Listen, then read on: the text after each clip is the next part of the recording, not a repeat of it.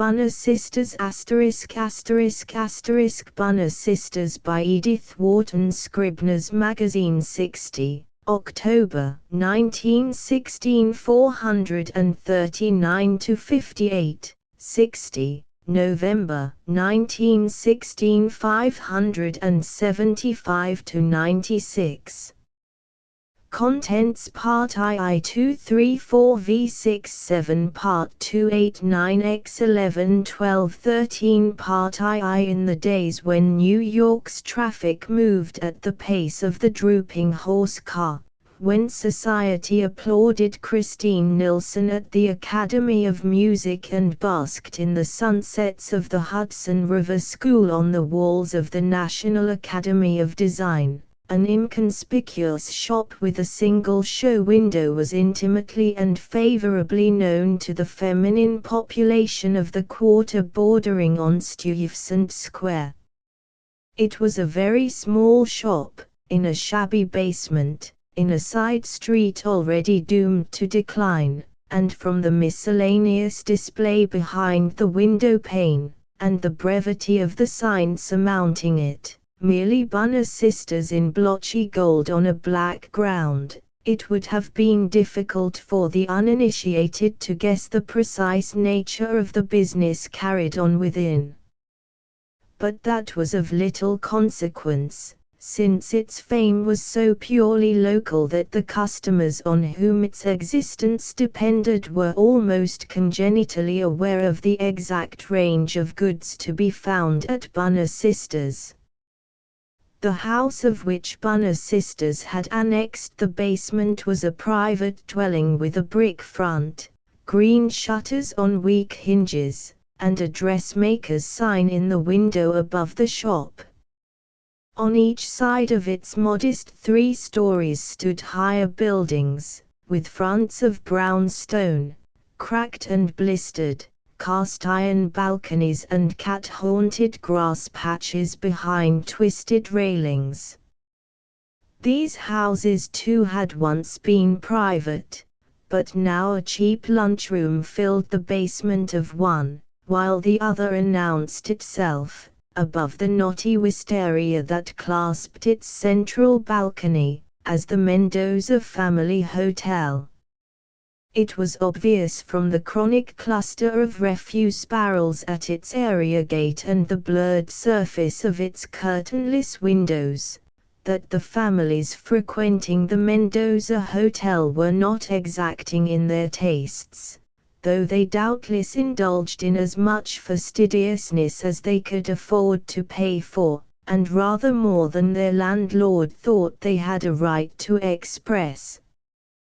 These 3 houses fairly exemplified the general character of the street, which, as it stretched eastward, rapidly fell from shabbiness to squalor, with an increasing frequency of projecting signboards, and of swinging doors that softly shut or opened at the touch of red-nosed men and pale little girls with broken jugs. The middle of the street was full of irregular depressions, well adapted to retain the long swirls of dust and straw and twisted paper that the wind drove up and down its sad untended length, and toward the end of the day, when traffic had been active, the fissured pavement formed a mosaic of colored handbills, lids of tomato cans, old shoes, cigar stumps and banana skins, cemented together by a layer of mud, or veiled in a powdering of dust, as the state of the weather determined. The sole refuge offered from the contemplation of this depressing waste was the sight of the Bunner Sisters' window. Its panes were always well washed, and though their display of artificial flowers, bands of scalloped flannel, wire hat frames, and jars of homemade preserves, had the undefinable grayish tinge of objects long preserved in the showcase of a museum, the window revealed a background of orderly counters and whitewashed walls in pleasant contrast to the adjoining dinginess. The Bunner sisters were proud of the neatness of their shop and content with its humble prosperity. It was not what they had once imagined it would be, but though it presented but a shrunken image of their earlier ambitions, it enabled them to pay their rent and keep themselves alive and out of debt, and it was long since their hopes had soared higher. Now and then, however, among their grayer hours there came one not bright enough to be called sunny, but rather of the silvery twilight hue which sometimes ends a day of storm. It was such an hour that Anneliese, the elder of the firm, was soberly enjoying as she sat one January evening in the back room which served as bedroom, kitchen and parlor to herself and her sister Evelina. In the shop the blinds had been drawn down, the counters cleared and the wares in the window lightly covered with an old sheet, but the shop door remained unlocked till Evelina, who had taken a parcel to the dyer's, should come back. In the back room a kettle bubbled on the stove, and Anneliese had laid a cloth over one end of the center table, and placed near the green-shaded sewing lamp 2 teacups, 2 plates, a sugar bowl and a piece of pie.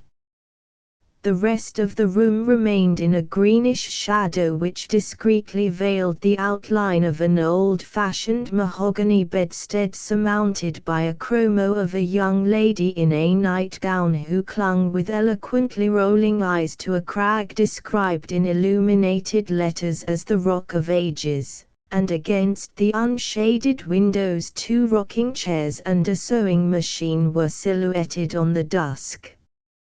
Anneliese, her small and habitually anxious face smoothed to unusual serenity, and the streaks of pale hair on her veined temples shining glossily beneath the lamp, had seated herself at the table, and was tying up, with her usual fumbling deliberation, a knobby object wrapped in paper.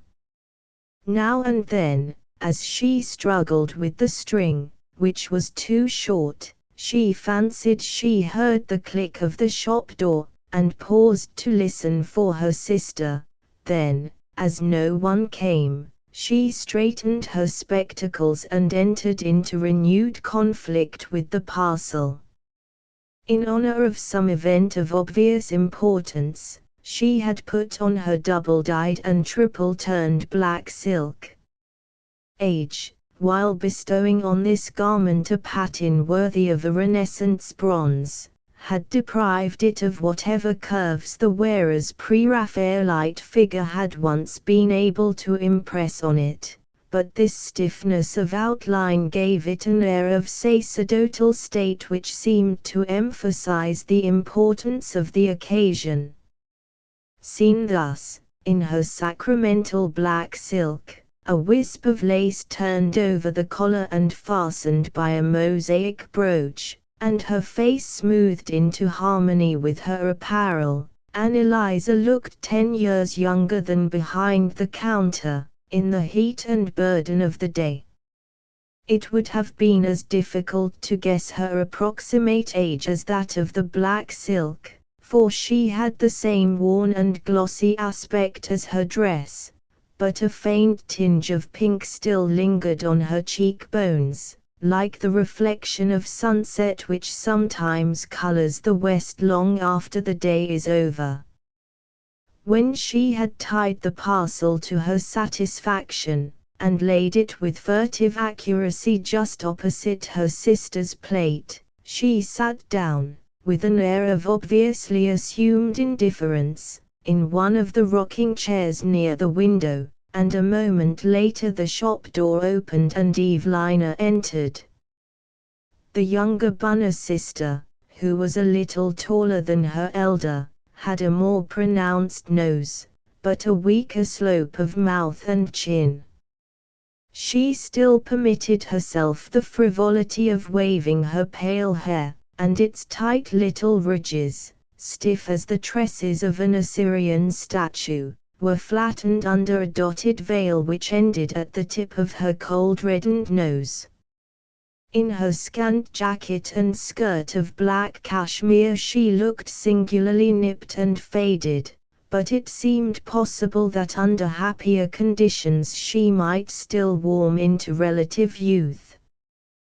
"Why, Anneliese," she exclaimed, in a thin voice pitched to chronic fretfulness, "what in the world you got your best silk on for?"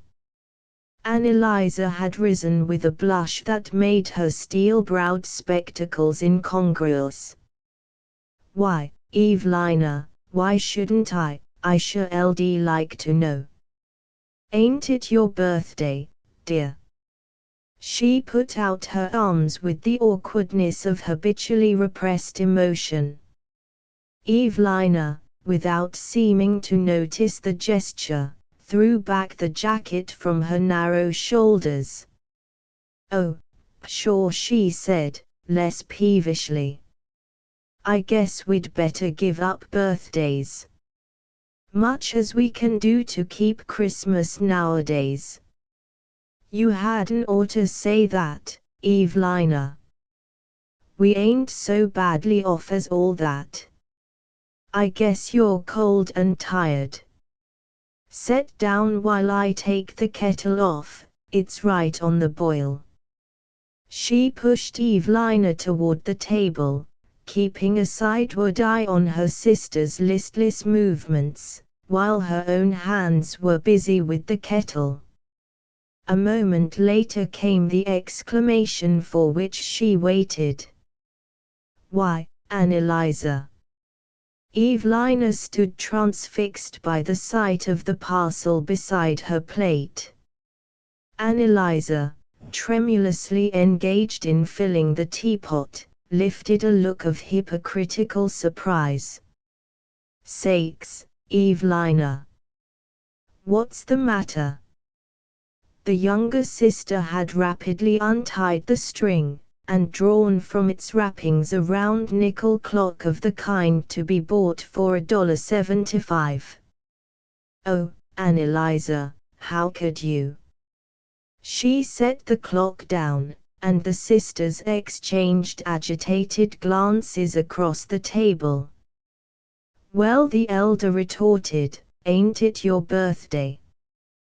"Yes, but, well, and ain't you had to run round the corner to the square every morning, rain or shine, to see what time it was, ever since we had to sell Mother's watch last July?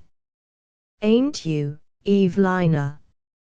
"Yes, but there ain't any buts. We've always wanted a clock and now we've got one, that's all there is about it. Ain't she a beauty, Evelina?" Anneliese, putting back the kettle on the stove, leaned over her sister's shoulder to pass an approving hand over the circular rim of the clock. "Hear how loud she ticks. I was afraid you'd hear her soon as you come in." "No, I wasn't thinking," murmured Evelina. "Well, ain't you glad now?" Anneliese gently reproached her.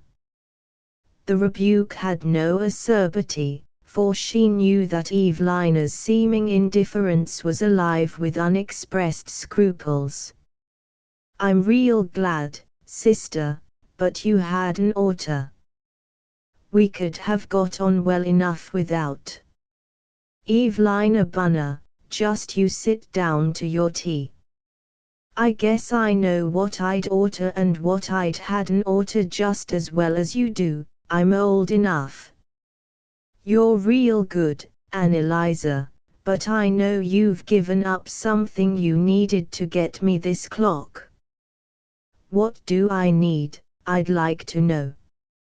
"Ain't I got a best black silk?" the elder sister said with a laugh full of nervous pleasure.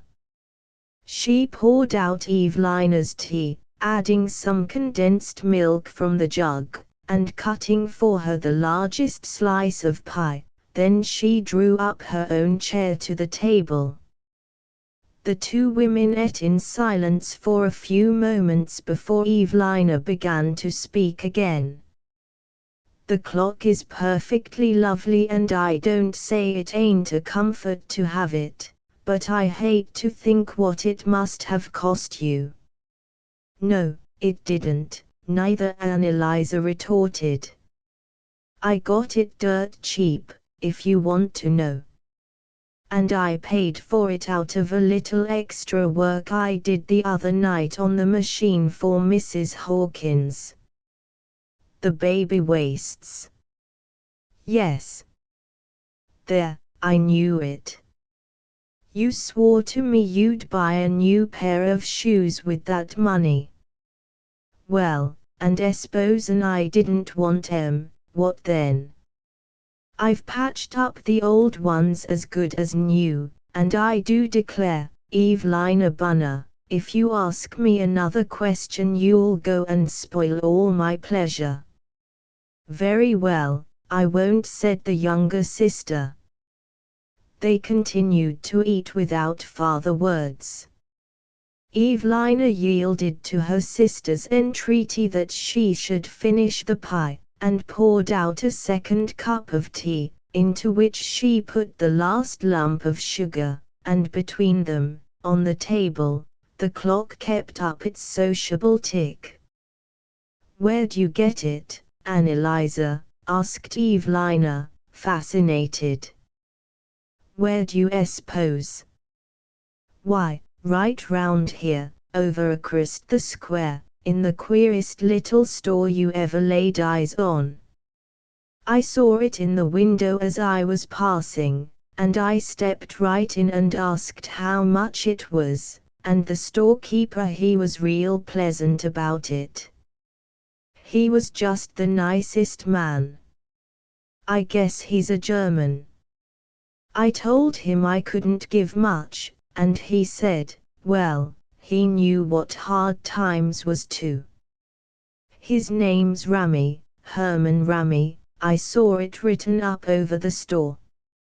And he told me he used to work at Tiffin-Wise, 4 years, in the clock department, and 3 years ago he took sick with some kind of fever, and lost his place, and when he got well they'd engaged somebody else and didn't want him, and so he started this little store by himself. I guess he's real smart, and he spoke quite like an educated man, but he looks sick. Evelina was listening with absorbed attention. In the narrow lives of the two sisters such an episode was not to be underrated. What you say his name was? She asked as Annalisa paused. Herman Rami. How old is he? Well, I couldn't exactly tell you, he looked so sick, but I don't believe he's much over 40. By this time the plates had been cleared and the teapot emptied, and the two sisters rose from the table. Annalisa, tying an apron over her black silk, carefully removed all traces of the meal, then, after washing the cups and plates, and putting them away in a cupboard, she drew her rocking chair to the lamp and sat down to a heap of mending. Evelina, meanwhile, had been roaming about the room in search of an abiding place for the clock. A rosewood whatnot with ornamental fretwork hung on the wall beside the devout young lady in dishabille, and after much weighing of alternatives the sisters decided to dethrone a broken china vase filled with dried grasses which had long stood on the top shelf, and to put the clock in its place, the vase, after farther consideration, being relegated to a small table covered with blue and white beadwork, which held a Bible and prayer book, and an illustrated copy of Longfellow's poems given as a school prize to their father. This change having been made, and the effect studied from every angle of the room, Evelina languidly put her pinking machine on the table, and sat down to the monotonous work of pinking a heap of black silk flounces. The strips of stuff slid slowly to the floor at her side, and the clock, from its commanding altitude, kept time with the dispiriting click of the instrument under her fingers. The purchase of Evelina's clock had been a more important event in the life of Anneliese Bunner than her younger sister could divine. In the first place, there had been the demoralizing satisfaction of finding herself in possession of a sum of money which she need not put into the common fund, but could spend as she chose, without consulting Evelina. And then the excitement of her stealthy trips abroad, undertaken on the rare occasions when she could trump up a pretext for leaving the shop, since, as a rule, it was Evelina who took the bundles to the dyers, and delivered the purchases of those among their customers who were too genteel to be seen carrying home a bonnet or a bundle of pinking, so that, had it not been for the excuse of having to see Mrs. Hawkins's teething baby, Anneliese would hardly have known what motive to allege for deserting her usual seat behind the counter. The infrequency of her walks made them the chief events of her life. The mere act of going out from the monastic quiet of the shop into the tumult of the streets filled her with a subdued excitement which grew too intense for pleasure as she was swallowed by the engulfing roar of Broadway or Third Avenue, and began to do timid battle with their incessant cross-currents of humanity. After a glance or two into the great show windows, she usually allowed herself to be swept back into the shelter of a side street, and finally regained her own roof in a state of breathless bewilderment and fatigue.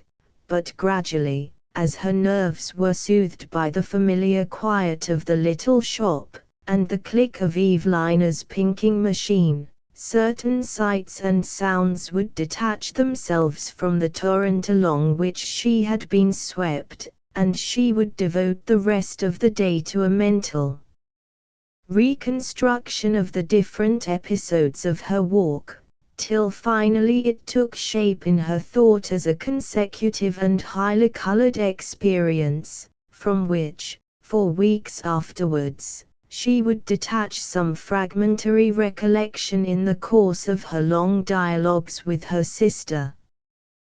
But when, to the unwanted excitement of going out, was added the intenser interest of looking for a present for Evelina, Anneliese's agitation, sharpened by concealment, actually preyed upon her rest, and it was not till the present had been given, and she had unbosomed herself of the experiences connected with its purchase, that she could look back with anything like composure to that stirring moment of her life.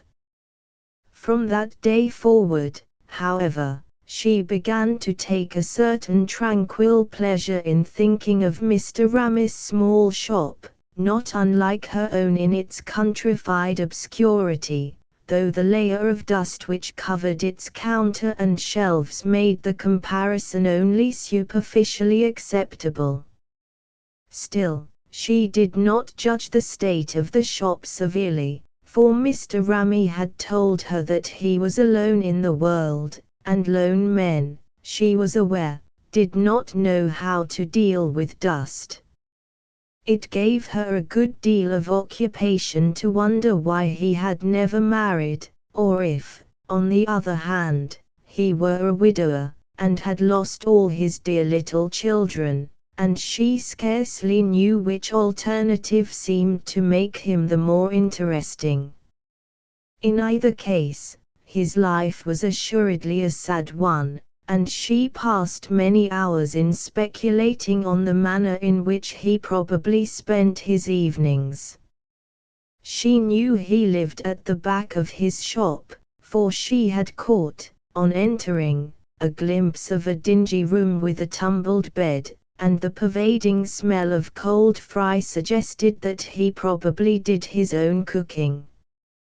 She wondered if he did not often make his tea with water that had not boiled, and asked herself, almost jealously, who looked after the shop while he went to market. Then it occurred to her as likely that he bought his provisions at the same market as Evelina, and she was fascinated by the thought that he and her sister might constantly be meeting in total unconsciousness of the link between them. Whenever she reached this stage in her reflections, she lifted a furtive glance to the clock, whose loud staccato tick was becoming a part of her inmost being. The seed sown by these long hours of meditation germinated at last in the secret wish to go to market some morning in Evelina's stead. As this purpose rose to the surface of Annalisa's thoughts, she shrank back shyly from its contemplation. A plan so steeped in duplicity had never before taken shape in her crystalline soul. How was it possible for her to consider such a step? And, besides, she did not possess sufficient logic to mark the downward trend of this. Besides, what excuse could she make that would not excite her sister's curiosity? From this second query it was an easy descent to the third: how soon could she manage to go? It was Evelina herself, who furnished the necessary pretext by awaking with a sore throat on the day when she usually went to market. It was a Saturday, and as they always had their bit of steak on Sunday, the expedition could not be postponed, and it seemed natural that Annalisa, as she tied an old stocking around Evelina's throat, should announce her intention of stepping round to the butcher's. "Oh, Annalisa, they'll cheat you so," her sister wailed. Annalisa brushed aside the imputation with a smile, and a few minutes later, having set the room to rights, and cast a last glance at the shop, she was tying on her bonnet with fumbling haste. The morning was damp and cold, with a sky full of sulky clouds that would not make room for the sun, but as yet dropped only an occasional snowflake. In the early light the street looked its meanest and most neglected, but to Annalisa, never greatly troubled by any untidiness for which she was not responsible, it seemed to wear a singularly friendly aspect. A few minutes' walk brought her to the market where Evelina made her purchases, and where, if he had any sense of topographical fitness, Mr. Ramey must also deal. Annalisa, making her way through the outskirts of potato barrels and flabby fish, found no one in the shop but the gory-aproned butcher who stood in the background cutting chops. As she approached him across the tessellation of fish scales, blood and sawdust, he laid aside his cleaver and not unsympathetically asked, "Sister sick?" "Oh, not very, just a cold," she answered, as guiltily as if Evelina's illness had been feigned. "We want a steak as usual, please, and my sister said you was to be sure to give me just as good a cut as if it was hers," she added with childlike candor. "Oh, that's all right." The butcher picked up his weapon with a grin. "Your sister knows a cut as well as any of us," he remarked. In another moment, Annalisa reflected, the steak would be cut and wrapped up, and no choice left her but to turn her disappointed steps toward home. She was too shy to try to delay the butcher by such conversational arts as she possessed, but the approach of a deaf old lady in an antiquated bonnet and mantle gave her her opportunity. "Wait on her first, please," Anneliese whispered. "I ain't in any hurry."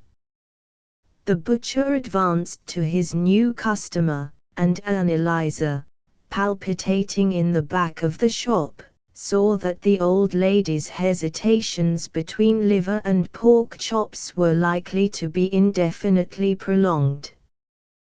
They were still unresolved when she was interrupted by the entrance of a blousy Irish girl with a basket on her arm. The newcomer caused a momentary diversion, and when she had departed, the old lady, who was evidently as intolerant of interruption as a professional storyteller, insisted on returning to the beginning of her complicated order, and weighing anew, with an anxious appeal to the butcher's arbitration, the relative advantages of pork and liver. But even her hesitations, and the intrusion on them of 2 or 3 other customers, were of no avail, for Mr. Ramey was not among those who entered the shop, and at last Anneliese, ashamed of staying longer, reluctantly claimed her steak, and walked home through the thickening snow. Even to her simple judgment the vanity of her hopes was plain, and in the clear light that disappointment turns upon our actions she wondered how she could have been foolish enough to suppose that, even if Mr. Ramey did go to that particular market, he would hit on the same day and hour as herself. There followed a colorless week unmarked by farther incident. The old stocking cured Eveline's throat, and Mrs. Hawkins dropped in once or twice to talk of her baby's teeth. Some new orders for pinking were received, and Evelina sold a bonnet to the lady with puffed sleeves. The lady with puffed sleeves, a resident of the square whose name they had never learned, because she always carried her own parcels home, was the most distinguished and interesting figure on their horizon. She was youngish, she was elegant, as the title they had given her implied, and she had a sweet sad smile about which they had woven many histories. But even the news of her return to town, it was her first apparition that year, failed to arouse Anneliese's interest. All the small daily happenings which had once sufficed to fill the hours now appeared to her in their deadly insignificance, and for the first time in her long years of drudgery she rebelled at the dullness of her life. With Evelina such fits of discontent were habitual and openly proclaimed, and Anneliese still excused them as one of the prerogatives of youth. Besides, Evelina had not been intended by Providence to pine in such a narrow life. In the original plan of things, she had been meant to marry and have a baby, to wear silk on Sundays, and take a leading part in a church circle. Hitherto opportunity had played her false, and for all her superior aspirations and carefully crimped hair she had remained as obscure and unsought as Anneliese. But the elder sister, who had long since accepted her own fate, had never accepted Evelina's. Once a pleasant young man who taught in Sunday school had paid the younger Miss Bunner a few shy visits. That was years since, and he had speedily vanished from their view. Whether he had carried with him any of Evelina's illusions, Anneliese had never discovered, but his attentions had clad her sister in a halo of exquisite possibilities. Anneliese, in those days, had never dreamed of allowing herself the luxury of self-pity. It seemed as much a personal right of Evelina's as her elaborately crinkled hair. But now she began to transfer to herself a portion of the sympathy she had so long bestowed on Evelina. She had at last recognized her right to set up some lost opportunities of her own, and once that dangerous precedent established, they began to crowd upon her memory. It was at this stage of Annelise's transformation that Evelina, looking up one evening from her work, said suddenly, She's stopped." Annelise, raising her eyes from a brown merino seam, followed her sister's glance across the room. It was a Monday, and they always wound the clock on Sundays. "Are you sure you wound her yesterday, Evelina?" "Just as sure as I live." "She must be broke." "I'll go and see."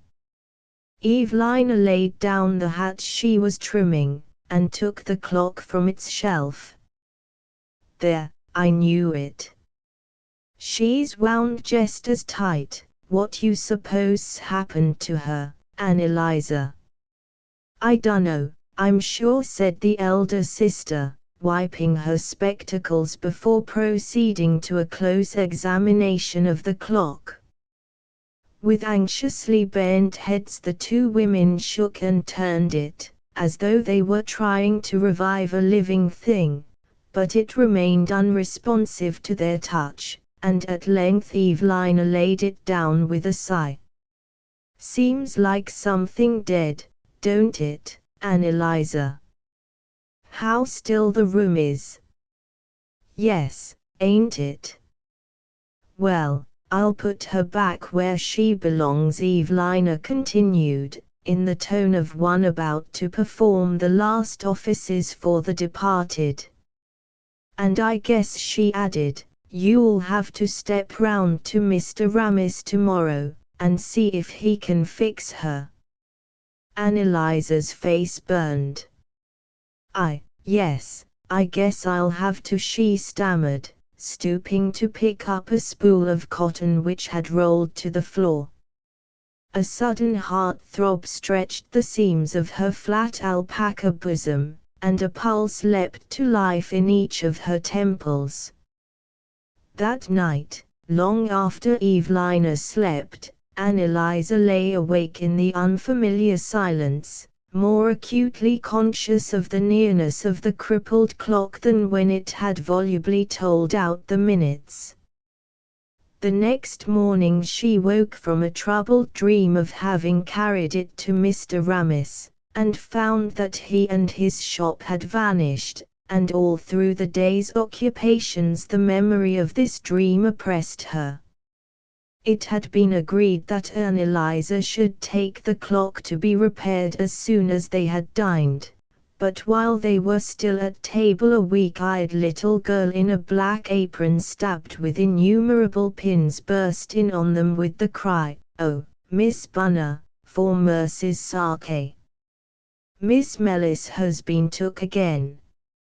Miss Mellis was the dressmaker upstairs, and the weak-eyed child one of her youthful apprentices. Annelise started from her seat. "I'll come at once."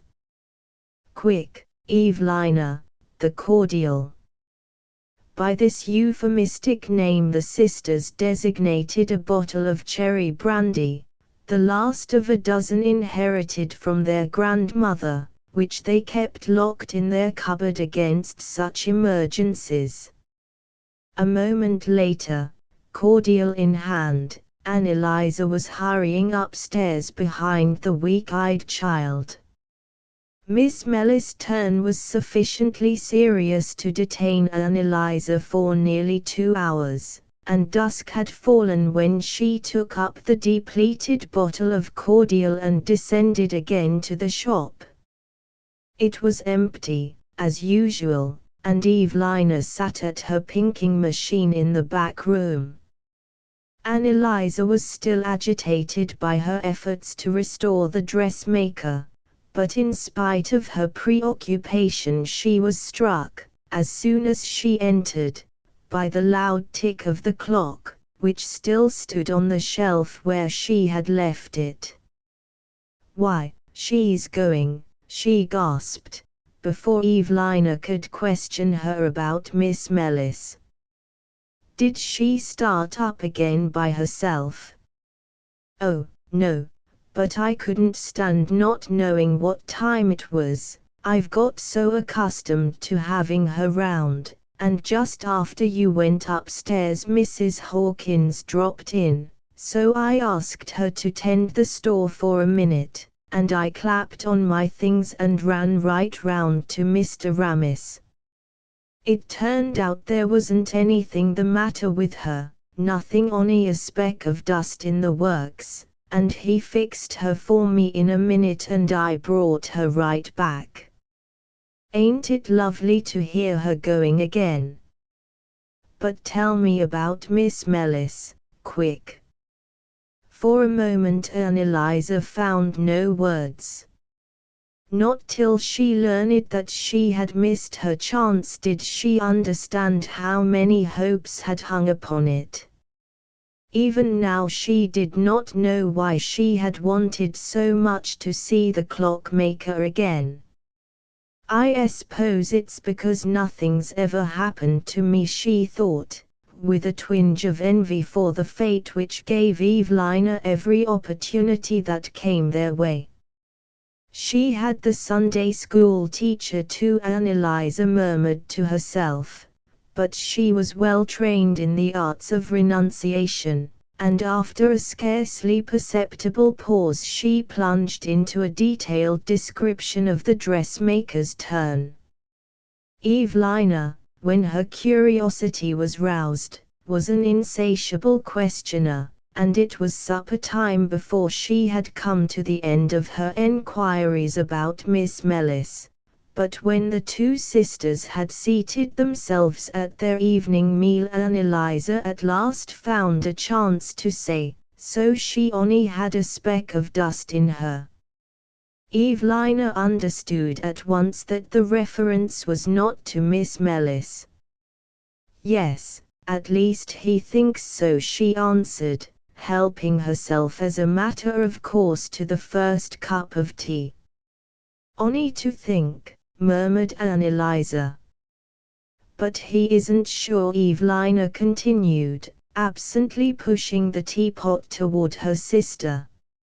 "It may be something wrong with I forget what he called it.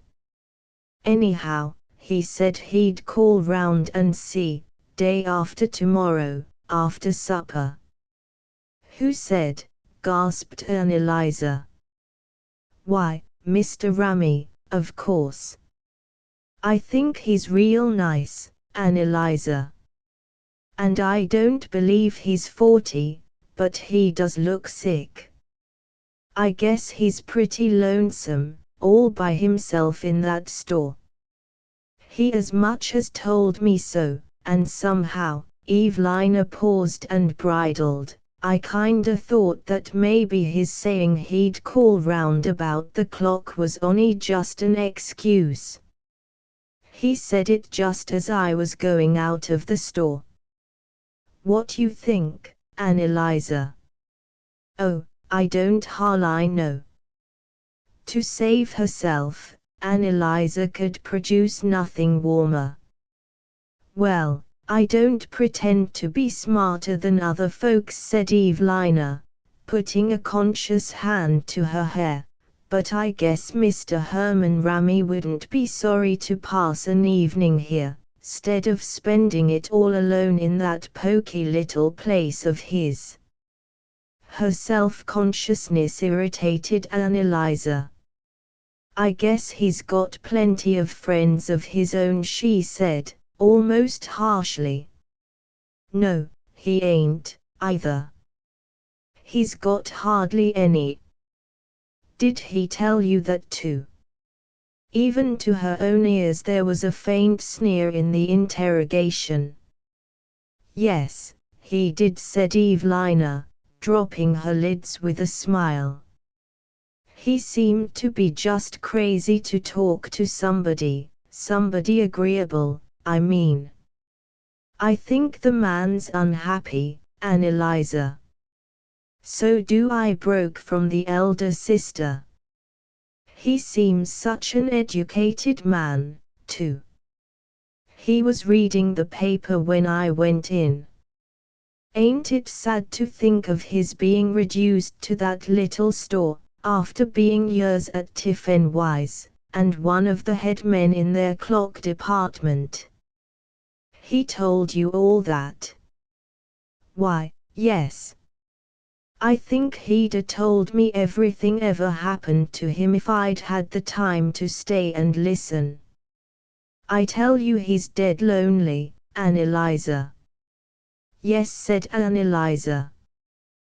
2 days afterward, Anneliese noticed that Evelina, before they sat down to supper, pinned a crimson bow under her collar, and when the meal was finished the younger sister, who seldom concerned herself with the clearing of the table, set about with nervous haste to help Anneliese in the removal of the dishes. I hate to see food mussing about, she grumbled. Ain't it hateful having to do everything in one room? Oh, Evelina, I've always thought we was so comfortable, Anneliese protested. Well, so we are, comfortable enough, but I don't suppose there's any harm in my saying I wished we had a parlor, is there? Anyway, we might manage to buy a screen to hide the bed. Anneliese colored. There was something vaguely embarrassing in Evelina's suggestion. I always think if we ask for more what we have maybe taken from us, she ventured. Well, whoever took it wouldn't get much, Evelina retorted with a laugh as she swept up the tablecloth. A few moments later the back room was in its usual flawless order and the two sisters had seated themselves near the lamp. Anneliese had taken up her sewing, and Evelina was preparing to make artificial flowers. The sisters usually relegated this more delicate business to the long leisure of the summer months, but tonight Evelina had brought out the box which lay all winter under the bed, and spread before her a bright array of muslin petals, yellow stamens and green corollas, and a tray of little implements curiously suggestive of the dental art. Anneliese made no remark on this unusual proceeding. Perhaps she guessed why, for that evening her sister had chosen a graceful task. Presently a knock on the outer door made them look up, but Evelina, the first on her feet, said promptly, "Sit still. I'll see who it is." Anneliese was glad to sit still. The baby's petticoat that she was stitching shook in her fingers. "Sister, here's Mr. Ramy come to look at the clock," said Evelina, a moment later, in the high drawl she cultivated before strangers, and a shortish man with a pale bearded face and upturned coat collar came stiffly into the room. Anneliese let her work fall as she stood up. "You're very welcome, I'm sure, Mr. Ramy. It's real kind of you to call." "Not at all, m." A tendency to illustrate Grimm's law in the interchange of his consonants betrayed the clockmaker's nationality, but he was evidently used to speaking English, or at least the particular branch of the vernacular with which the Bunner sisters were familiar. "I don't like to let any clock go out of my store without being sure it gives satisfaction," he added. "Oh, but we were satisfied," Anneliese assured him. "But I wasn't. You see, said Mr. Ramy, looking slowly about the room, nor I won't be, not till I see that clock's going all right. May I assist you off with your coat, Mr. Ramy? Evelina interposed. She could never trust Anneliese to remember these opening ceremonies. Thank you, he replied, and taking his threadbare overcoat and shabby hat she laid them on a chair with the gesture she imagined the lady with the puffed sleeves might make use of on similar occasions. Anneliese's social sense was roused, and she felt that the next act of hospitality must be hers. "Won't you suit yourself to a seat?" she suggested. "My sister will reach down the clock, but I'm sure she's all right again. She's went beautiful ever since you fixed her." "That's good," said Mr. Ramy. His lips parted in a smile which showed a row of yellowish teeth with one or two gaps in it, but in spite of this disclosure Anneliese thought his smile extremely pleasant. There was something wistful and conciliating in it which agreed with the pathos of his sunken cheeks and prominent eyes. As he took the lamp, the light fell on his bulging forehead and wide skull thinly covered with greyish hair. His hands were pale and broad, with knotty joints and square fingertips rimmed with grime, but his touch was as light as a woman's. "Well, ladies, that clock's all right," he pronounced. "I'm sure we're very much obliged to you," said Evelina, throwing a glance at her sister. "Oh," Anneliese murmured, involuntarily answering the admonition.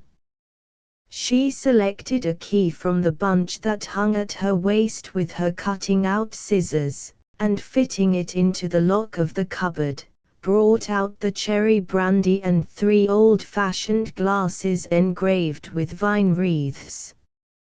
"It's a very cold night," she said, "and maybe you'd like a sip of this cordial. It was made a great while ago by our grandmother." "It looks fine," said Mr. Ramy, bowing, and Anneliese filled the glasses. In her own and Evelina's she poured only a few drops, but she filled their guests to the brim. "My sister and I seldom take wine," she explained. With another bow, which included both his hostesses, Mr. Ramy drank off the cherry brandy and pronounced it excellent. Evelina meanwhile, with an assumption of industry intended to put their guest at ease, had taken up her instruments and was twisting a rose petal into shape. "You make artificial flowers, I see," said Mr. Ramy with interest. "It's very pretty work. I had a Lady Vriend in Germany that used to make flowers." He put out a square fingertip to touch the petal. Evelina blushed a little. "You left Germany long ago, I suppose?" "Dear me, yes, a good while ago. I was only 19 when I come to the States." After this the conversation dragged on intermittently till Mr. Ramy, peering about the room with the short-sighted glance of his race, said with an air of interest, "You're pleasantly fixed here, it looks real cozy." The note of wistfulness in his voice was obscurely moving to Anneliese. "Oh, we live very plainly," said Evelina, with an affectation of grandeur deeply impressive to her sister. "We have very simple tastes." "You look real comfortable, anyhow," said Mr. Ramy. His bulging eyes seemed to muster the details of the scene with a gentle envy. "I wished I had as good a store, but I guess no place seems home-like when you're always alone in it." For some minutes longer the conversation moved on at this desultory pace, and then Mr. Ramey, who had been obviously nerving himself for the difficult act of departure, took his leave with an abruptness which would have startled anyone used to the subtler gradations of intercourse. But to Anneliese and her sister there was nothing surprising in his abrupt retreat. The long-drawn agonies of preparing to leave, and the subsequent dumb plunge through the door, were so usual in their circle that they would have been as much embarrassed as Mr. Ramey if he had tried to put any fluency into his argot. After he had left, both sisters remained silent for a while. Then Evelina, laying aside her unfinished flower, said, "I'll go and lock up." For intolerably monotonous seemed now to the Bunner sisters the treadmill routine of the shop, colorless and long their evenings about the lamp, aimless their habitual interchange of words to the weary accompaniment of the sewing and pinking machines. It was perhaps with the idea of relieving the tension of their mood that Evelina, the following Sunday, suggested inviting Miss Mellis to supper. The Bunner sisters were not in a position to be lavish of the humblest hospitality, but 2 or 3 times in the year they shared their evening meal with a friend, and Miss Mellis, still flushed with the importance of her turn, seemed the most interesting guest they could invite. As the 3 women seated themselves at the supper table, embellished by the unwanted addition of pound cake and sweet pickles, the dressmaker's sharp swarthy person stood out vividly between the neutral-tinted sisters. Miss Mellis was a small woman with a glossy yellow face and a frizz of black hair bristling with imitation tortoise-shell pins. Her sleeves had a fashionable cut, and half a dozen metal bangles rattled on her wrists. Her voice rattled like her bangles as she poured forth a stream of anecdote and ejaculation, and her round black eyes jumped with acrobatic velocity from one face to another. Miss Mellis was always having or hearing of amazing adventures.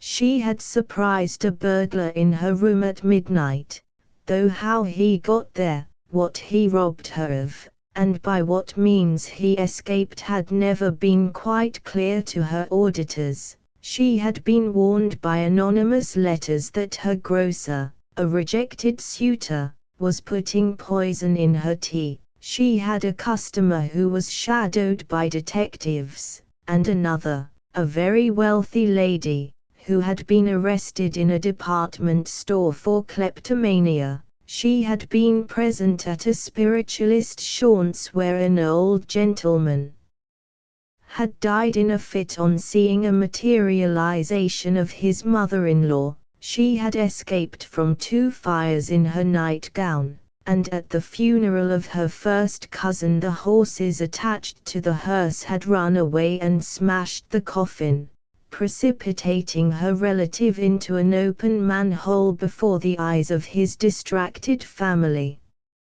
A skeptical observer might have explained Miss Mellis's proneness to adventure by the fact that she derived her chief mental nourishment from the Police Gazette and the Fireside Weekly, but her lot was cast in a circle where such insinuations were not likely to be heard, and where the title role in blood-curdling drama had long been her recognized right. Yes, she was now saying, her emphatic eyes on Anneliese, "You may not believe it, Miss Bunner, and I don't know I should myself if anybody else was to tell me, but over a year before ever I was born, my mother she went to see a gypsy fortune-teller that was exhibited in a tent on the Battery with the green-headed lady, though her father warned her not to. And what you suppose she told her? Why, she told her these very words, says she, your next child'll be a girl with jet black curls, and she'll suffer from spasms. Mercy, murmured Anneliese, a ripple of sympathy running down her spine. Do you ever have spasms before, Miss Mellis? Evelina asked. Yes, the dressmaker declared. And where do you suppose I had 'em? Why, at my cousin Emma McIntyre's wedding, her that married the apothecary over in Jersey City, though her mother appeared to her in a dream and told her she'd rue the day she done it, but as Emma said, she got more advice than she wanted from the living, and if she was to listen to spectres too she'd never be sure what she'd ought to do and what she'd oughtn't he. But I will say her husband took to drink, and she never was the same woman after her first baby. Well, they had an elegant church wedding, and what you suppose I saw as I was walking up the aisle with the wedding procession? Well, Anneliese whispered, forgetting to thread her needle. Why, a coffin, to be sure, right on the top step of the chancel. Emma's folks is Episcopalians and she would have a church wedding, though his mother raised a terrible rumpus over it. Well, there it sat, right in front of where the minister stood that was going to marry Em. A coffin covered with a black velvet pall with a gold fringe, and a gates ajar in white camellias atop of it. Goodness, said Evelina, starting, there's a knock. Who can it be? Shuddered Anneliese, still under the spell of Miss Melissa's hallucination. Evelina rose and lit a candle to guide her through the shop. They heard her turn the key of the outer door, and a gust of night air stirred the close atmosphere of the back room. Then there was a sound of vivacious exclamations, and Evelina returned with Mr. Rammy. Anneliese's heart rocked like a boat in a heavy sea, and the dressmaker's eyes, distended with curiosity, sprang eagerly from face to face. I just thought I'd call in again, said Mr. Rammy, evidently somewhat disconcerted by the presence of Miss Mellis. Just to see how the clock's behaving, he added with his hollow-cheeked smile. Oh, she's behaving beautiful, said Anneliese, but we're real glad to see you all the same. Miss Mellis, let me make you acquainted with Mr. Rammy. The dressmaker tossed back her head and dropped her lids in condescending recognition of the stranger's presence, and Mr. Rammy responded by an awkward bow. After the first moment of constraint, a renewed sense of satisfaction filled the consciousness of the three women. The Bunner sisters were not sorry to let Miss Mellis see that they received an occasional evening visit, and Miss Mellis was clearly enchanted at the opportunity of pouring her latest tale into a new ear. As for Mr. Rammy, he adjusted himself to the situation with greater ease than might have been expected, and Evelina, who had been sorry that he should enter the room while the remains of supper still lingered on the table, blushed with pleasure at his good-humored offer to help her glare away. The table cleared, Anneliese suggested a game of cards, and it was after 11 o'clock when Mr. Rammy rose to take leave. His adieux were so much less abrupt than on the occasion of his first visit that Evelina was able to satisfy her sense of etiquette by escorting him, candle in hand, to the outer door, and as the two disappeared into the shop, Miss Mellis playfully turned to Anneliese. Well, Miss Bunner, she murmured, jerking her chin in the direction of the retreating figures. I'd no idea your sister was keeping company. Only to think. Anneliese, roused from a state of dreamy beatitude, turned her timid eyes on the dressmaker. Oh, you're mistaken, Miss Mellis. We don't hardly know Mr. Ramy. Miss Mellis smiled incredulously. You go long, Miss Bunner. I guess there'll be a wedding somewheres round here before spring, and I'll be real offended if I ain't asked to make the dress. I've always seen her in a gored satin with ruchings. Anneliese made no answer. She had grown very pale, and her eyes lingered searchingly on Evelina as the younger sister re-entered the room. Evelina's cheeks were pink, and her blue eyes glittered, but it seemed to Anneliese that the coquettish tilt of her head regrettably emphasized the weakness of her receding chin. It was the first time that Anneliese had ever seen a flaw in her sister's beauty, and her involuntary criticism startled her like a secret disloyalty. That night, after the light had been put out, the elder sister knelt longer than usual at her prayers. In the silence of the darkened room she was offering up certain dreams and aspirations whose brief blossoming had lent a transient freshness to her days. She wondered now how she could ever have supposed that Mr. Ramy's visits had another cause than the one Miss Mellis suggested. Had not the sight of Evelina first inspired him with a sudden solicitude for the welfare of the clock? And what charms but Evelina's could have induced him to repeat his visit? Grief held up its torch to the frail fabric of Anneliese's illusions, and with a firm heart she watched them shrivel into ashes. Then, rising from her knees full of the chill joy of renunciation, she laid a kiss on the crimping pins of the sleeping Evelina and crept under the bedspread at her side. During the months that followed, Mr. Ramy visited the sisters with increasing frequency. It became his habit to call on them every Sunday evening, and occasionally during the week he would find an excuse for dropping in unannounced as they were settling down to their work beside the lamp.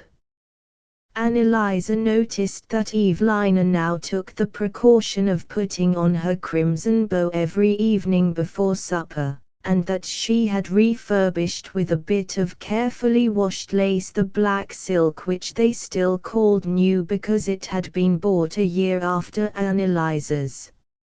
Mr. Ramy, as he grew more intimate, became less conversational, and after the sisters had blushingly accorded him the privilege of a pipe he began to permit himself long stretches of meditative silence that were not without charm to his hostesses. There was something at once fortifying and pacific in the sense of that tranquil male presence in an atmosphere which had so long quivered with little feminine doubts and distresses. And the sisters fell into the habit of saying to each other, in moments of uncertainty, "We'll ask Mr. Ramy when he comes," and of accepting his verdict, whatever it might be, with a fatalistic readiness that relieved them of all responsibility. When Mr. Ramy drew the pipe from his mouth and became, in his turn, confidential, the acuteness of their sympathy grew almost painful to the sisters. With passionate participation they listened to the story of his early struggles in Germany, and of the long illness which had been the cause of his recent misfortunes. The name of the Mrs. Hockmuller, an old comrade's widow, who had nursed him through his fever, was greeted with reverential sighs and an inward pang of envy whenever it recurred in his biographical monologues, and once when the sisters were alone Evelina called a responsive flush to Annelise's brow by saying suddenly, without the mention of any name, "I wonder what she's like." One day toward spring, Mr. Ramey, who had by this time become as much a part of their lives as the letter carrier or the milkman, ventured the suggestion that the ladies should accompany him to an exhibition of stereopticon views which was to take place at Chickering Hall on the following evening. After their first breathless "oh" of pleasure, there was a silence of mutual consultation, which Anneliese at last broke by saying, "You better go with Mr. Ramey, Evelina.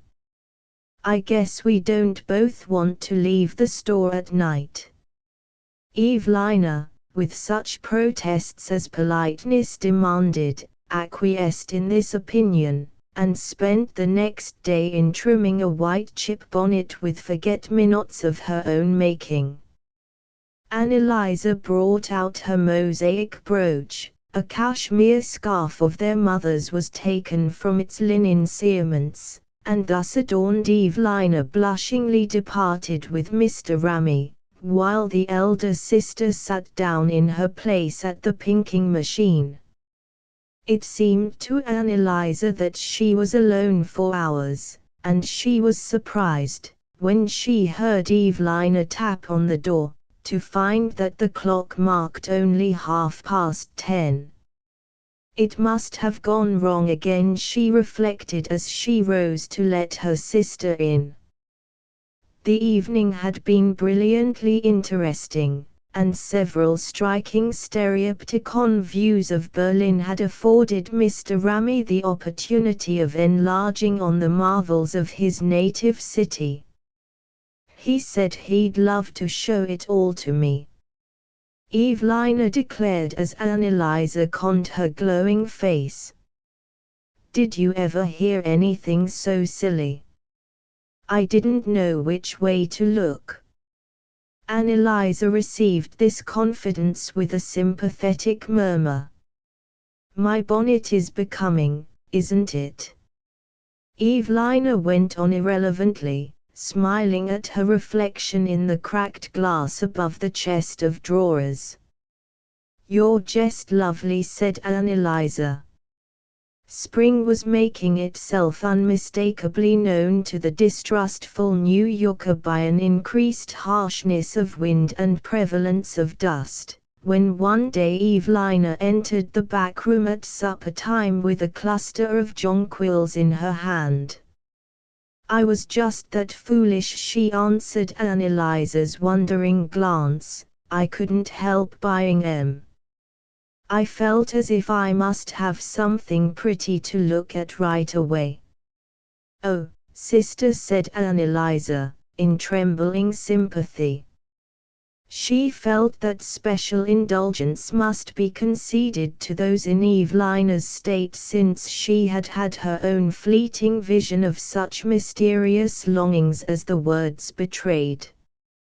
Evelina, meanwhile, had taken the bundle of dried grasses out of the broken china vase, and was putting the jonquils in their place with touches that lingered down their smooth stems and blade-like leaves.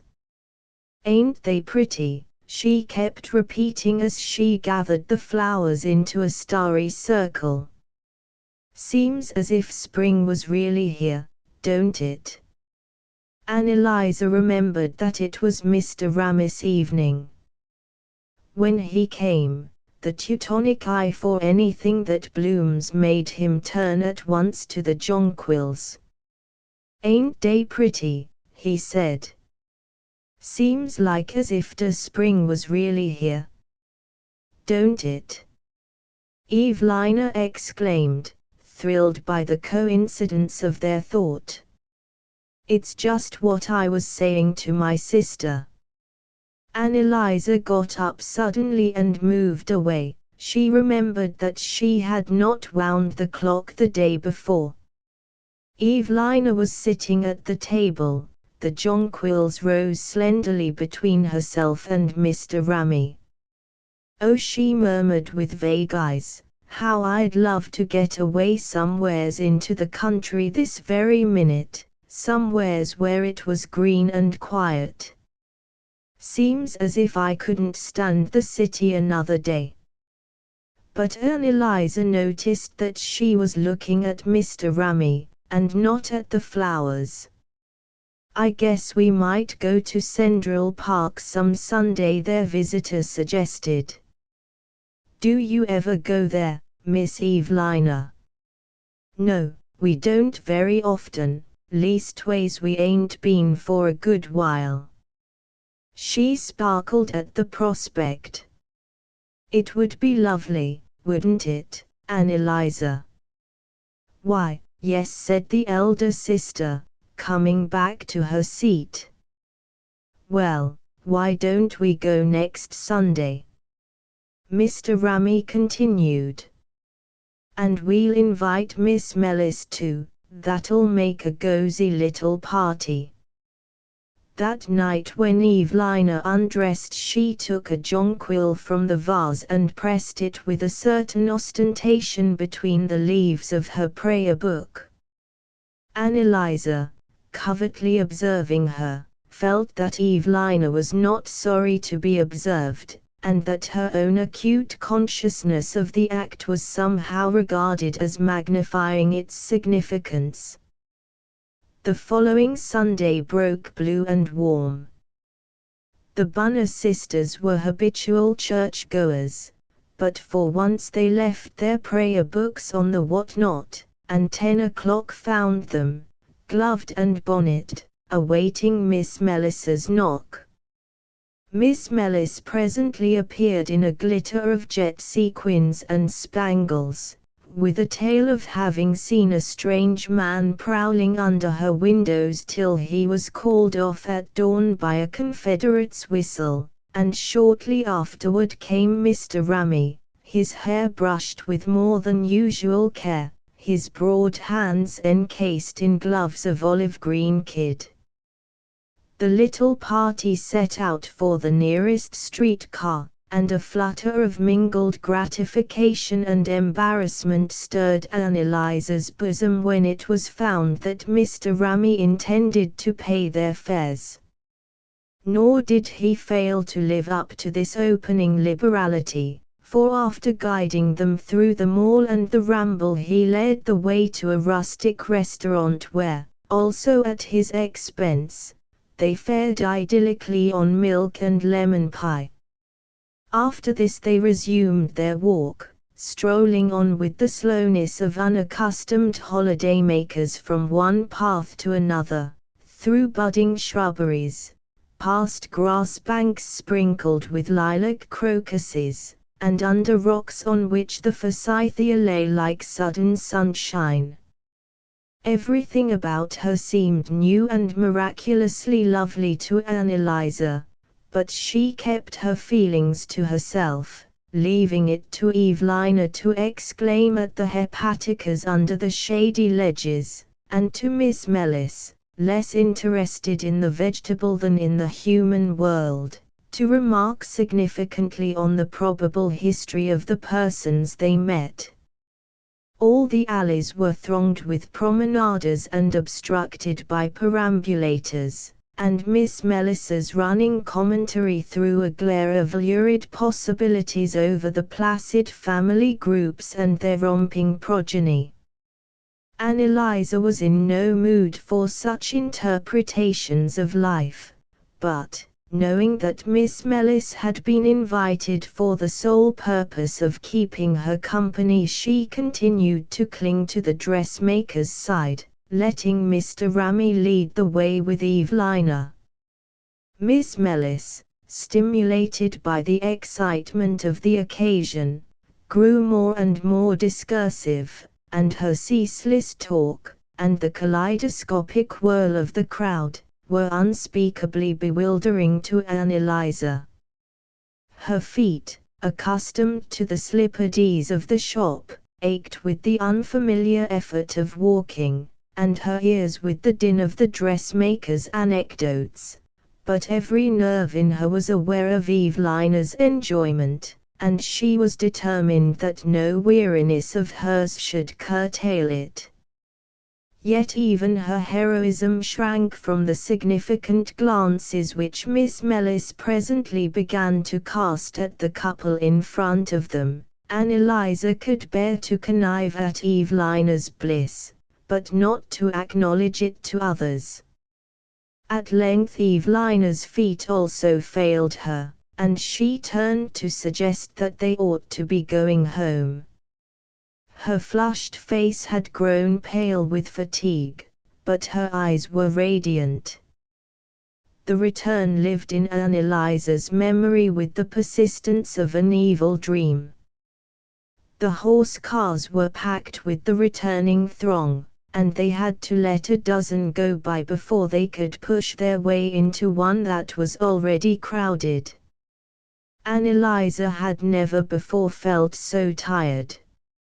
Even Miss Melissa's flow of narrative ran dry, and they sat silent, wedged between a Negro woman and a pock-marked man with a bandaged head, while the car rumbled slowly down a squalid avenue to their corner.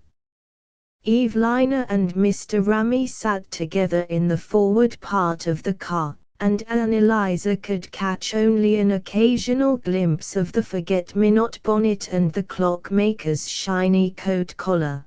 But when the little party got out at their corner, the crowd swept them together again, and they walked back in the effortless silence of tired children to the Bunner sisters' basement.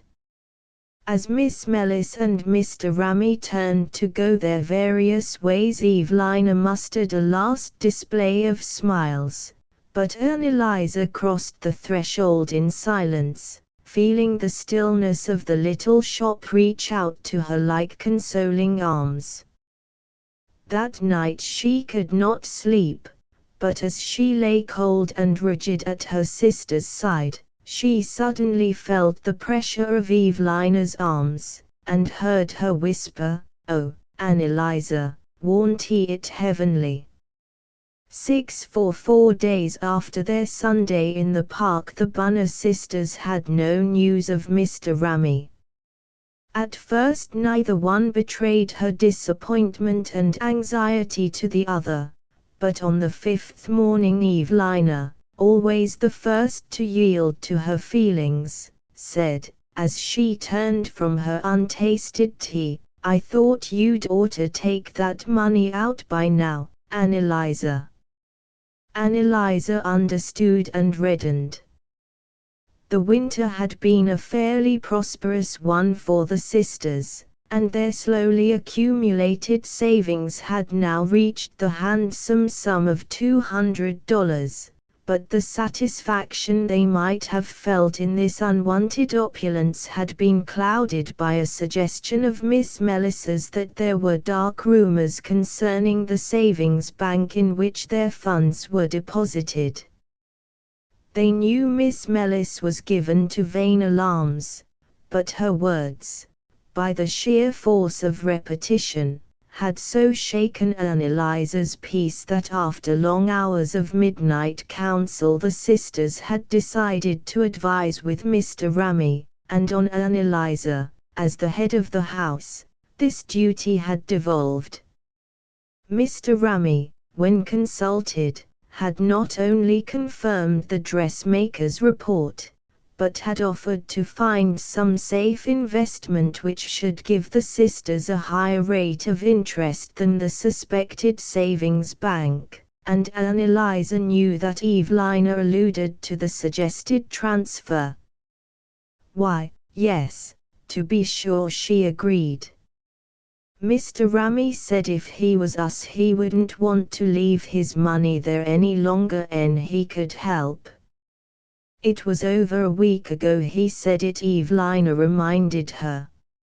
"I know, but he told me to wait till he'd found out for sure about that other investment, and we ain't seen him since then." Annalisa's words released their secret fear.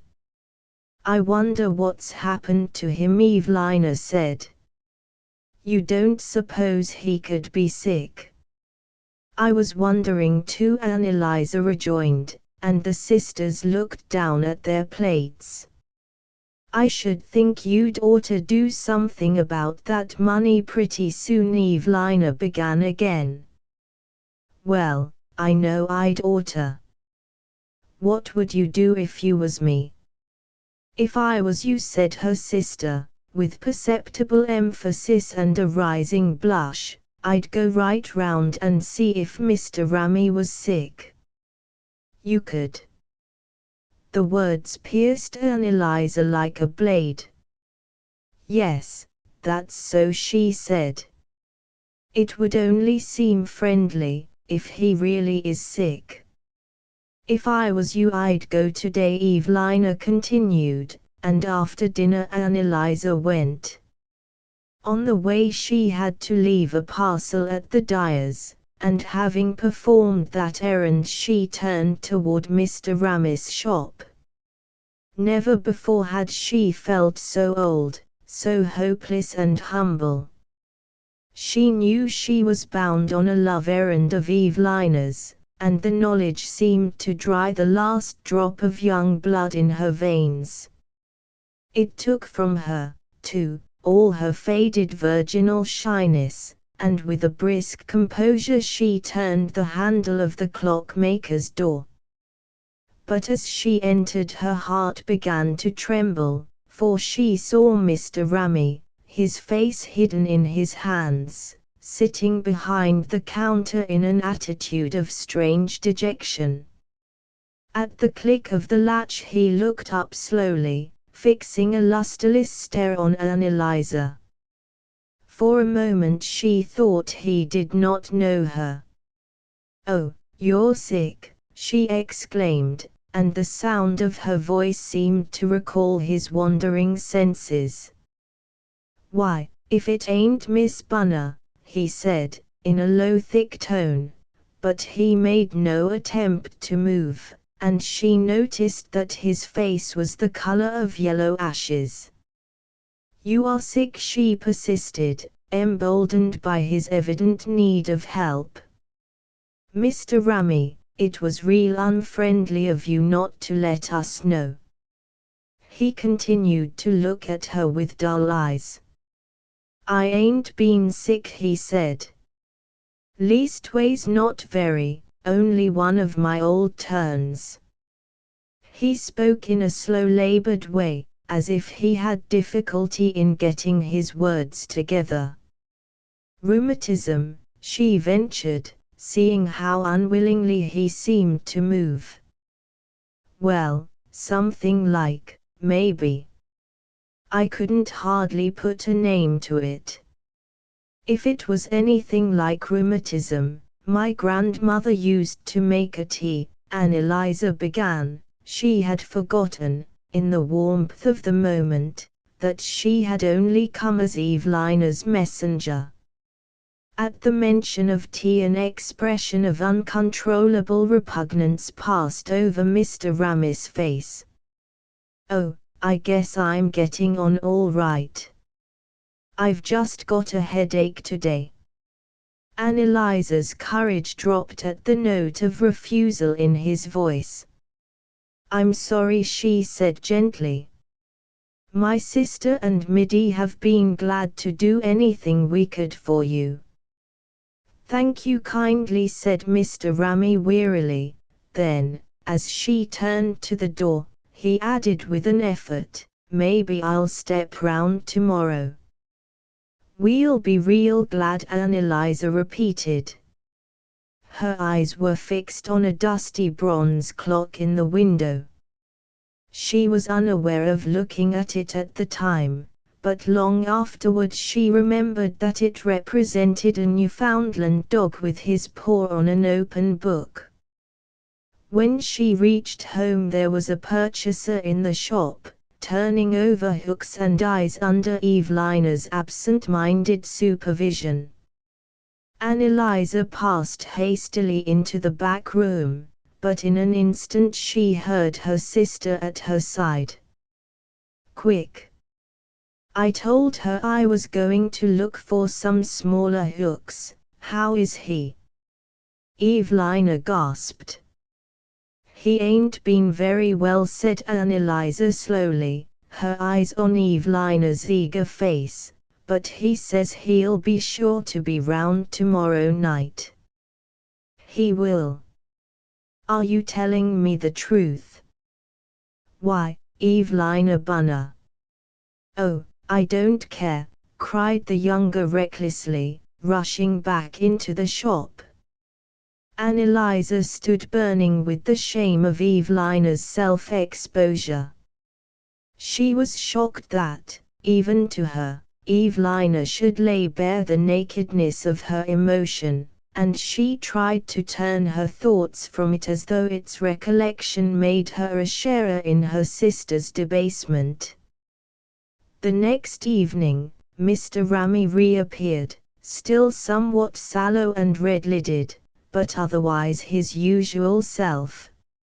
Anneliese consulted him about the investment he had recommended, and after it had been settled that he should attend to the matter for her, he took up the illustrated volume of Longfellow, for, as the sisters had learned, his culture soared beyond the newspapers, and read aloud, with a fine confusion of consonants, the poem on maidenhood. Evelina lowered her lids while he read. It was a very beautiful evening, and Anneliese thought afterward how different life might have been with a companion who read poetry like Mr. Ramy. During the ensuing weeks Mr. Ramy, though his visits were as frequent as ever, did not seem to regain his usual spirits. He complained frequently of headache, but rejected Anneliese's tentatively proffered remedies, and seemed to shrink from any prolonged investigation of his symptoms. July had come, with a sudden ardor of heat, and one evening, as the three sat together by the open window in the back room, Evelina said, "I dunno what I wouldn't give, a night like this, for a breath of real country air." "So would I," said Mr. Ramy, knocking the ashes from his pipe. "I'd like to be setting in an arbor this very minute." "Oh, wouldn't it be lovely? I always think it's real cool here. We'd be heaps hotter up where Miss Mellis is," said Anneliese. "Oh, I dare say, but we'd be heaps cooler somewhere else," her sister snapped. She was not infrequently exasperated by Anneliese's furtive attempts to mollify Providence. A few days later Mr. Ramy appeared with a suggestion which enchanted Evelina. He had gone the day before to see his friend, Mrs. Hockmuller, who lived in the outskirts of Hoboken, and Mrs. Hockmuller had proposed that on the following Sunday he should bring the Bunner sisters to spend the day with her. "She's got a real garden, you know," Mr. Ramy explained, "with trees and a real summer house to set in, and hens and chickens too. And it's an elegant sail over on a ferryboat." The proposal drew no response from Anneliese. She was still oppressed by the recollection of her interminable Sunday in the park, but, obedient to Evelina's imperious glance, she finally faltered out an acceptance. The Sunday was a very hot one, and once on the ferryboat Anneliese revived at the touch of the salt breeze, and the spectacle of the crowded waters, but when they reached the other shore, and stepped out on the dirty wharf, she began to ache with anticipated weariness.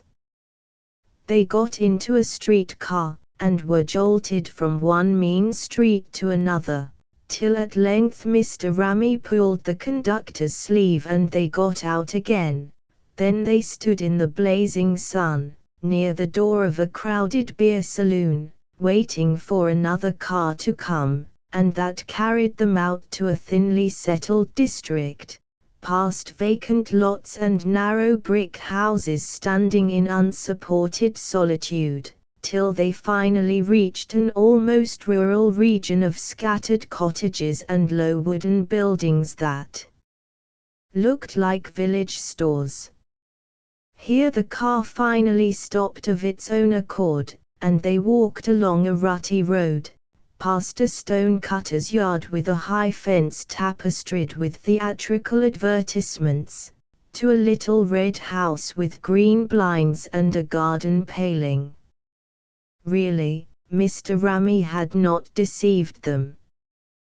Clumps of dilatra and daylilies bloomed behind the paling, and a crooked elm hung romantically over the gable of the house.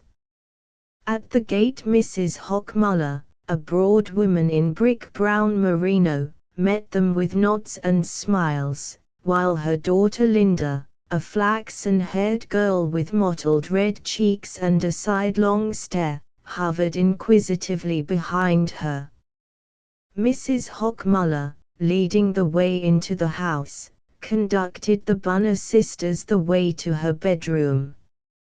Here they were invited to spread out on a mountainous white feather bed the cashmere mantles under which the solemnity of the occasion had compelled them to swelter, and when they had given their black silks the necessary twitch of readjustment, and Evelina had fluffed out her hair before a looking-glass framed in pink shell work, their hostess led them to a stuffy parlor smelling of gingerbread. After another ceremonial pause, broken by polite enquiries and shy ejaculations, they were shown into the kitchen, where the table was already spread with strange-looking spice cakes and stewed fruits, and where they presently found themselves seated between Mrs. Hockmuller and Mr. Rammy, while the staring Linda bumped back and forth from the stove with steaming dishes. To Anneliese the dinner seemed endless, and the rich fare strangely unappetizing. She was abashed by the easy intimacy of her hostess's voice and eye. With Mr. Rammy Mrs. Hockmuller was almost flippantly familiar, and it was only when Anneliese pictured her generous form bent above his sick bed that she could forgive her for tersely addressing him as Rammy. During one of the pauses of the meal Mrs. Hockmuller laid her knife and fork against the edges of her plate, and, fixing her eyes on the clockmaker's face, said accusingly, "You had one of dem turns again, Rammy." "I dunno as I had," he returned evasively. Evelina glanced from one to the other. "Mr. Rammy has been sick," she said at length, as though to show that she also was in a position to speak with authority. "He's complained very frequently of headaches." "Ho, I know him," said Mrs. Hockmuller with a laugh, her eyes still on the clockmaker. "Ain't you ashamed of yourself, Rammy?" Mr. Rammy, who was looking at his plate, said suddenly one word which the sisters could not understand. It sounded to Anneliese like Schweik. Mrs. Hockmuller laughed again. My, she said, "wouldn't you think he'd be ashamed to go and be sick and never tell me that nursed him through that awful fever?" "Yes, I should," said Evelina, with a spirited glance at Rammy, but he was looking at the sausages that Linda had just put on the table. When dinner was over Mrs. Hockmuller invited her guests to step out of the kitchen door, and they found themselves in a green enclosure, half garden, half orchard. Grey hens followed by golden broods clucked under the twisted apple boughs. A cat dozed on the edge of an old well, and from tree to tree ran the network of clothesline that denoted Mrs. Hockmuller's calling. Beyond the apple trees stood a yellow summer house festooned with scarlet runners, and below it, on the farther side of a rough fence, the land dipped down, holding a bit of woodland in its hollow. It was all strangely sweet and still on that hot Sunday afternoon, and as she moved across the grass under the apple boughs, Anneliese thought of quiet afternoons in church, and of the hymns her mother had sung to her when she was a baby.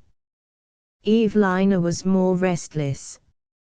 She wandered from the well to the summer house and back. She tossed crumbs to the chickens and disturbed the cat with arch caresses, and at last she expressed a desire to go down into the wood.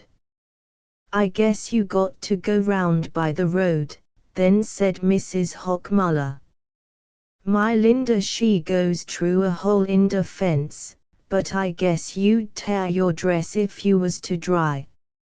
"I'll help you," said Mr. Rammy, and guided by Linda the pair walked along the fence till they reached a narrow gap in its boards. Through this they disappeared, watched curiously in their descent by the grinning Linda, while Mrs. Hockmuller and Anneliese were left alone in the summer house. Mrs. Hockmuller looked at her guest with a confidential smile. "I guess they'll be gone quite a while," she remarked, jerking her double chin toward the gap in the fence. "Folks like that don't never remember about the dime." And she drew out her knitting.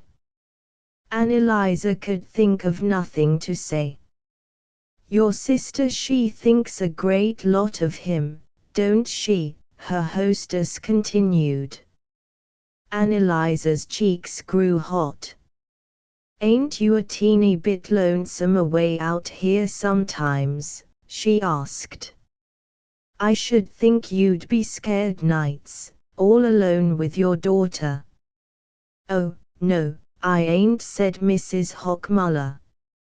"You see, I take in washing, that's my business, and it's a lot cheaper doing it out here than in the city. Where'd I get a drying ground like this in Hoboken? And then it's safer for Linda too, it keeps her out of the streets." "Oh," said Anneliese, shrinking. She began to feel a distinct aversion for her hostess, and her eyes turned with involuntary annoyance to the square-backed form of Linda, still inquisitively suspended on the fence. It seemed to Anneliese that Evelina and her companion would never return from the wood, but they came at length, Mr. Rammy's brow pearled with perspiration, Evelina pink and conscious, a drooping bunch of ferns in her hand, and it was clear that, to her at least, the moments had been winged. "Do you suppose they'll revive?" she asked, holding up the ferns, but Anneliese, rising at her approach, said stiffly, "We'd better be getting home, Evelina." "Mercy me! Ain't you going to take your coffee first?" Mrs. Hockmuller protested, and Anneliese found to her dismay that another long gastronomic ceremony must intervene before politeness permitted them to leave. At length, however, they found themselves again on the ferryboat. Water and sky were grey, with a dividing gleam of sunset that sent sleek opal waves in the boat's wake. The wind had a cool tarry breath, as though it had travelled over miles of shipping, and the hiss of the water about the paddles was as delicious as though it had been splashed into their tired faces. Anneliese sat apart, looking away from the others. She had made up her mind that Mr. Ramy had proposed to Evelina in the wood, and she was silently preparing herself to receive her sister's confidence that evening. But Evelina was apparently in no mood for confidences. When they reached home she put her faded ferns in water, and after supper, when she had laid aside her silk dress and the forget-me-not bonnet, she remained silently seated in her rocking chair near the open window. It was long since Anneliese had seen her in so uncommunicative a mood. The following Saturday Anneliese was sitting alone in the shop when the door opened and Mr. Ramy entered. He had never before called at that hour, and she wondered a little anxiously what had brought him. "Has anything happened?" she asked, pushing aside the basketful of buttons she had been sorting. "Not I know of," said Mr. Ramy tranquilly. "But I always close up the store at 2 o'clock Saturdays at this season, so I thought I might as well call round and see you." "I'm real glad, I'm sure," said Anneliese, "but Evelina's out." "I know that," Mr. Ramy answered. "I met her round the corner. She told me she got to go to that new dyer's up in 48th Street. She won't be back for a couple of hours, Harley, will she?"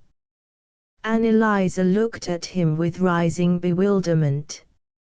"No, I guess not," she answered, her instinctive hospitality prompting her to add, "Won't you sit down just the same?"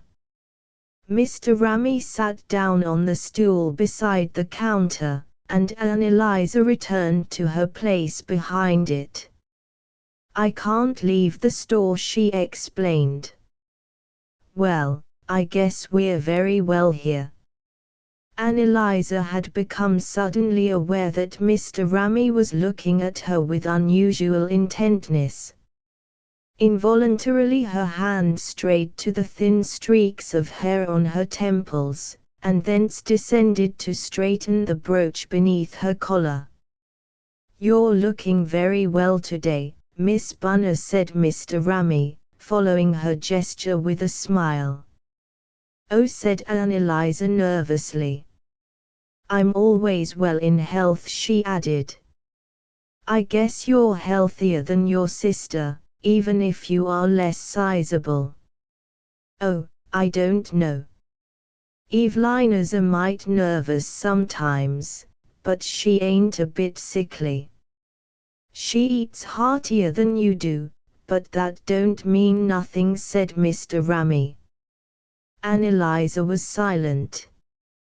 She could not follow the trend of his thought, and she did not care to commit herself farther about Evelina before she had ascertained if Mr. Ramy considered nervousness interesting or the reverse. But Mr. Ramy spared her all farther indecision. "Well, Miss Bunner," he said, drawing his stool closer to the counter, "I guess I might as well tell you first as last what I come here for today. I want to get married." Anneliese, in many a prayerful midnight hour, had sought to strengthen herself for the hearing of this avowal, but now that it had come she felt pitifully frightened and unprepared. Mr. Ramy was leaning with both elbows on the counter, and she noticed that his nails were clean and that he had brushed his hat. Yet even these signs had not prepared her. At last she heard herself say, with a dry throat in which her heart was hammering, "Mercy me, Mr. Ramy." "I want to get married," he repeated. "I'm too lonesome. It ain't good for a man to live all alone, and eat nothing but cold meat every day." "No," said Anneliese softly. "And the dust fairly beats me. Oh, the dust, I know. Mr. Ramy stretched one of his blunt-fingered hands toward her. I wished you'd take me. Still Anneliese did not understand. She rose hesitatingly from her seat, pushing aside the basket of buttons which lay between them. Then she perceived that Mr. Ramy was trying to take her hand, and as their fingers met a flood of joy swept over her. Never afterward, though every other word of their interview was stamped on her memory beyond all possible forgetting, could she recall what he said while their hands touched. She only knew that she seemed to be floating on a summer sea, and that all its waves were in her ears. Me, she gasped. I guess so, said her suitor placidly. You suit me right down to the ground, Miss Bunner. That's the truth. A woman passing along the street paused to look at the shop window, and Anneliese half hoped she would come in, but after a desultory inspection she went on. Maybe you don't fancy me, Mr. Ramy suggested, discountenanced by Anneliese's silence.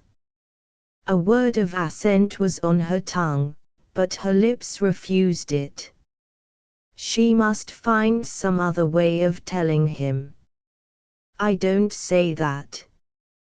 Well, I always kinda thought we was suited to one another, Mr. Ramy continued, eased of his momentary doubt. I always liked a quiet style, no fuss and airs, and not afraid of work. He spoke as though dispassionately cataloguing her charms. Anneliese felt that she must make an end. But, Mr. Ramy, you don't understand. I've never thought of marrying. Mr. Ramy looked at her in surprise. Why not? Well, I don't know, Harley. She moistened her twitching lips. The fact is, I ain't as active as I look. Maybe I couldn't stand the care. I ain't as spry as Evelina, nor as young, she added, with a last great effort.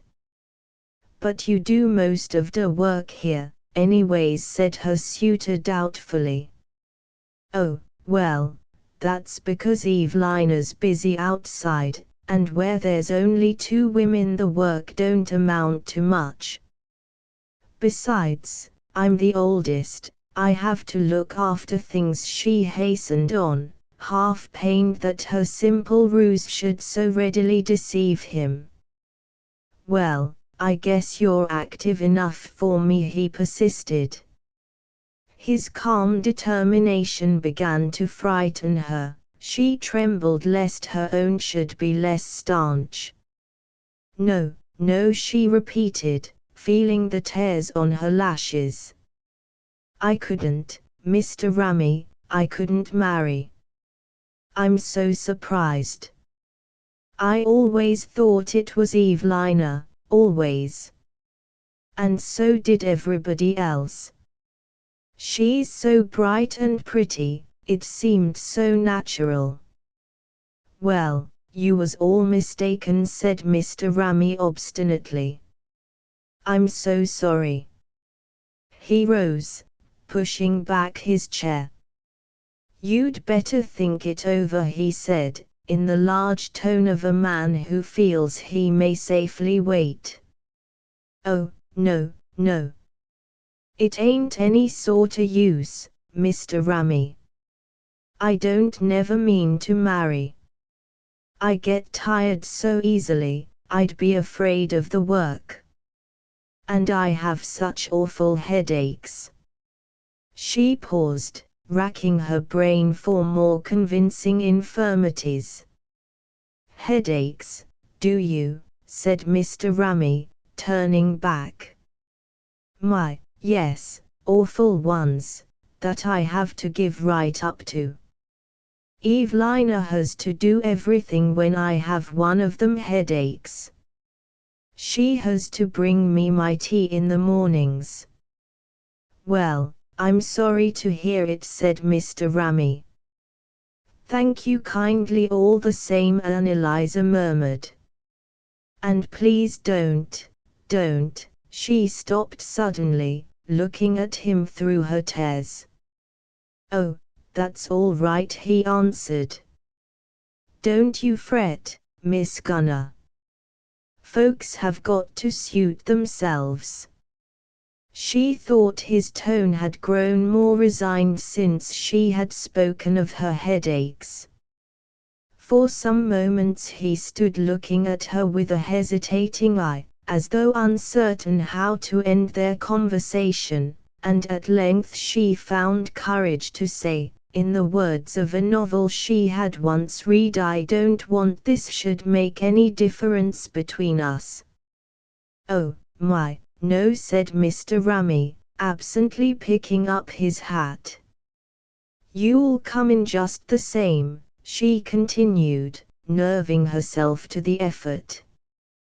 We'd miss you awfully if you didn't.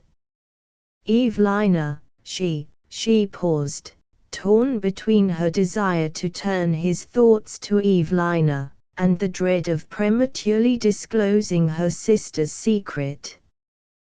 Don't Miss Evelina have no headaches? Mr. Rammy suddenly asked. No, never, well, not to speak of, anyway. She ain't had one for ages, and when Evelina is sick she won't never give in to it, Annalisa declared, making some hurried adjustments with her conscience. I wouldn't have thought that, said Mr. Rammy. I guess you don't know us as well as you thought you did. Well, no, that's so, maybe I don't. I'll wish you good day, Miss Bunner, and Mr. Rammy moved toward the door. Good day, Mr. Rammy, Annalisa answered. She felt unutterably thankful to be alone. She knew the crucial moment of her life had passed, and she was glad that she had not fallen below her own ideals. It had been a wonderful experience, and in spite of the tears on her cheeks she was not sorry to have known it. Two facts, however, took the edge from its perfection: that it had happened in the shop, and that she had not had on her black silk. She passed the next hour in a state of dreamy ecstasy. Something had entered into her life of which no subsequent impoverishment could rob it. She glowed with the same rich sense of possessorship that once, as a little girl, she had felt when her mother had given her a gold locket and she had sat up in bed in the dark to draw it from its hiding place beneath her nightgown. At length the dread of Evelina's return began to mingle with these musings. How could she meet her younger sister's eye without betraying what had happened? She felt as though a visible glory lay on her, and she was glad that dusk had fallen when Evelina entered. But her fears were superfluous. Evelina, always self-absorbed, had of late lost all interest in the simple happenings of the shop, and Annalisa, with mingled mortification and relief, perceived that she was in no danger of being cross-questioned as to the events of the afternoon. She was glad of this, yet there was a touch of humiliation in finding that the portentous secret in her bosom did not visibly shine forth. It struck her as dull, and even slightly absurd, of Evelina not to know at last that they were equals. Part 28. Mr. Rammy, after a decent interval, returned to the shop, and Annalisa, when they met, was unable to detect whether the emotions which seethed under her black alpaca found an echo in his bosom. Outwardly he made no sign. He lit his pipe as placidly as ever and seemed to relapse without effort into the unruffled intimacy of old. Yet to Annelise's initiated eye a change became gradually perceptible.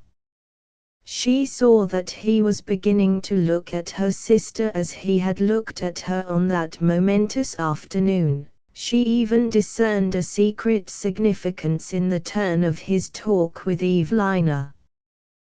Once he asked her abruptly if she should like to travel, and Anneliese saw that the flush on Evelina's cheek was reflected from the same fire which had scorched her own. So they drifted on through the sultry weeks of July. At that season the business of the little shop almost ceased, and one Saturday morning Mr. Ramey proposed that the sisters should lock up early and go with him for a sail down the bay in one of the Coney Island boats. Anneliese saw the light in Evelina's eye and her resolve was instantly taken. "I guess I won't go, thank you kindly, but I'm sure my sister will be happy to." She was pained by the perfunctory phrase with which Evelina urged her to accompany them, and still more by Mr. Ramey's silence. "No, I guess I won't go," she repeated, rather in answer to herself than to them. "It's dreadfully hot and I've got a kinda headache." "Oh, well, I wouldn't then," said her sister hurriedly. "You'd better just sit here quietly and rest." "Yes, I'll rest," Anneliese assented. At 2 o'clock Mr. Ramey returned, and a moment later he and Evelina left the shop. Evelina had made herself another new bonnet for the occasion, a bonnet, Anneliese thought, almost too youthful in shape and color. It was the first time it had ever occurred to her to criticize Evelina's taste, and she was frightened at the insidious change in her attitude toward her sister. When Anneliese, in later days, looked back on that afternoon she felt that there had been something prophetic in the quality of its solitude. It seemed to distill the triple essence of loneliness in which all her afterlife was to be lived. No purchasers came, not a hand fell on the door latch, and the tick of the clock in the back room ironically emphasized the passing of the empty hours. Evelina returned late and alone. Anneliese felt the coming crisis in the sound of her footstep, which wavered along as if not knowing on what it trod. The elder sister's affection had so passionately projected itself into her junior's fate that at such moments she seemed to be living two lives, her own and Evelina's, and her private longings shrank into silence at the sight of the other's hungry bliss. But it was evident that Evelina, never acutely alive to the emotional atmosphere about her, had no idea that her secret was suspected, and with an assumption of unconcern that would have made Anneliese smile if the pang had been less piercing, the younger sister prepared to confess herself. "What are you so busy about?" she said impatiently, as Anneliese, beneath the gas jet, fumbled for the matches. "Ain't you even got time to ask me if I'd had a pleasant day?" Anneliese turned with a quiet smile. "I guess I don't have to. Seems to me it's pretty plain you have." "Well, I don't know. I don't know how I feel, it's all so queer. I almost think I'd like to scream." "I guess you're tired." "No, I ain't. It's not that. But it all happened so suddenly, and the boat was so crowded I thought everybody'd hear what he was saying. Anneliese, she broke out, why on earth don't you ask me what I'm talking about? Anneliese, with a last effort of heroism, feigned a fond incomprehension. What are you? Why, I'm engaged to be married, so there. Now it's out. And it happened right on the boat, only to think of it. Of course I wasn't exactly surprised, I've known right along he was going to sooner or later, only somehow I didn't think of its happening today. I thought he'd never get up his courage. He said he was so afraid I'd say no, that's what kept him so long from asking me. Well, I ain't said yes yet, leastways I told him I'd have to think it over, but I guess he knows. Oh, Anneliese, I'm so happy. She hid the blinding brightness of her face. Anneliese, just then, would only let herself feel that she was glad. She drew down Eveline's hands and kissed her, and they held each other. When Eveline regained her voice she had a tale to tell which carried their vigil far into the night. Not a syllable, not a glance or gesture of Ramis, was the elder sister spared, and with unconscious irony she found herself comparing the details of his proposal to her with those which Evelina was imparting with merciless prolixity. The next few days were taken up with the embarrassed adjustment of their new relation to Mr. Ramy and to each other. Anneliese's ardor carried her to new heights of self-effacement, and she invented late duties in the shop in order to leave Evelina and her suitor longer alone in the back room. Later on, when she tried to remember the details of those first days, few came back to her. She knew only that she got up each morning with the sense of having to push the leaden hours up the same long steep of pain. Mr. Ramy came daily now. Every evening he and his betrothed went out for a stroll around the square, and when Evelina came in her cheeks were always pink. He's kissed her under that tree at the corner, away from the lamp-post, Anneliese said to herself, with sudden insight into unconjectured things. On Sundays they usually went for the whole afternoon to the Central Park, and Anneliese, from her seat in the mortal hush of the back room, followed step by step their long slow beatific walk. There had been, as yet, no allusion to their marriage, except that Evelina had once told her sister that Mr. Ramy wished them to invite Mrs. Hochmuller and Linda to the wedding.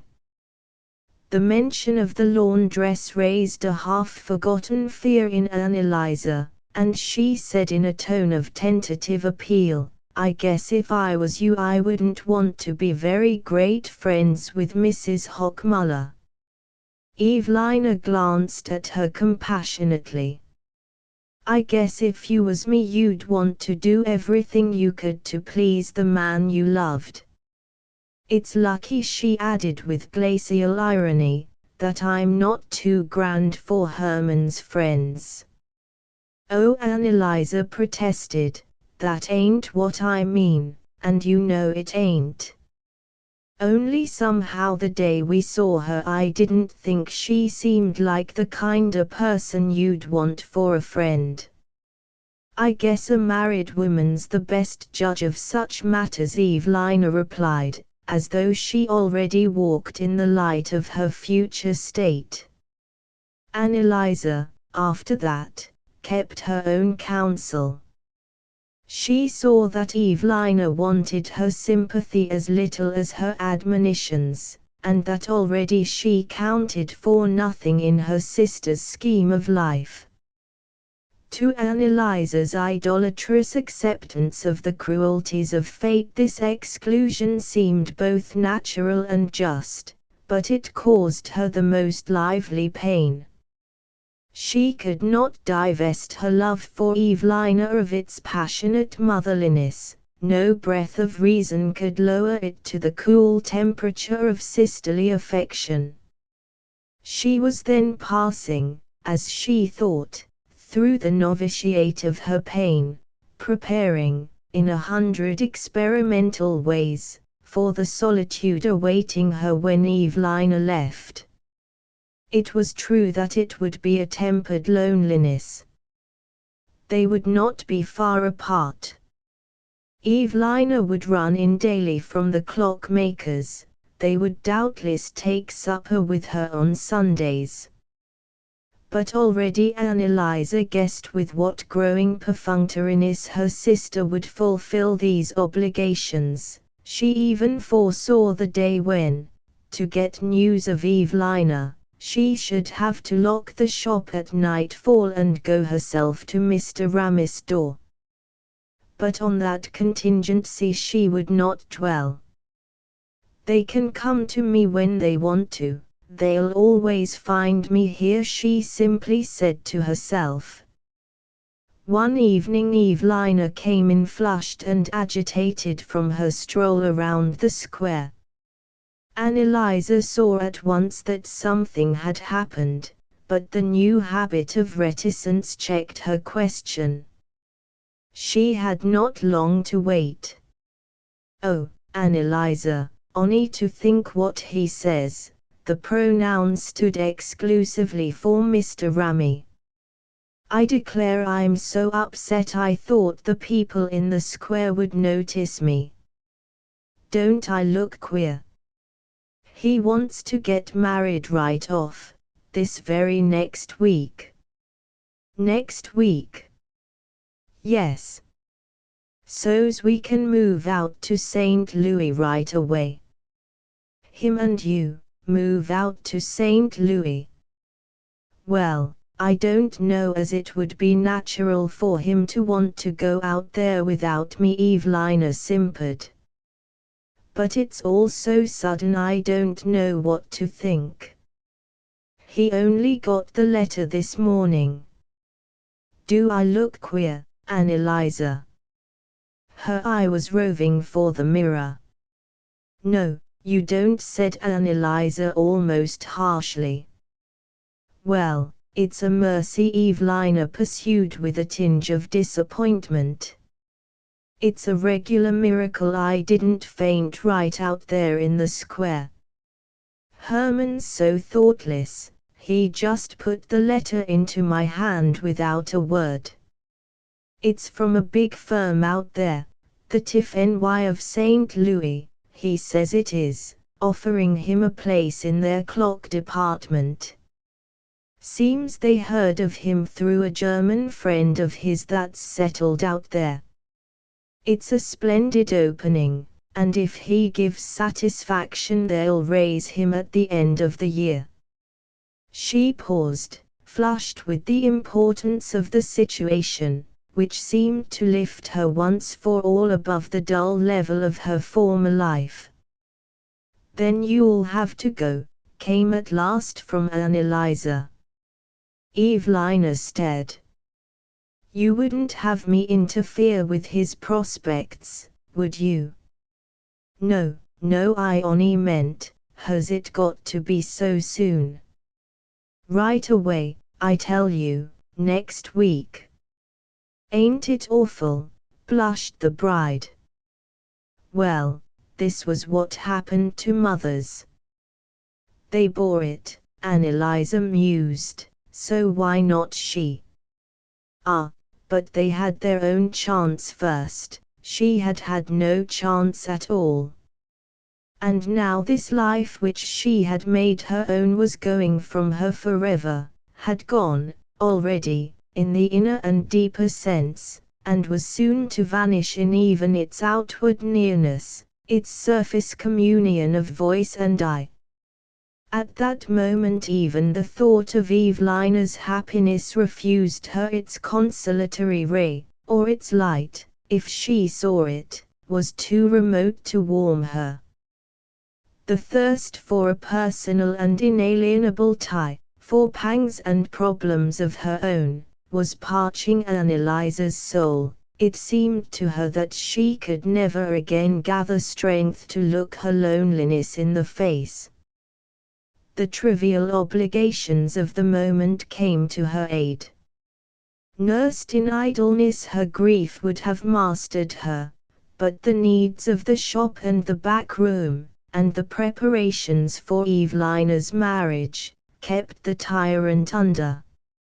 Miss Mellis, true to her anticipations, had been called on to aid in the making of the wedding dress, and she and Annalisa were bending one evening over the breadths of pearl grey cashmere which, in spite of the dressmaker's prophetic vision of gauze satin, had been judged most suitable, when Evelina came into the room alone. Annalisa had already had occasion to notice that it was a bad sign when Mr. Ramy left his affianced at the door. It generally meant that Evelina had something disturbing to communicate, and Annalisa's first glance told her that this time the news was grave. Miss Mellis, who sat with her back to the door and her head bent over her sewing, started as Evelina came around to the opposite side of the table. "Mercy, Miss Evelina! I declare I thought you was a ghost, the way you crep in. I had a customer once up in 49th Street, a lovely young woman with a 36 bust and a waist you could ha put into her wedding ring, and her husband, he crep up behind her that way just for a joke, and frightened her into a fit, and when she come to she was a raving maniac, and had to be taken to Bloomingdale with 2 doctors and a nurse to hold her in the carriage, and a lovely baby only 6 weeks old, and there she is to this day, poor creature." "I didn't mean to startle you," said Evelina. She sat down on the nearest chair, and as the lamplight fell on her face Annalisa saw that she had been crying. "You do look deadbeat," Miss Mellis resumed, after a pause of soul-probing scrutiny. "I guess Mr. Ramy lugs you round that square too often. You'll walk your legs off if you ain't careful. Men don't never consider, they're all alike. Why, I had a cousin once that was engaged to a book agent. Maybe we'd better put away the work for tonight," Miss Mellis Annalisa interposed. "I guess what Evelina wants is a good night's rest." "That's so," assented the dressmaker. "Have you got the back breadths run together, Miss Bunner? Here's the sleeves. I'll pin 'em together." She drew a cluster of pins from her mouth, in which she seemed to secrete them as squirrels stow away nuts. "There," she said, rolling up her work, "you go right away to bed, Miss Evelina, and we'll set up a little later tomorrow night. I guess you're a mite nervous, ain't you? I know when my turn comes I'll be scared to death." With this arch forecast she withdrew, and Annalisa, returning to the back room, found Evelina still listlessly seated by the table. True to her new policy of silence, the elder sister set about folding up the bridal dress, but suddenly Evelina said in a harsh, unnatural voice, "There ain't any use in going on with that." The fold slipped from Annalisa's hands. "Evelina Bunner, what you mean?" "Just what I say. It's put off." "Put off, what's put off our getting married? He can't take me to St. Louis.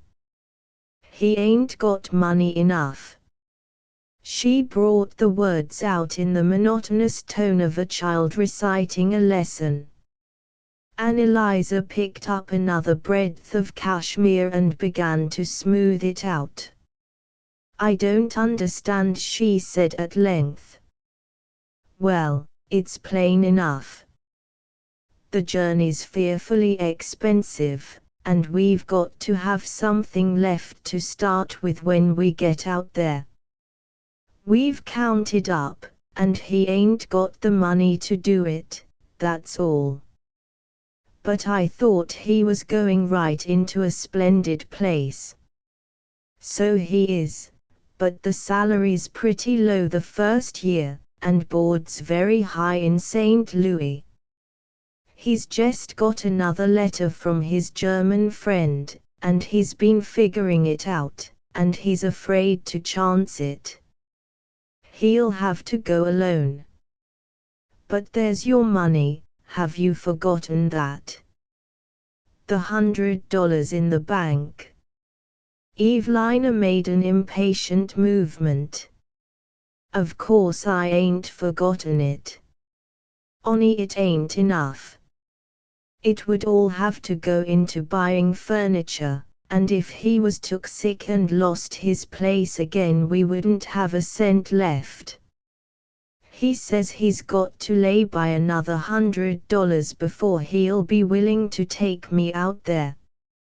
For a while Anneliese pondered this surprising statement, then she ventured, seems to me he might have thought of it before.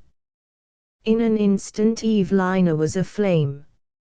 I guess he knows what's right as well as you or me. I'd sooner die than be a burden to him. Anneliese made no answer. The clutch of an unformulated doubt had checked the words on her lips. She had meant, on the day of her sister's marriage, to give Evelina the other half of their common savings, but something warned her not to say so now.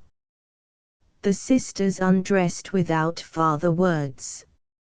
After they had gone to bed, and the light had been put out, the sound of Evelina's weeping came to Anneliese in the darkness, but she lay motionless on her own side of the bed, out of contact with her sister's shaken body. Never had she felt so coldly remote from Evelina. The hours of the night moved slowly, ticked off with wearisome insistence by the clock which had played so prominent a part in their lives. Evelina's sobs still stirred the bed at gradually lengthening intervals, till at length Anneliese thought she slept. But with the dawn the eyes of the sisters met, and Anneliese's courage failed her as she looked in Evelina's face. She sat up in bed and put out a pleading hand. "Don't cry so, dearie. Don't. Oh, I can't bear it, I can't bear it," Evelina moaned. Anneliese stroked her quivering shoulder. Don't, she repeated. "If you take the other 100, won't that be enough? I always meant to give it to you. Only I didn't want to tell you till your wedding day." 9. Evelina's marriage took place on the appointed day. It was celebrated in the evening, in the chantry of the church which the sisters attended, and after it was over the few guests who had been present repaired to the Bunner sisters' basement, where a wedding supper awaited them. Anneliese, aided by Miss Mellis and Mrs. Hawkins, and consciously supported by the sentimental interest of the whole street, had expended her utmost energy on the decoration of the shop and the back room. On the table a vase of white chrysanthemums stood between a dish of oranges and bananas and an iced wedding cake wreathed with orange blossoms of the bride's own making. Autumn leaves studded with paper roses festooned the whatnot and the chromo of the Rock of Ages, and a wreath of yellow immortelles was twined about the clock which Evelina revered as the mysterious agent of her happiness. At the table sat Miss Mellis, profusely spangled and bangled, her head sewing girl, a pale young thing who had helped with Evelina's outfit, Mr. and Mrs. Hawkins, with Johnny, their eldest boy, and Mrs. Hockmuller and her daughter. Mrs. Hockmuller's large blonde personality seemed to pervade the room to the effacement of the less amply proportioned guests. It was rendered more impressive by a dress of crimson poplin that stood out from her in organ-like folds, and Linda, whom Anneliese had remembered as an uncouth child with a sly look about the eyes, surprised her by a sudden blossoming into feminine grace such as sometimes follows on a gawky girlhood. The Hockmullers, in fact, struck the dominant note in the entertainment. Beside them Evelina, unusually pale in her grey cashmere and white bonnet, looked like a faintly washed sketch beside a brilliant chromo, and Mr. Ramey, doomed to the traditional insignificance of the bridegroom's part, made no attempt to rise above his situation. Even Miss Mellis sparkled and jingled in vain in the shadow of Mrs. Hockmuller's crimson bulk, and Anneliese, with a sense of vague foreboding, saw that the wedding feast centered about the two guests she had most wished to exclude from it.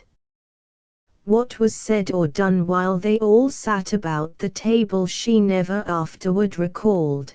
The long hours remained in her memory as a whirl of high colors and loud voices, from which the pale presence of Evelina now and then emerged like a drowned face on a sunset-dabbled sea. The next morning Mr. Ramey and his wife started for St. Louis, and Anneliese was left alone. Outwardly the first strain of parting was tempered by the arrival of Miss Mellis, Mrs. Hawkins and Johnny, who dropped in to help in the ungarlanding and tidying up of the back room. Anneliese was duly grateful for their kindness, but the talking over on which they had evidently counted was Dead Sea fruit on her lips. And just beyond the familiar warmth of their presences she saw the form of solitude at her door. Anneliese was but a small person to harbour so great a guest, and a trembling sense of insufficiency possessed her. She had no high musings to offer to the new companion of her hearth. Every one of her thoughts had hitherto turned to Evelina and shaped itself in homely easy words. Of the mighty speech of silence she knew not the earliest syllable. Everything in the back room and the shop, on the second day after Evelina's going, seemed to have grown coldly unfamiliar. The whole aspect of the place had changed with the changed conditions of Anneliese's life. The first customer who opened the shop door startled her like a ghost, and all night she lay tossing on her side of the bed, sinking now and then into an uncertain doze from which she would suddenly wake to reach out her hand for Evelina. In the new silence surrounding her the walls and furniture found voice, frightening her at dusk and midnight with strange sighs and stealthy whispers. Ghostly hands shook the window shutters or rattled at the outer latch, and once she grew cold at the sound of a step like Evelina's stealing through the dark shop to die out on the threshold. In time, of course, She found an explanation for these noises, telling herself that the bedstead was warping, that Miss Mellis trod heavily overhead, or that the thunder of passing beer wagons shook the door latch, but the hours leading up to these conclusions were full of the floating terrors that harden into fixed foreboding. Worst of all were the solitary meals, when she absently continued to set aside the largest slice of pie for Evelina, and to let the tea grow cold while she waited for her sister to help herself to the first cup. Miss Mellis, coming in on one of these sad repasts, suggested the acquisition of a cat, but Anneliese shook her head.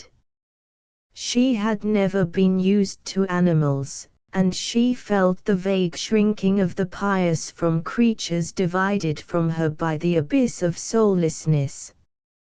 At length, after 10 empty days, Evelina's first letter came. "My dear sister," she wrote, in her pinched Spencerian hand, "it seems strange to be in this great city so far from home alone with him I have chosen for life. But marriage has its solemn duties which those who are not can never hope to understand, and happier perhaps for this reason, life for them has only simple tasks and pleasures. But those who must take thought for others must be prepared to do their duty in whatever station it has pleased the Almighty to call them.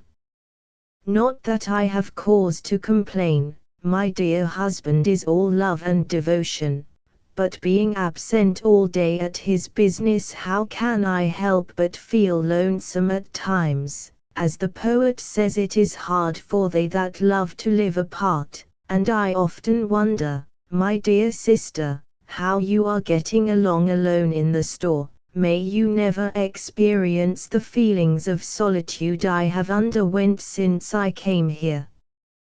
We are boarding now, but soon expect to find rooms and change our place of residence. Then I shall have all the care of a household to bear. But such is the fate of those who join their lot with others. They cannot hope to escape from the burdens of life, nor would I ask it. I would not live alway, but while I live would always pray for strength to do my duty. This city is not near as large or handsome as New York, but had my lot been cast in a wilderness I hope I should not repine. Such never was my nature, and they who exchange their independence for the sweet name of wife must be prepared to find all is not gold that glitters, nor I would not expect like you to drift down the stream of life unfettered and serene as a summer cloud. Such is not my fate, but come what may will always find in me a resigned and prayerful spirit, and hoping this finds you as well as it leaves me, I remain, my dear sister, yours truly, Evelina B. Ramy. Anneliese had always secretly admired the oratorical and impersonal tone of Evelina's letters, but the few she had previously read, having been addressed to schoolmates or distant relatives, had appeared in the light of literary compositions rather than as records of personal experience. Now she could not but wish that Evelina had laid aside her swelling periods for a style more suited to the chronicling of homely incidents.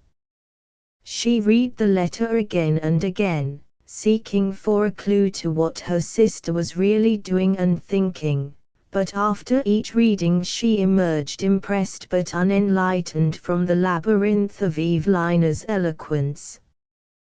During the early winter she received 2 or 3 more letters of the same kind, each enclosing in its loose husk of rhetoric a smaller kernel of fact. By dint of patient interlinear study, Anneliese gathered from them that Evelina and her husband, after various costly experiments in boarding, had been reduced to a tenement house flat, that living in St. Louis was more expensive than they had supposed, and that Mr. Ramey was kept out late at night. Why, at a jeweler's, Anneliese wondered, and found his position less satisfactory than he had been led to expect. Toward February the letters fell off, and finally they ceased to come. At first Anneliese wrote, shyly but persistently, entreating for more frequent news.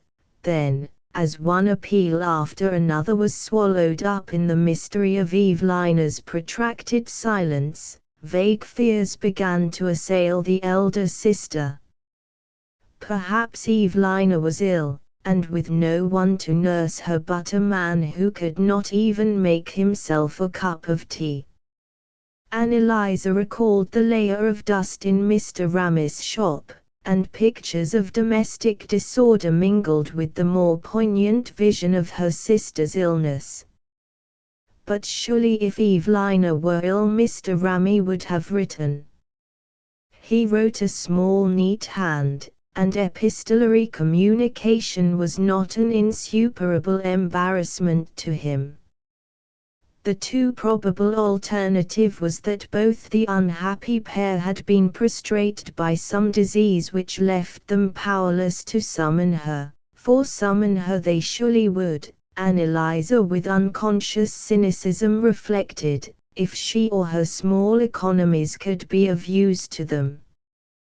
The more she strained her eyes into the mystery, the darker it grew, and her lack of initiative, her inability to imagine what steps might be taken to trace the lost in distant places, left her benumbed and helpless. At last there floated up from some depth of troubled memory the name of the firm of St. Louis jewelers by whom Mr. Ramey was employed. After much hesitation, and considerable effort, she addressed to them a timid request for news of her brother-in-law, and sooner than she could have hoped the answer reached her. Dear Madam, in reply to yours of the 29th ult, we beg to state the party you refer to was discharged from our employ a month ago. We are sorry we are unable to furnish you his address. Yours respectfully, Ludwig and Hamann Busch. Anneliese read and reread the curt statement in a stupor of distress.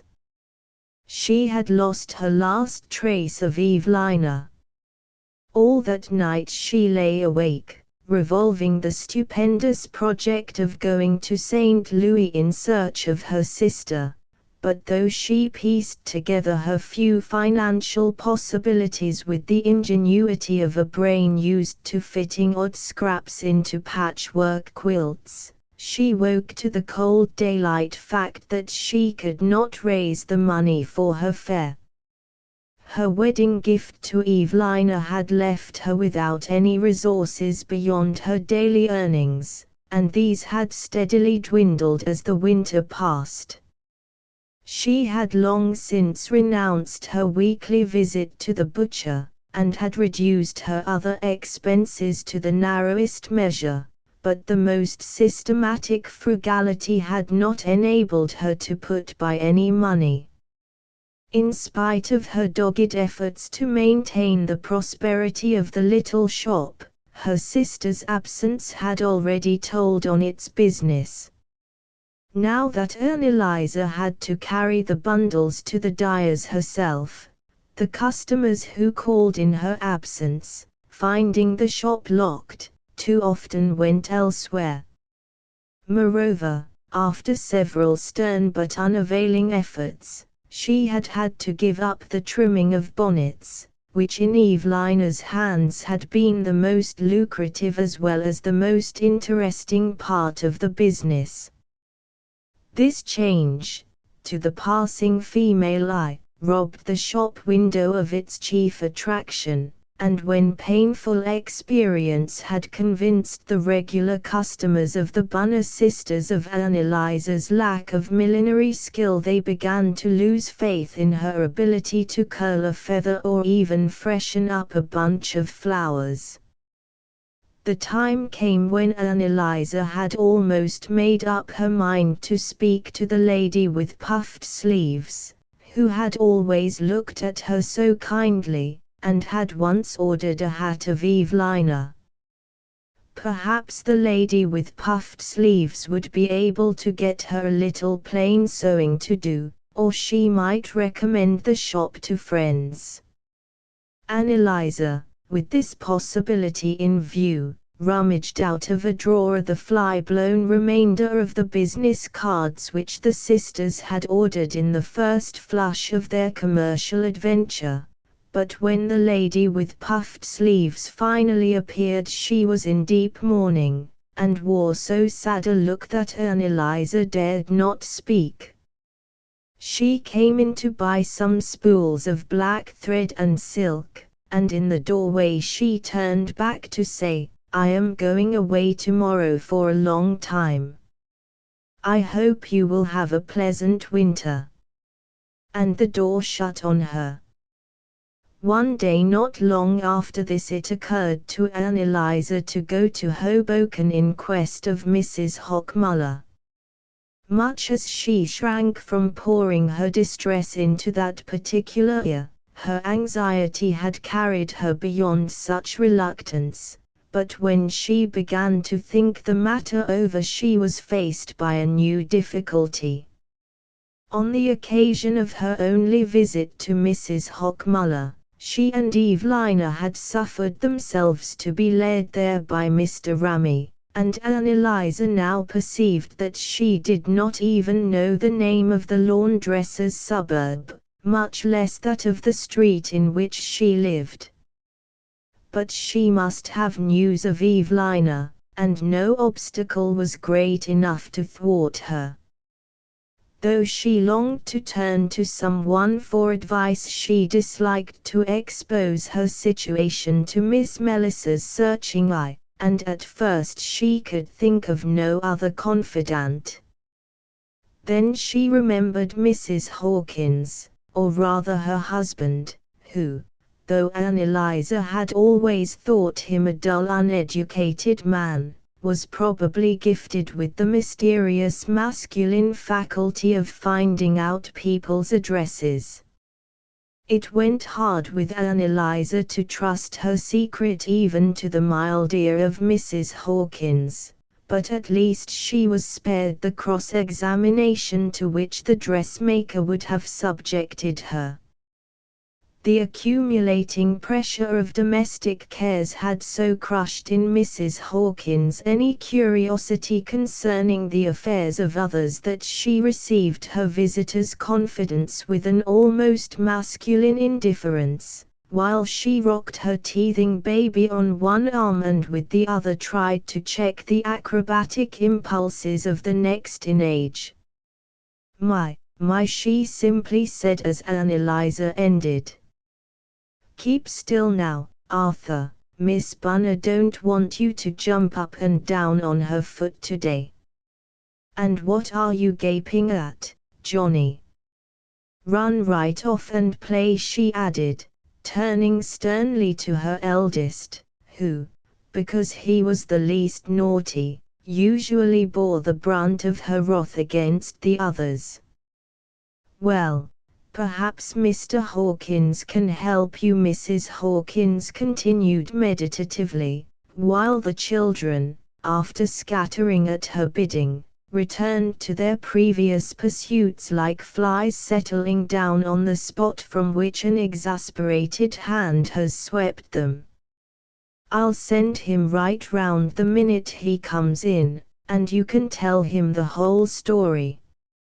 I wouldn't wonder but what he can find that Mrs. Hochmuller's address in the directory. I know they've got one where he works. I'd be real thankful if he could," Anneliese murmured, rising from her seat with the factitious sense of lightness that comes from imparting a long-hidden dread. Mr. Hawkins proved himself worthy of his wife's faith in his capacity. He learned from Anneliese as much as she could tell him about Mrs. Hochmuller and returned the next evening with a scrap of paper bearing her address, beneath which Johnny, the family scribe, had written in a large round hand the names of the streets that led there from the ferry. Anneliese lay awake all that night, repeating over and over again the directions Mr. Hawkins had given her. He was a kind man, and she knew he would willingly have gone with her to Hoboken. Indeed, she read in his timid eye the half-formed intention of offering to accompany her, but on such an errand she preferred to go alone. The next Sunday, accordingly, she set out early, and without much trouble found her way to the ferry. Nearly a year had passed since her previous visit to Mrs. Hochmuller, and a chilly April breeze smote her face as she stepped on the boat. Most of the passengers were huddled together in the cabin, and Anneliese shrank into its obscurest corner, shivering under the thin black mantle which had seemed so hot in July. She began to feel a little bewildered as she stepped ashore, but a paternal policeman put her into the right car, and as in a dream she found herself retracing the way to Mrs. Hochmuller's door. She had told the conductor the name of the street at which she wished to get out, and presently she stood in the biting wind at the corner near the beer saloon, where the sun had once beat down on her so fiercely. At length an empty car appeared, its yellow flank emblazoned with the name of Mrs. Hochmuller's suburb, and Anneliese was presently jolting past the narrow brick houses islanded between vacant lots like giant piles in a desolate lagoon. When the car reached the end of its journey she got out and stood for some time trying to remember which turn Mr. Ramy had taken. She had just made up her mind to ask the car driver when he shook the reins on the backs of his lean horses, and the car, still empty, jogged away toward Hoboken. Anneliese, left alone by the roadside, began to move cautiously forward, looking about for a small red house with a gable overhung by an elm tree, but everything about her seemed unfamiliar and forbidding. One or two surly-looking men slouched past with inquisitive glances, and she could not make up her mind to stop and speak to them. At length a tow-headed boy came out of a swinging door suggestive of illicit conviviality, and to him Anneliese ventured to confide her difficulty. The offer of 5 cents fired him with an instant willingness to lead her to Mrs. Hochmuller, and he was soon trotting past the stone-cutter's yard with Anneliese in his wake. Another turn in the road brought them to the little red house, and having rewarded her guide Anneliese unlatched the gate and walked up to the door. Her heart was beating violently, and she had to lean against the doorpost to compose her twitching lips. She had not known till that moment how much it was going to hurt her to speak of Evelina to Mrs. Hochmuller. As her agitation subsided she began to notice how much the appearance of the house had changed. It was not only that winter had stripped the elm, and blackened the flower borders, the house itself had a debased and deserted air. The window panes were cracked and dirty, and 1 or 2 shutters swung dismally on loosened hinges. She rang several times before the door was opened. At length an Irish woman with a shawl over her head and a baby in her arms appeared on the threshold, and glancing past her into the narrow passage, Anneliese saw that Mrs. Hochmuller's neat abode had deteriorated as much within as without. At the mention of the name the woman stared. "Mrs. who, did ye say?" "Mrs. Hochmuller. This is surely her house." "No, it ain't neither," said the woman, turning away. "Oh, but wait, please," Anneliese entreated. "I can't be mistaken. I mean the Mrs. Hochmuller who takes in washing. I came out to see her last June." "Oh, the Dutch washerwoman, is it, her that used to live here?" "She's been gone 2 months and more. It's Mike McNulty lives here now." Wished, to the baby, who had squared his mouth for a howl. Anneliese's knees grew weak. "Mrs. Hochmuller gone? But where has she gone? She must be somewhere round here. Can't you tell me?" "Sure an' I can't," said the woman. "She wint away before we come." "Dahlia Georgigan, will ye bring the child in out av the cout?" cried an irate voice from within. "Please wait, oh, please wait," Anneliese insisted. "You see I must find Mrs. Hochmuller." "Why don't ye go and look for her thin?" the woman returned, slamming the door in her face.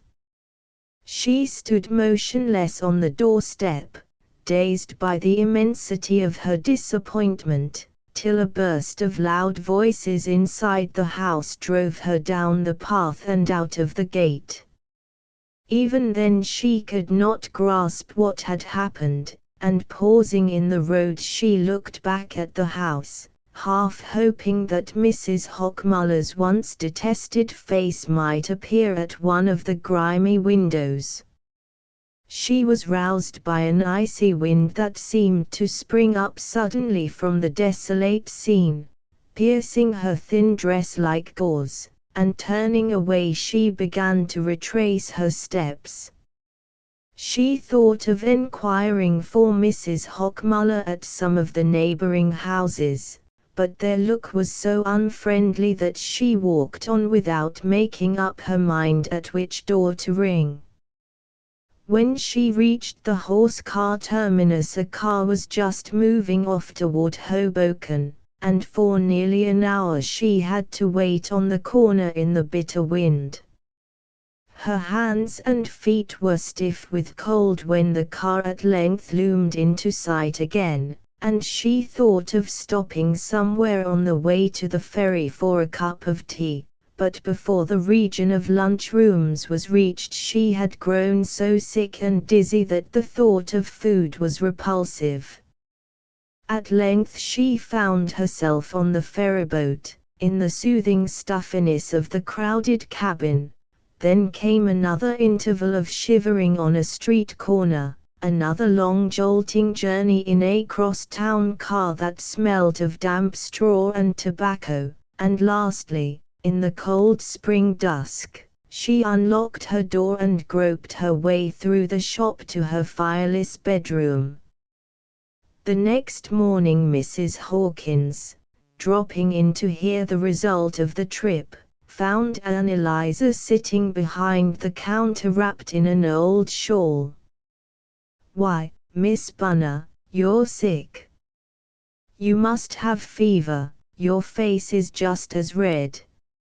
"It's nothing. I guess I caught cold yesterday on the ferryboat," Anneliese acknowledged. "And it's just like a vault in here." Mrs. Hawkins rebuked her. "Let me feel your hand, it's burning. Now, Miss Bunner, you've got to go right to bed this very minute." "Oh, but I can't, Mrs. Hawkins. Anneliesa attempted a wan smile. You forget there ain't nobody but me to tend the store. I guess you won't tend it long neither, if you ain't careful, Mrs. Hawkins grimly rejoined. Beneath her placid exterior she cherished a morbid passion for disease and death, and the sight of Anneliesa's suffering had roused her from her habitual indifference. There ain't so many folks comes to the store anyhow, she went on with unconscious cruelty, and I'll go right up and see if Miss Mellis can't spare one of her girls.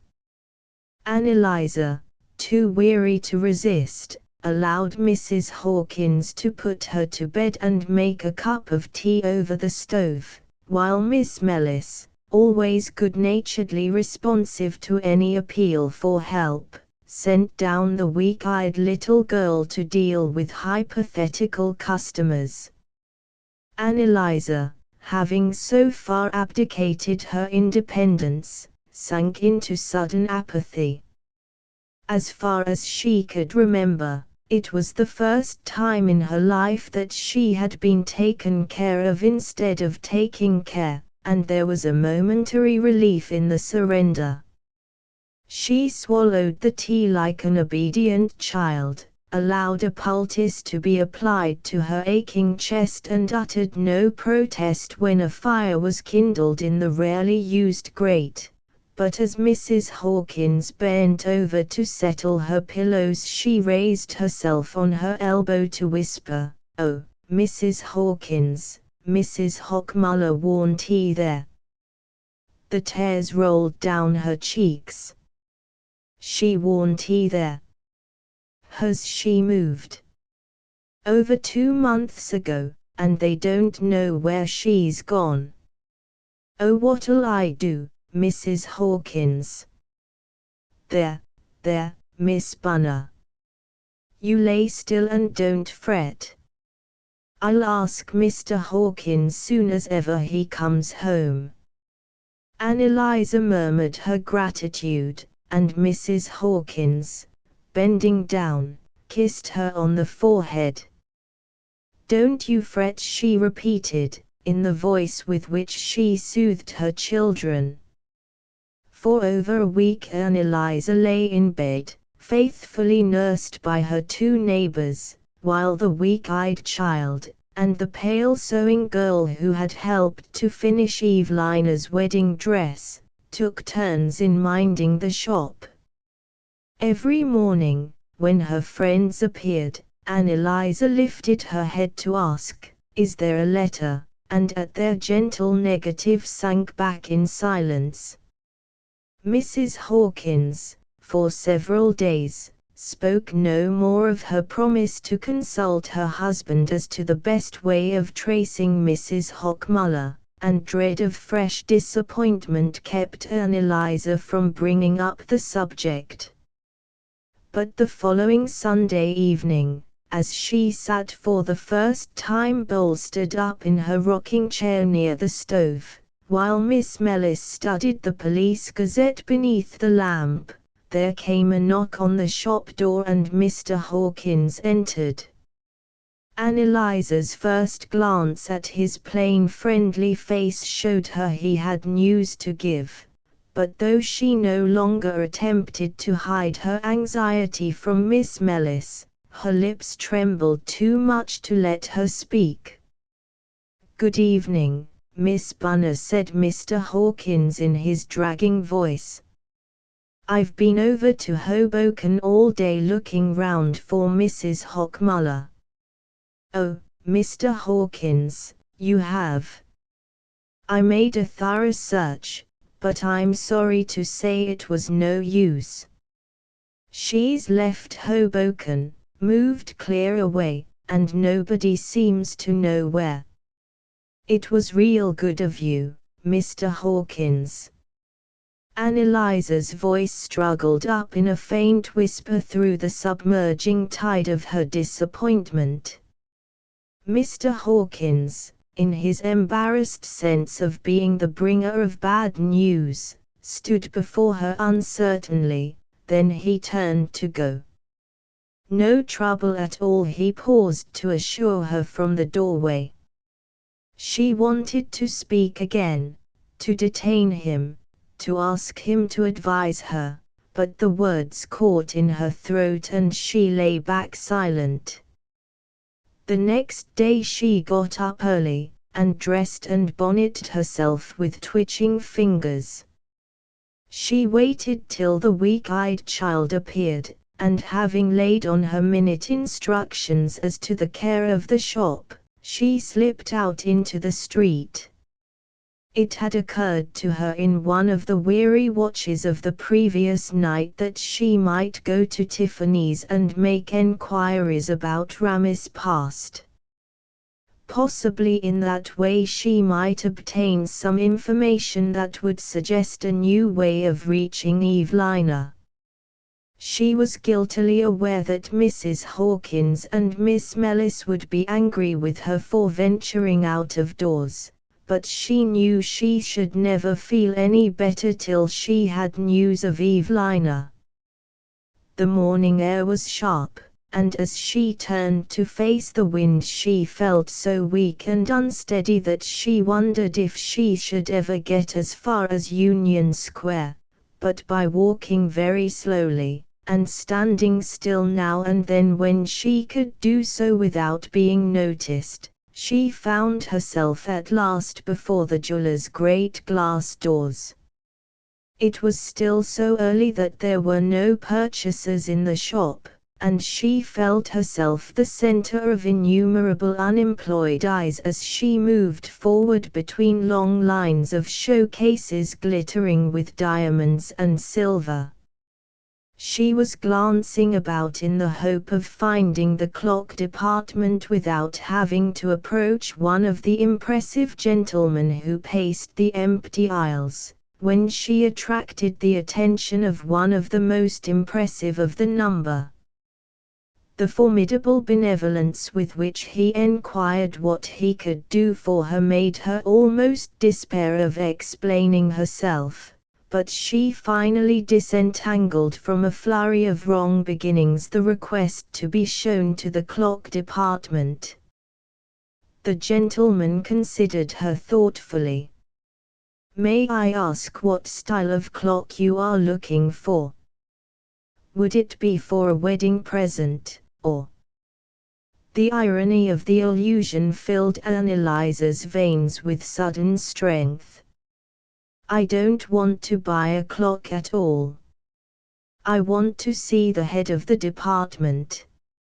Mr. Loomis." His stare still weighed her, then he seemed to brush aside the problem she presented as beneath his notice.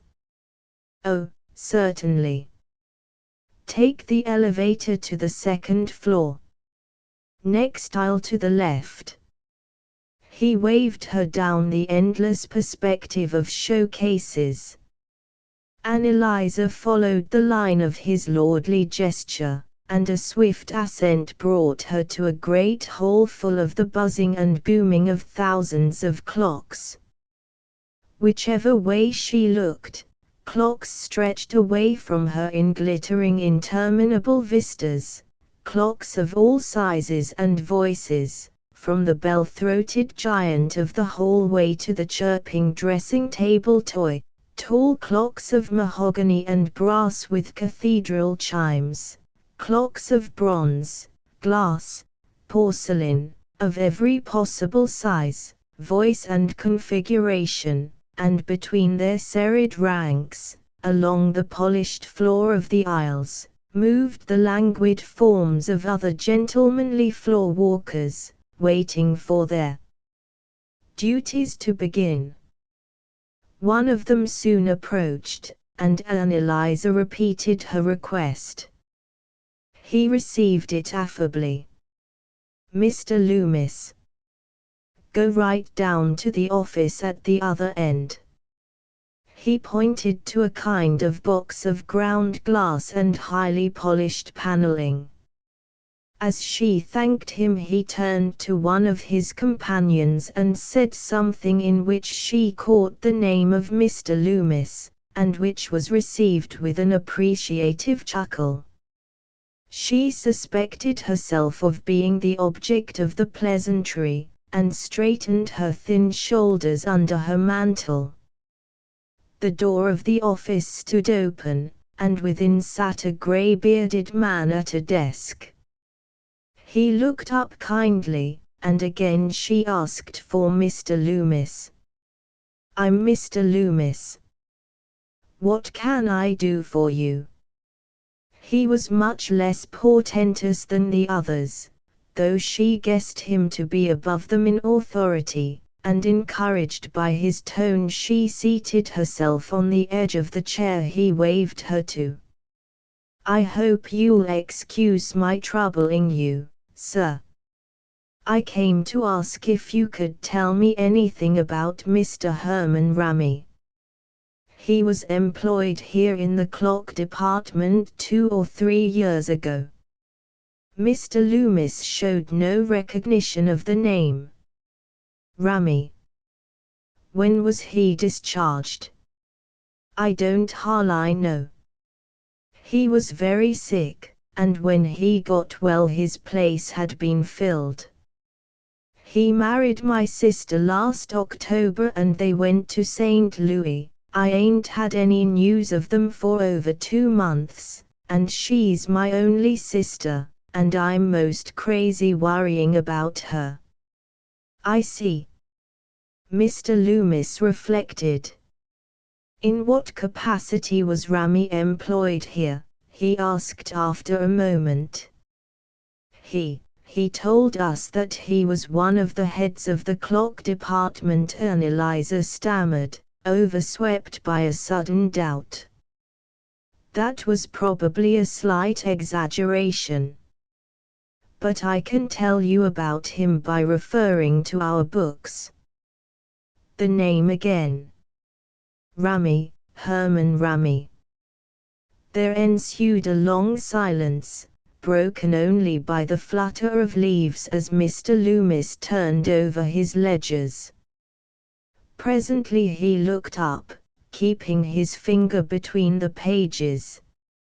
"Here it is, Herman Ramey.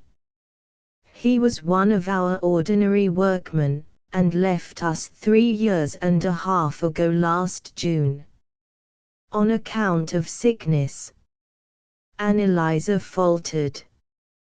Mr. Loomis appeared to hesitate, then he said, "I see no mention of sickness." Eliza felt his compassionate eyes on her again. "Perhaps I'd better tell you the truth. He was discharged for drug taking.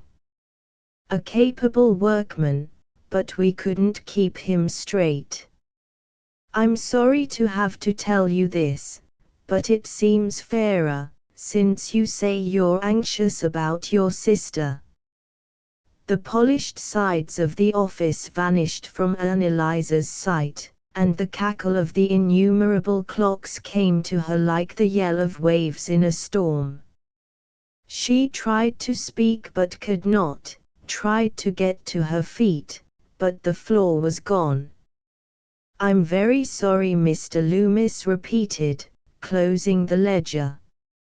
"I remember the man perfectly now. He used to disappear every now and then, and turn up again in a state that made him useless for days." As she listened, Eliza recalled the day when she had come on Mr. Ramey sitting in abject dejection behind his counter. She saw again the blurred unrecognizing eyes he had raised to her, the layer of dust over everything in the shop, and the green bronze clock in the window representing a Newfoundland dog with his paw on a book. She stood up slowly. "Thank you. I'm sorry to have troubled you." "It was no trouble. You say Ramey married your sister last October?" "Yes, sir, and they went to St. Louis right afterward. I don't know how to find her. I thought maybe somebody here might know about him. Well, possibly some of the workmen might. Leave me your name and I'll send you word if I get on his track." He handed her a pencil, and she wrote down her address. Then she walked away blindly between the clocks. 11 Mr. Loomis, true to his word, wrote a few days later that he had enquired in vain in the workshop for any news of Rami, and as she folded this letter and laid it between the leaves of her Bible, Anneliese felt that her last hope was gone. Miss Mellis, of course, had long since suggested the mediation of the police, and cited from her favorite literature convincing instances of the supernatural ability of the Pinkerton detective.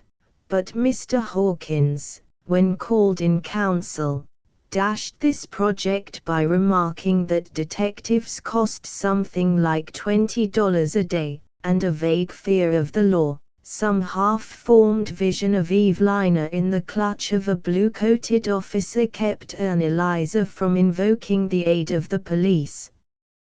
After the arrival of Mr. Loomis's note, the weeks followed each other uneventfully.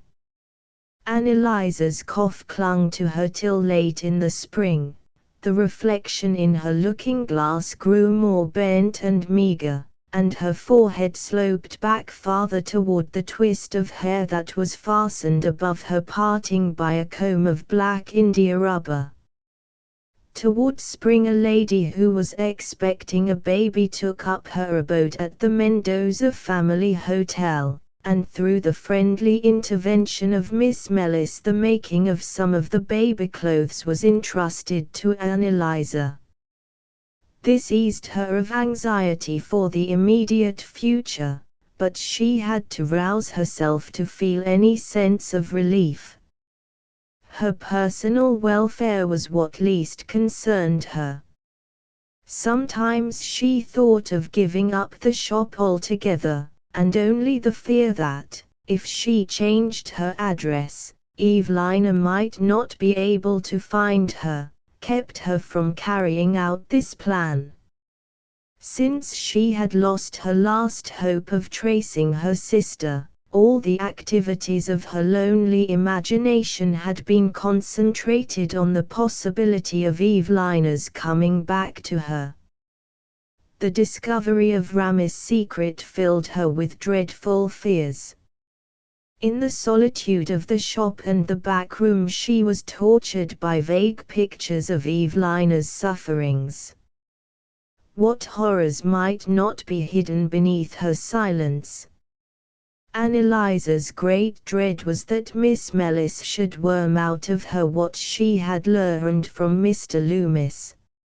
She was sure Miss Mellis must have abominable things to tell about drug fiends, things she did not have the strength to hear. Drug fiend, the very word was satanic. She could hear Miss Mellis roll it on her tongue. But Anneliese's own imagination, left to itself, had begun to people the long hours with evil visions. Sometimes, in the night, she thought she heard herself called. The voice was her sister's, but faint with a nameless terror. Her most peaceful moments were those in which she managed to convince herself that Evelina was dead. She thought of her then, mournfully but more calmly, as thrust away under the neglected mound of some unknown cemetery, where no headstone marked her name, no mourner with flowers for another grave paused in pity to lay a blossom on hers. But this vision did not often give Anneliese its negative relief, and always, beneath its hazy lines, lurked the dark conviction that Evelina was alive, in misery and longing for her. So the summer wore on. Anneliese was conscious that Mrs. Hawkins and Miss Mellis were watching her with affectionate anxiety, but the knowledge brought no comfort. She no longer cared what they felt or thought about her.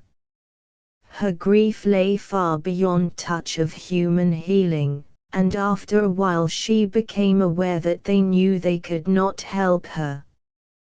They still came in as often as their busy lives permitted, but their visits grew shorter, and Mrs. Hawkins always brought Arthur or the baby, so that there should be something to talk about, and someone whom she could scold.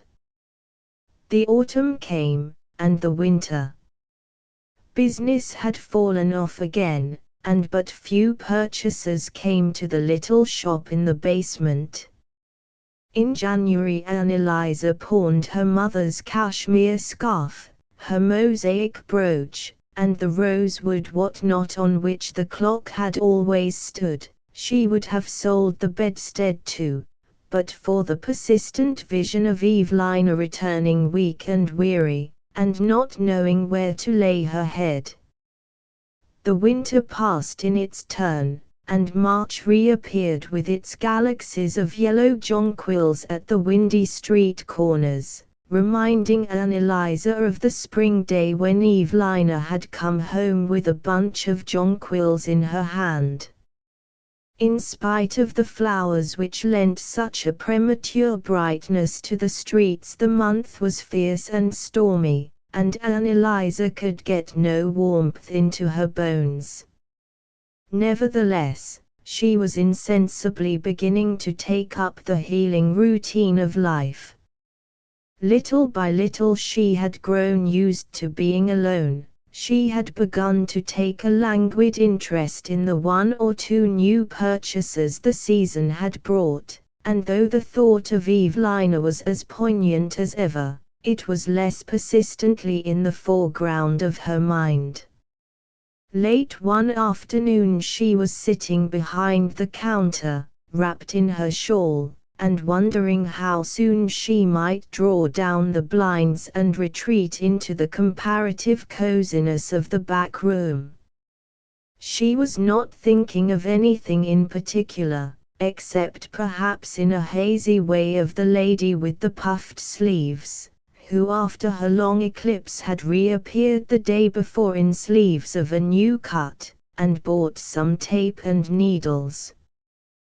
The lady still wore mourning, but she was evidently lightening it, and Anneliese saw in this the hope of future orders. The lady had left the shop about an hour before, walking away with her graceful step toward Fifth Avenue. She had wished Anneliese good day in her usual affable way, and Anneliese thought how odd it was that they should have been acquainted so long, and yet that she should not know the lady's name. From this consideration her mind wandered to the cut of the lady's new sleeves, and she was vexed with herself for not having noted it more carefully. She felt Miss Mellis might have liked to know about it. Anneliese's powers of observation had never been as keen as Evelina's, when the latter was not too self-absorbed to exert them. As Miss Mellis always said, Evelina could take patterns with her eyes. She could have cut that new sleeve out of a folded newspaper in a trice. Musing on these things, Anneliese wished the lady would come back and give her another look at the sleeve. It was not unlikely that she might pass that way, for she certainly lived in or about the square.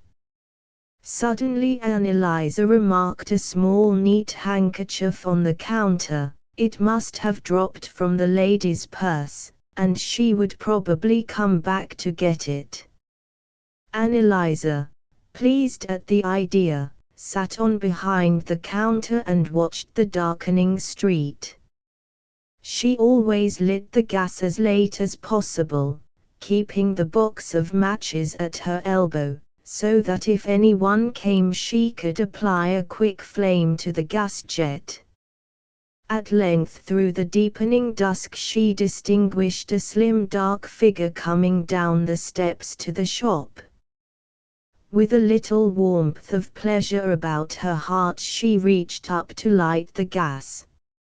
I do believe I'll ask her name this time, she thought. She raised the flame to its full height, and saw her sister standing in the door. There she was at last, the poor pale shade of Evelina, her thin face blanched of its faint pink, the stiff ripples gone from her hair, and a mantle shabbier than Annelise's drawn about her narrow shoulders. The glare of the gas beat full on her as she stood and looked at Annelise. "Sister, oh, Evelina. I knowed you'd come." Annelise had caught her close with a long moan of triumph. Vague words poured from her as she laid her cheek against Evelina's, trivial inarticulate endearments caught from Mrs. Hawkins's long discourses to her baby. For a while Evelina let herself be passively held, then she drew back from her sister's clasp and looked about the shop. "I'm dead tired." "Ain't there any fire?" she asked. "Of course there is." Annelise, holding her hand fast, drew her into the back room.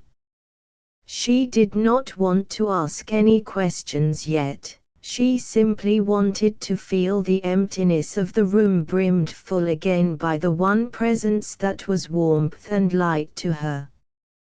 She knelt down before the grate, scraped some bits of coal and kindling from the bottom of the coal scuttle, and drew one of the rocking chairs up to the weak flame. "There, that'll blaze up in a minute," she said.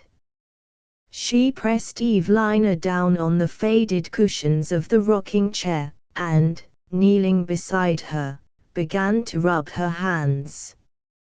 "You're stone cold, ain't you? Just sit still and warm yourself while I run and get the kettle. I've got something you always used to fancy for supper." She laid her hand on Evelina's shoulder. "Don't talk, oh, don't talk yet," she implored. She wanted to keep that one frail second of happiness between herself and what she knew must come. Evelina, without a word, bent over the fire, stretching her thin hands to the blaze and watching Annelise fill the kettle and set the supper table. Her gaze had the dreamy fixity of a half-awakened child's. Annelise, with a smile of triumph, brought a slice of custard pie from the cupboard and put it by her sister's plate. "You do like that, don't you? Miss Mellis sent it down to me this morning. She had her aunt from Brooklyn to dinner. Ain't it funny it just so happened?" "I ain't hungry," said Evelina, rising to approach the table. She sat down in her usual place, looked about her with the same wondering stare, and then, as of old, poured herself out the first cup of tea. "Where's the what-not gone to?" she suddenly asked. Annelise set down the teapot and rose to get a spoon from the cupboard. With her back to the room she said, "The what-not?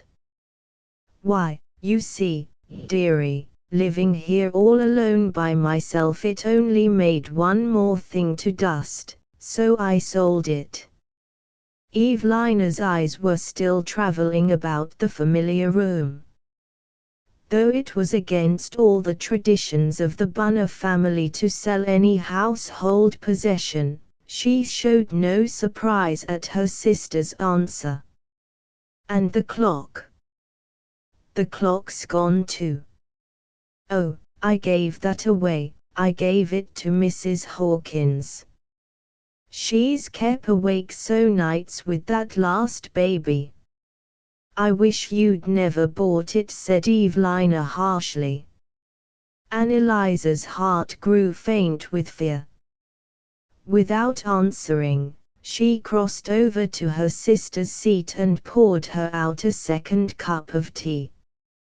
Then another thought struck her, and she went back to the cupboard and took out the cordial.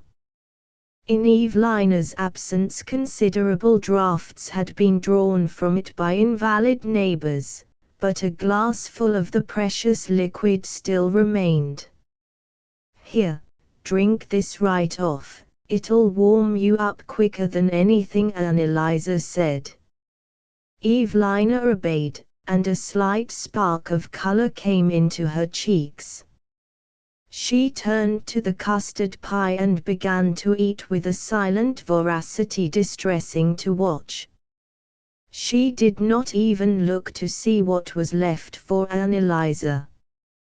I ain't hungry, she said at last as she laid down her fork. I'm only so dead tired, that's the trouble. Then you'd better get right into bed. Here's my old plaid dressing gown, you remember it, don't you?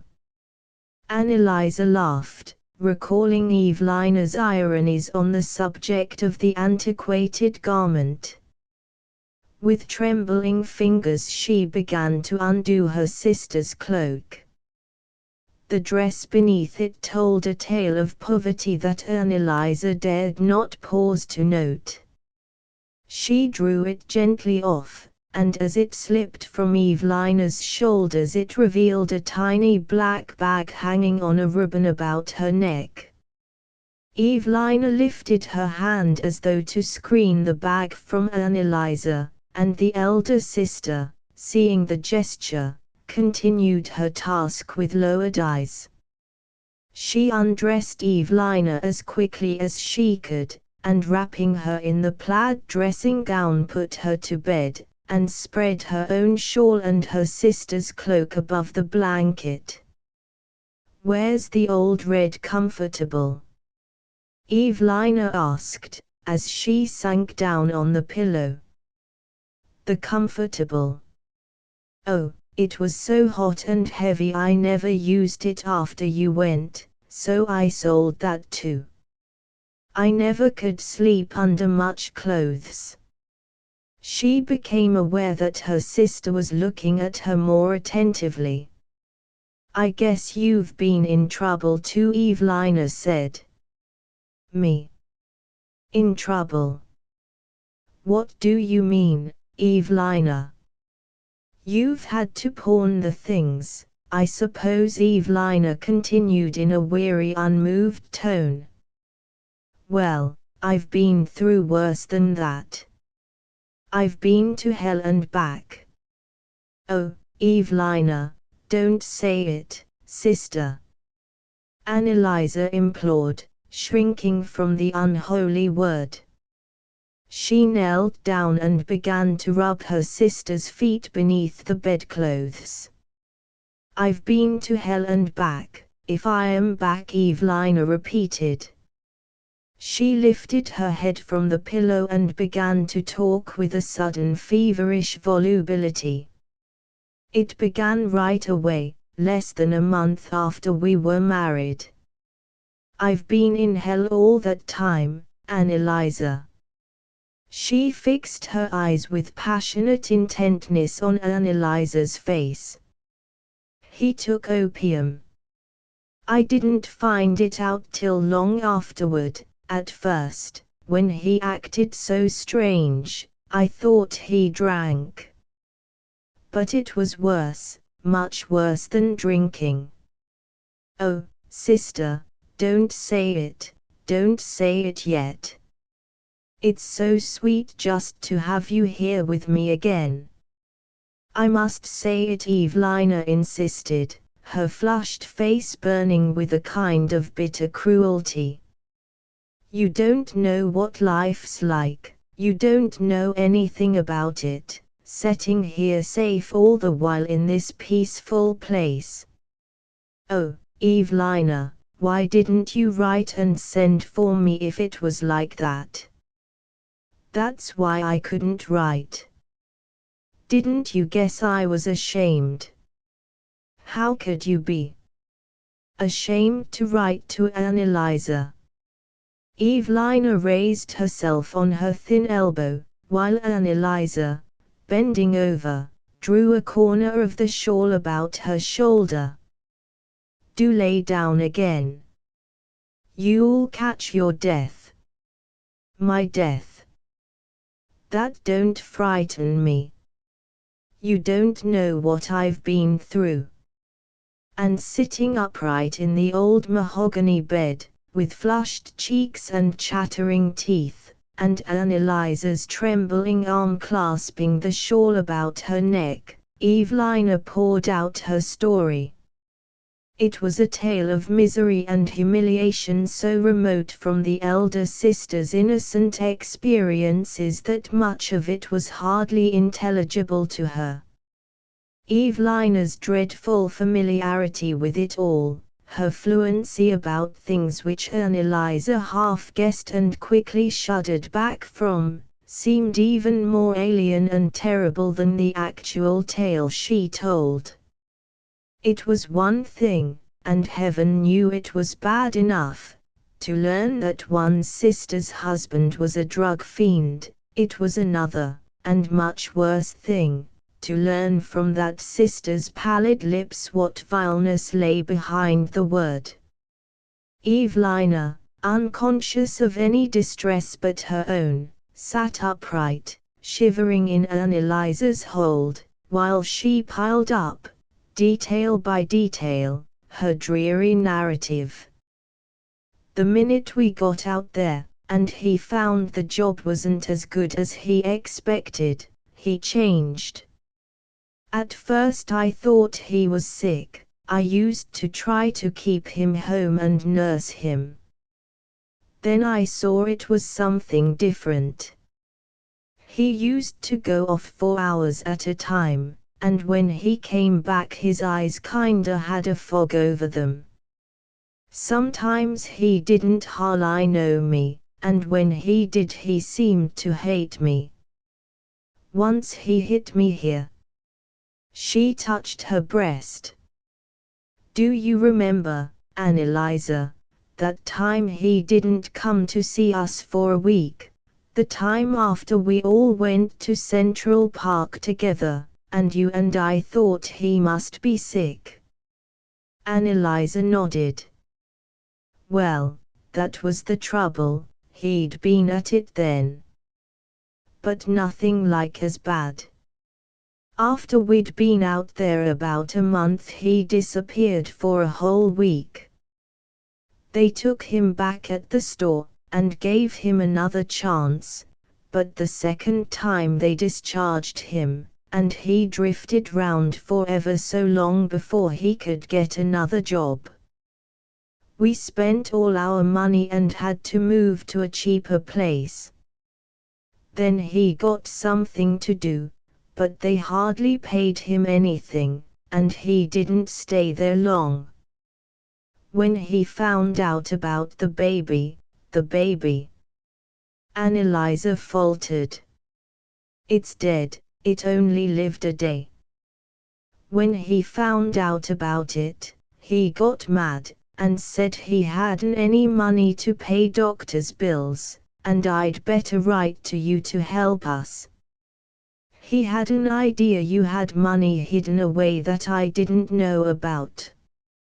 She turned to her sister with remorseful eyes. It was him that made me get that $100 out of you. Hush, hush. I always meant it for you anyhow. Yes, but I wouldn't have taken it if he hadn't been at me the whole time. He used to make me do just what he wanted. Well, when I said I wouldn't write to you for more money he said I'd better try and earn some myself. That was when he struck me. Oh, you don't know what I'm talking about yet. I tried to get work at a milliner's, but I was so sick I couldn't stay. I was sick all the time. I wished I'd hard died, Anneliesa. No, no, Evelina. Yes, I do. It kept getting worse and worse. We pawned the furniture, and they turned us out because we couldn't pay the rent, and so then we went to board with Mrs. Hockmuller. Anneliesa pressed her closer to dissemble her own tremor. Mrs. Hockmuller. Didn't you know she was out there? She moved out a month after we did. She wasn't bad to me, and I think she tried to keep him straight, but Linda. Well, when I kept getting worse, and he was always off, for days at a time, the doctor had me sent to a hospital. A hospital. Sister. It was better than being with him, and the doctors were real kind to me. After the baby was born I was very sick and had to stay there a good while. And one day when I was laying there Mrs. Hockmuller came in as white as a sheet, and told me him and Linda had gone off together and taken all her money. That's the last I ever saw of him. She broke off with a laugh and began to cough again. Anneliesa tried to persuade her to lie down and sleep, but the rest of her story had to be told before she could be soothed into consent. After the news of Ramis' flight she had had brain fever, and had been sent to another hospital where she stayed a long time, how long she couldn't remember. Dates and days meant nothing to her in the shapeless ruin of her life. When she left the hospital she found that Mrs. Hockmuller had gone too. She was penniless, and had no one to turn to. A lady visitor at the hospital was kind, and found her a place where she did housework, but she was so weak they couldn't keep her.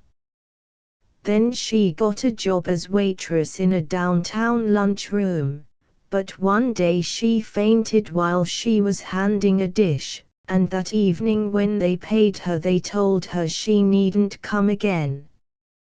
After that I begged in the streets. Anneliesa's grasp again grew tight, and one afternoon last week, when the matinees was coming out, I met a man with a pleasant face, something like Mr. Hawkins, and he stopped and asked me what the trouble was. I told him if he'd give me $5 I'd have money enough to buy a ticket back to New York, and he took a good look at me and said, well, if that was what I wanted he'd go straight to the station with me and give me the $5 there. So he did, and he bought the ticket, and put me in the cars. Evelina sank back, her face a sallow wedge in the white cleft of the pillow. Anneliesa leaned over her, and for a long time they held each other without speaking. They were still clasped in this dumb embrace when there was a step in the shop and Anneliesa, starting up, saw Miss Mellis in the doorway. My sakes, Miss Bunner. What in the land are you doing? Miss Evelina, Mrs. Ramy, it ain't you. Miss Melissa's eyes, bursting from their sockets, sprang from Evelina's pallid face to the disordered supper table and the heap of worn clothes on the floor, then they turned back to Anneliesa, who had placed herself on the defensive between her sister and the dressmaker. My sister Evelina has come back on a visit. She was taken sick in the cars on the way home. I guess she caught cold, so I made her go right to bed as soon as ever she got here. Anneliese was surprised at the strength and steadiness of her voice. Fortified by its sound, she went on, her eyes on Miss Melissa's baffled countenance. Mr. Ramy has gone west on a trip connected with his business, and Evelina is going to stay with me till he comes back. 12. What measure of belief her explanation of Evelina's return obtained in the small circle of her friends Anneliese did not pause to enquire. Though she could not remember ever having told a lie before, she adhered with rigid tenacity to the consequences of her first lapse from truth, and fortified her original statement with additional details whenever a questioner sought to take her unawares. But other and more serious burdens lay on her startled conscience. For the first time in her life she dimly faced the awful problem of the inutility of self-sacrifice. Hitherto she had never thought of questioning the inherited principles which had guided her life. Self-effacement for the good of others had always seemed to her both natural and necessary, but then she had taken it for granted that it implied the securing of that good. Now she perceived that to refuse the gifts of life does not ensure their transmission to those for whom they have been surrendered, and her familiar heaven was unpeopled. She felt she could no longer trust in the goodness of God, and there was only a black abyss above the roof of Bunner Sisters. But there was little time to brood upon such problems. The care of Evelina filled Anneliese's days and nights. The hastily summoned doctor had pronounced her to be suffering from pneumonia, and under his care the first stress of the disease was relieved. But her recovery was only partial, and long after the doctor's visits had ceased she continued to lie in bed, too weak to move, and seemingly indifferent to everything about her. At length one evening, about 6 weeks after her return, she said to her sister, "I don't feel's if I'd ever get up again." Anneliese turned from the kettle she was placing on the stove. She was startled by the echo the words woke in her own breast. "Don't you talk like that, Evelina. I guess you're only tired out, and disheartened." "Yes, I'm disheartened," Evelina murmured. A few months earlier Anneliese would have met the confession with a word of pious admonition, now she accepted it in silence. "Maybe you'll brighten up when your cough gets better," she suggested. "Yes, or my cough'll get better when I brighten up," Evelina retorted with a touch of her old tartness. "Does your cough keep on hurting you just as much?" "I don't see's there's much difference." "Well, I guess I'll get the doctor to come round again," Anneliese said, trying for the matter-of-course tone in which one might speak of sending for the plumber or the gas-fitter. "It ain't any use sending for the doctor, and who's going to pay him?" "I am," answered the elder sister. "Here's your tea, and a mite of toast. Don't that tempt you?"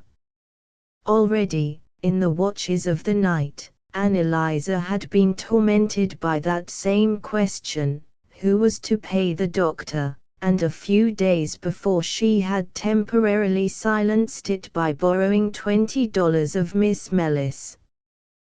The transaction had cost her one of the bitterest struggles of her life. She had never borrowed a penny of anyone before, and the possibility of having to do so had always been classed in her mind among those shameful extremities to which Providence does not let decent people come. but nowadays she no longer believed in the personal supervision of Providence, and had she been compelled to steal the money instead of borrowing it, she would have felt that her conscience was the only tribunal before which she had to answer. Nevertheless, the actual humiliation of having to ask for the money was no less bitter, and she could hardly hope that Miss Mellis would view the case with the same detachment as herself. Miss Mellis was very kind, but she not unnaturally felt that her kindness should be rewarded by according her the right to ask questions, and bit by bit Anneliese saw Evelina's miserable secret slipping into the dressmaker's possession. When the doctor came she left him alone with Evelina, busying herself in the shop that she might have an opportunity of seeing him alone on his way out.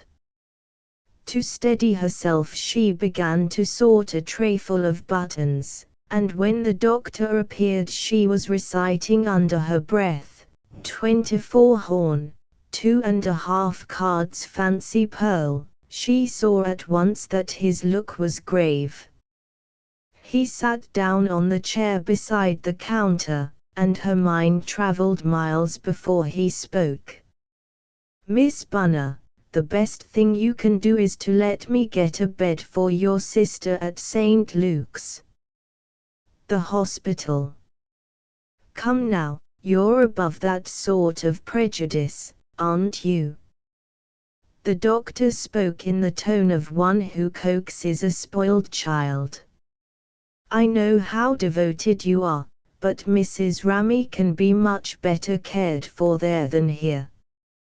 You really haven't time to look after her and attend to your business as well. There'll be no expense, you understand." Anneliese made no answer. "You think my sister's going to be sick a good while, then?" she asked. "Well, yes, possibly." "You think she's very sick?" "Well, yes. She's very sick." His face had grown still graver. He sat there as though he had never known what it was to hurry. Anneliese continued to separate the pearl and horn buttons. Suddenly she lifted her eyes and looked at him. "Is she going to die?" The doctor laid a kindly hand on hers. "We never say that, Miss Bunner. Human skill works wonders, and at the hospital Mrs. Ramey would have every chance." "What is it? What's she dying of?" The doctor hesitated, seeking to substitute a popular phrase for the scientific terminology which rose to his lips. "I want to know," Anneliese persisted. "Yes, of course, I understand. Well, your sister has had a hard time lately, and there is a complication of causes, resulting in consumption, rapid consumption. At the hospital, I'll keep her here," said Anneliese quietly. After the doctor had gone she went on for some time sorting the buttons, then she slipped the tray into its place on a shelf behind the counter and went into the back room. She found Evelina propped upright against the pillows, a flush of agitation on her cheeks. Anneliese pulled up the shawl which had slipped from her sister's shoulders. "How long you've been? What's he been saying?" "Oh, he went long ago, he only stopped to give me a prescription. I was sorting out that tray of buttons. Miss Melissa's girl got them all mixed up." She felt Evelina's eyes upon her. "He must have said something, what was it?" "Why, he said you'd have to be careful," and stay in bed, and take this new medicine he's given you. Did he say I was going to get well? Why, Evelina. What's the use, Annalisa? You can't deceive me. I've just been up to look at myself in the glass, and I saw plenty of them in the hospital that looked like me. They didn't get well, and I ain't going to. Her head dropped back. It don't much matter, I'm about tired. Only there's one thing, Annalisa. The elder sister drew near to the bed. There's one thing I ain't told you. I didn't want to tell you yet because I was afraid you might be sorry, but if he says I'm going to die, I've got to say it. She stopped to cough, and to Annalisa it now seemed as though every cough struck a minute from the hours remaining to her. Don't talk now, you're tired. I'll be tireder tomorrow, I guess. And I want you should know. Sit down close to me, there. Annalisa sat down in silence, stroking her shrunken hand. I'm a Roman Catholic, Annalisa. Evelina, oh, Evelina Bunner. A Roman Catholic, you. Oh, Evelina, did he make you? Evelina shook her head. I guess he didn't have no religion, he never spoke of it. But you see, Mrs. Hockmuller was a Catholic, and so when I was sick she got the doctor to send me to a Roman Catholic hospital, and the sisters was so good to me there, and the priest used to come and talk to me, and the things he said kept me from going crazy. He seemed to make everything easier. Oh, sister, how could you? Annalisa wailed. She knew little of the Catholic religion except that papists believed in it, in itself a sufficient indictment.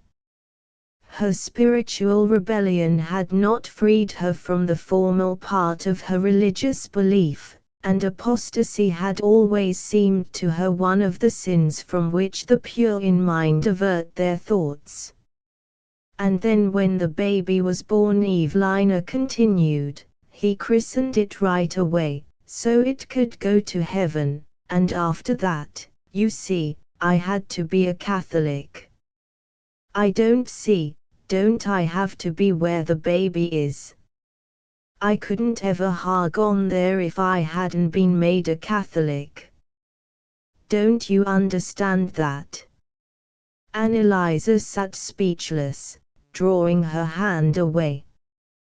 Once more she found herself shut out of Evelina's heart, an exile from her closest affections. I've got to go where the baby is, Evelina feverishly insisted. Annalisa could think of nothing to say, she could only feel that Evelina was dying, and dying as a stranger in her arms. Rami and the day-old baby had parted her forever from her sister. Evelina began again. If I get worse, I want you to send for a priest. Miss Meliss'll know where to send, she's got an aunt that's a Catholic. Promise me faithful you will. I promise, said Annalisa.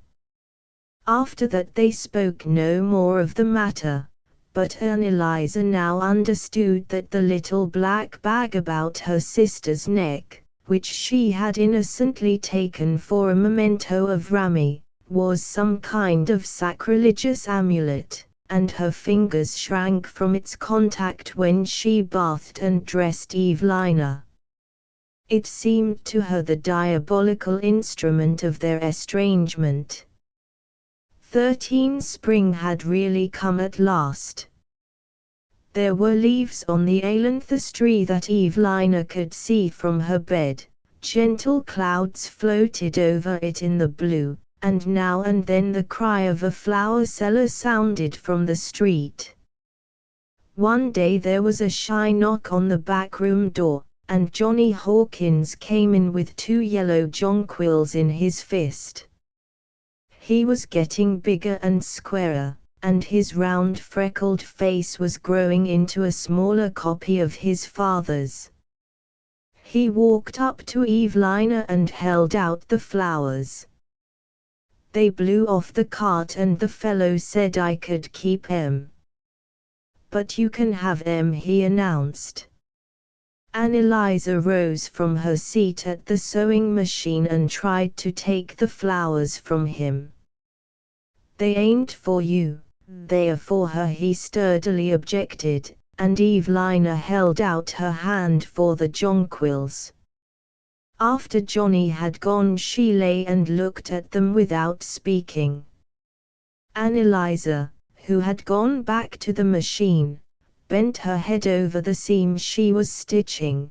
The click, click, click of the machine sounded in her ear like the tick of Ramis' clock, and it seemed to her that life had gone backward, and that Evelina, radiant and foolish, had just come into the room with the yellow flowers in her hand. When at last she ventured to look up, she saw that her sister's head had drooped against the pillow, and that she was sleeping quietly. Her relaxed hand still held the jonquils, but it was evident that they had awakened no memories. She had dozed off almost as soon as Johnny had given them to her. The discovery gave Anneliese a startled sense of the ruins that must be piled upon her past. I don't believe I could have forgotten that day, though, she said to herself. But she was glad that Evelina had forgotten. Evelina's disease moved on along the usual course, now lifting her on a brief wave of elation, now sinking her to new depths of weakness. There was little to be done, and the doctor came only at lengthening intervals. On his way out he always repeated his first friendly suggestion about sending Evelina to the hospital, and Anneliese always answered, I guess we can manage. The hours passed for her with the fierce rapidity that great joy or anguish lends them. She went through the days with a sternly smiling precision, but she hardly knew what was happening, and when nightfall released her from the shop, and she could carry her work to Evelina's bedside, the same sense of unreality accompanied her, and she still seemed to be accomplishing a task whose object had escaped her memory. Once, when Evelina felt better, she expressed a desire to make some artificial flowers, and Anneliese, deluded by this awakening interest, got out the faded bundles of stems and petals and the little tools and spools of wire. But after a few minutes the work dropped from Evelina's hands and she said, I'll wait until tomorrow. She never again spoke of the flower making, but one day, after watching Anneliese's labored attempt to trim a spring hat for Mrs. Hawkins, she demanded impatiently that the hat should be brought to her, and in a trice had galvanized the lifeless bow and given the brim the twist it needed. These were rare gleams, and more frequent were the days of speechless lassitude, when she lay for hours silently staring at the window, shaken only by the hard incessant cough that sounded to Anneliese like the hammering of nails into a coffin. At length one morning Anneliese, starting up from the mattress at the foot of the bed, hastily called Miss Mellis down, and ran through the smoky dawn for the doctor. He came back with her and did what he could to give Evelina momentary relief, Then he went away, promising to look in again before night. Miss Mellis, her head still covered with curl papers, disappeared in his wake, and when the sisters were alone Evelina beckoned to Anneliese. "You promised," she whispered, grasping her sister's arm, and Anneliese understood. She had not yet dared to tell Miss Mellis of Evelina's change of faith. It had seemed even more difficult than borrowing the money, but now it had to be done. She ran upstairs after the dressmaker and detained her on the landing. "Miss Mellis, can you tell me where to send for a priest, a Roman Catholic priest?" "A priest, Miss Bunner?" "Yes. My sister became a Roman Catholic while she was away. They were kind to her in her sickness, and now she wants a priest." Anneliese faced Miss Mellis with unflinching eyes. "My Aunt Duggan'll know. I'll run right round to her the minute I get my papers off," the dressmaker promised, and Anneliese thanked her. An hour or two later the priest appeared. Anneliese, who was watching, saw him coming down the steps to the shop door and went to meet him. His expression was kind, but she shrank from his peculiar dress, and from his pale face with its bluish chin and enigmatic smile. Anneliese remained in the shop.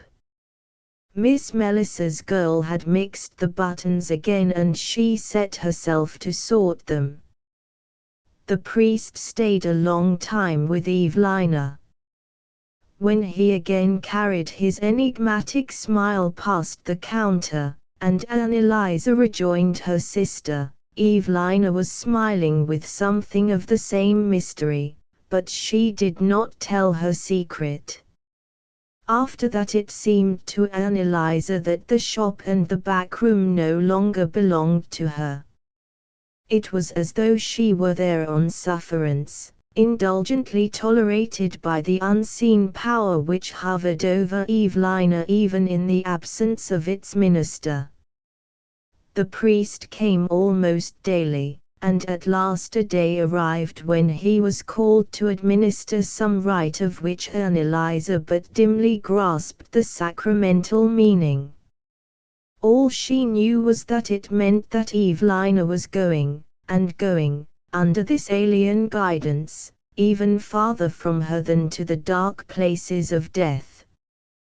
When the priest came, with something covered in his hands, she crept into the shop, closing the door of the back room to leave him alone with Evelina.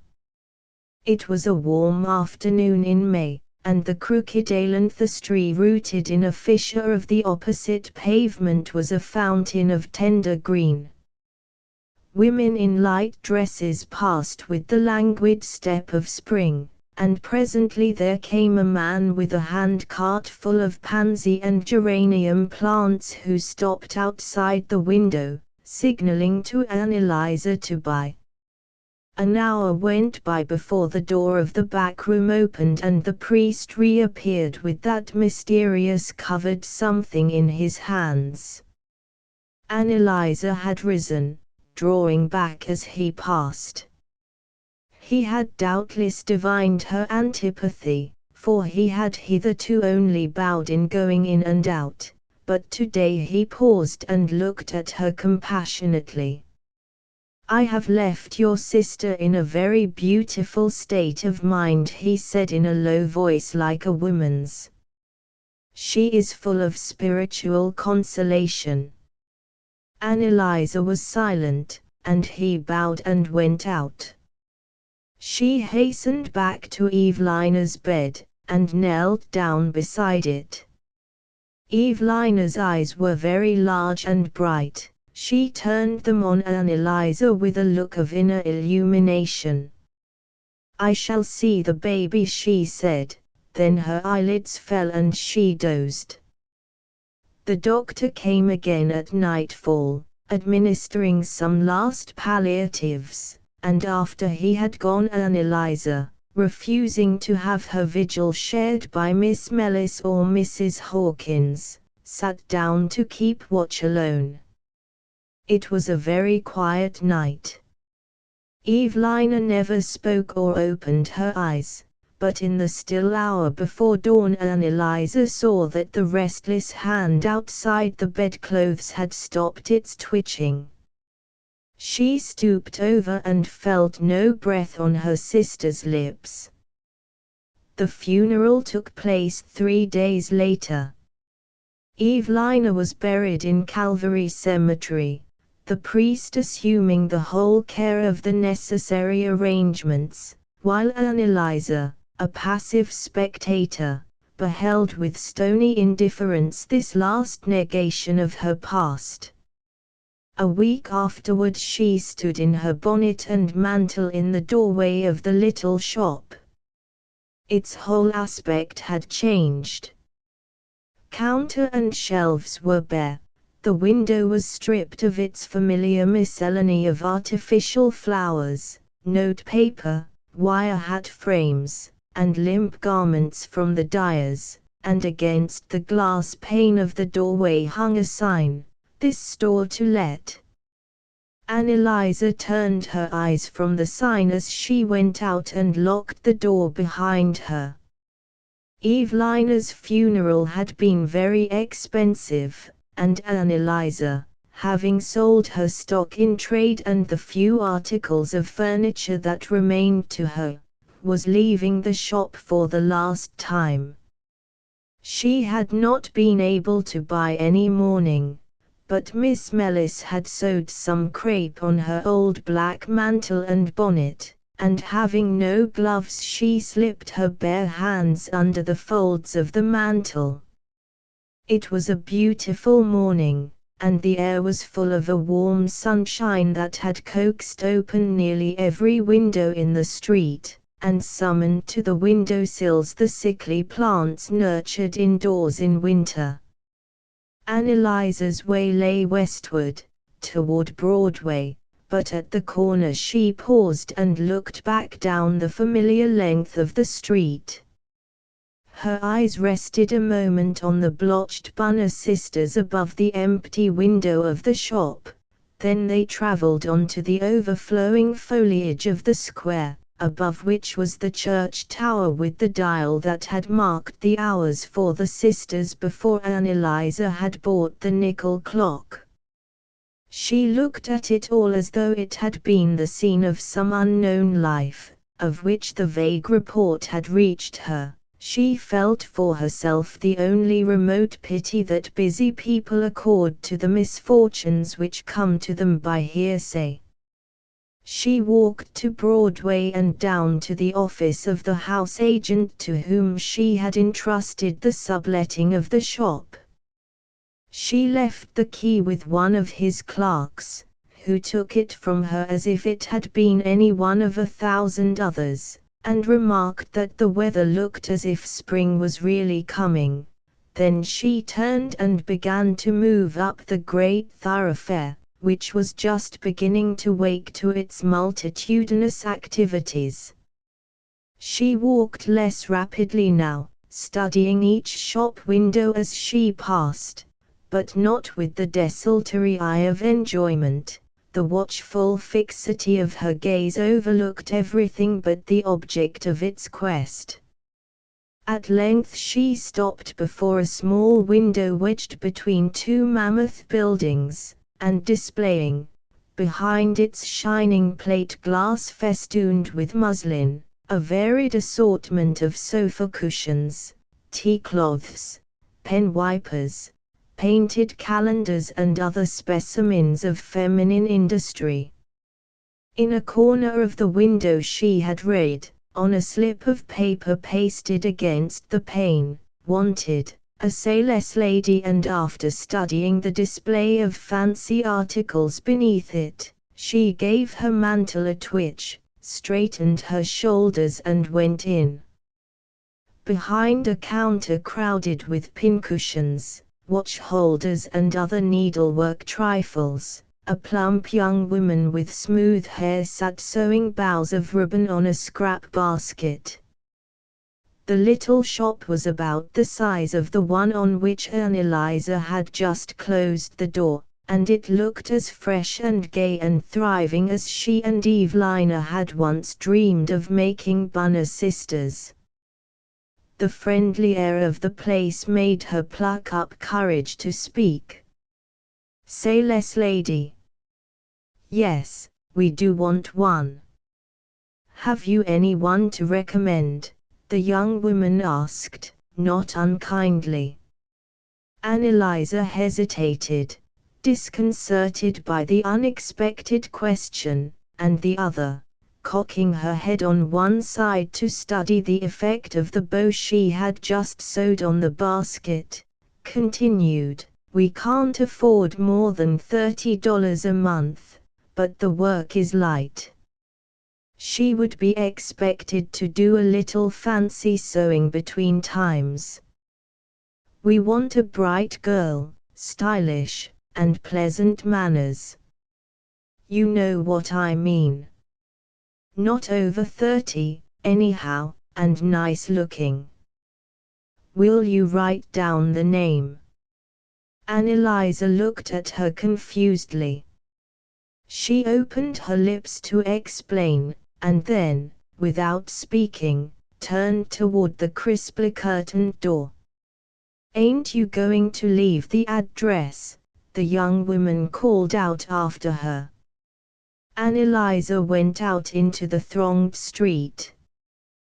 The great city, under the fair spring sky, seemed to throb with the stir of innumerable beginnings. She walked on, looking for another shop window with a sign in it. The end. ****** End of the Project Gutenberg ebook Bunner Sisters ***** Updated editions will replace the previous one, the old editions will be renamed.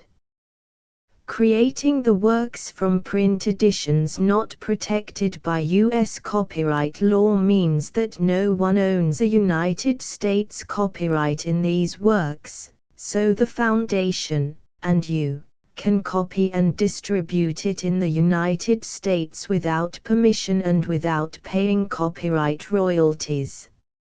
Special rules, set forth in the general terms of use part of this license, apply to copying and distributing Project Gutenberg trademark symbol electronic works to protect the Project Gutenberg trademark symbol concept and trademark.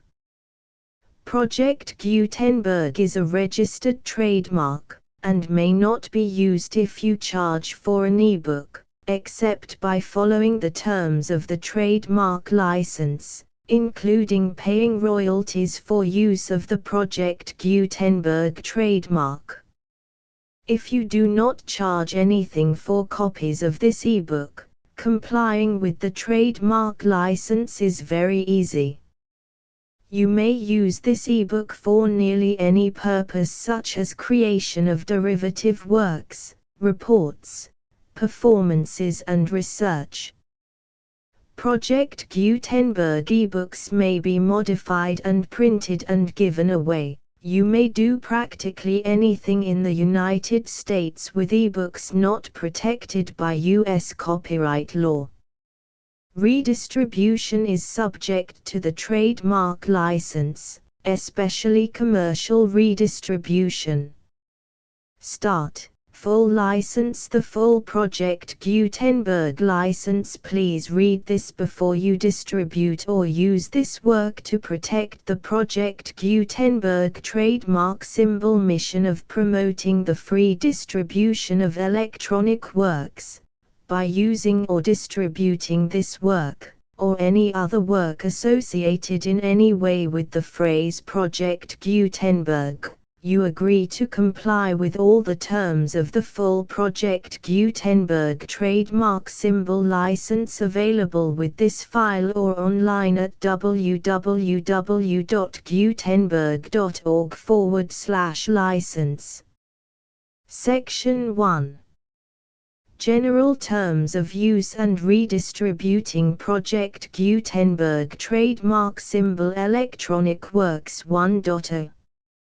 By reading or using any part of this Project Gutenberg trademark symbol electronic work, you indicate that you have read, understand, agree to and accept all the terms of this license and intellectual property, trademark/copyright, agreement.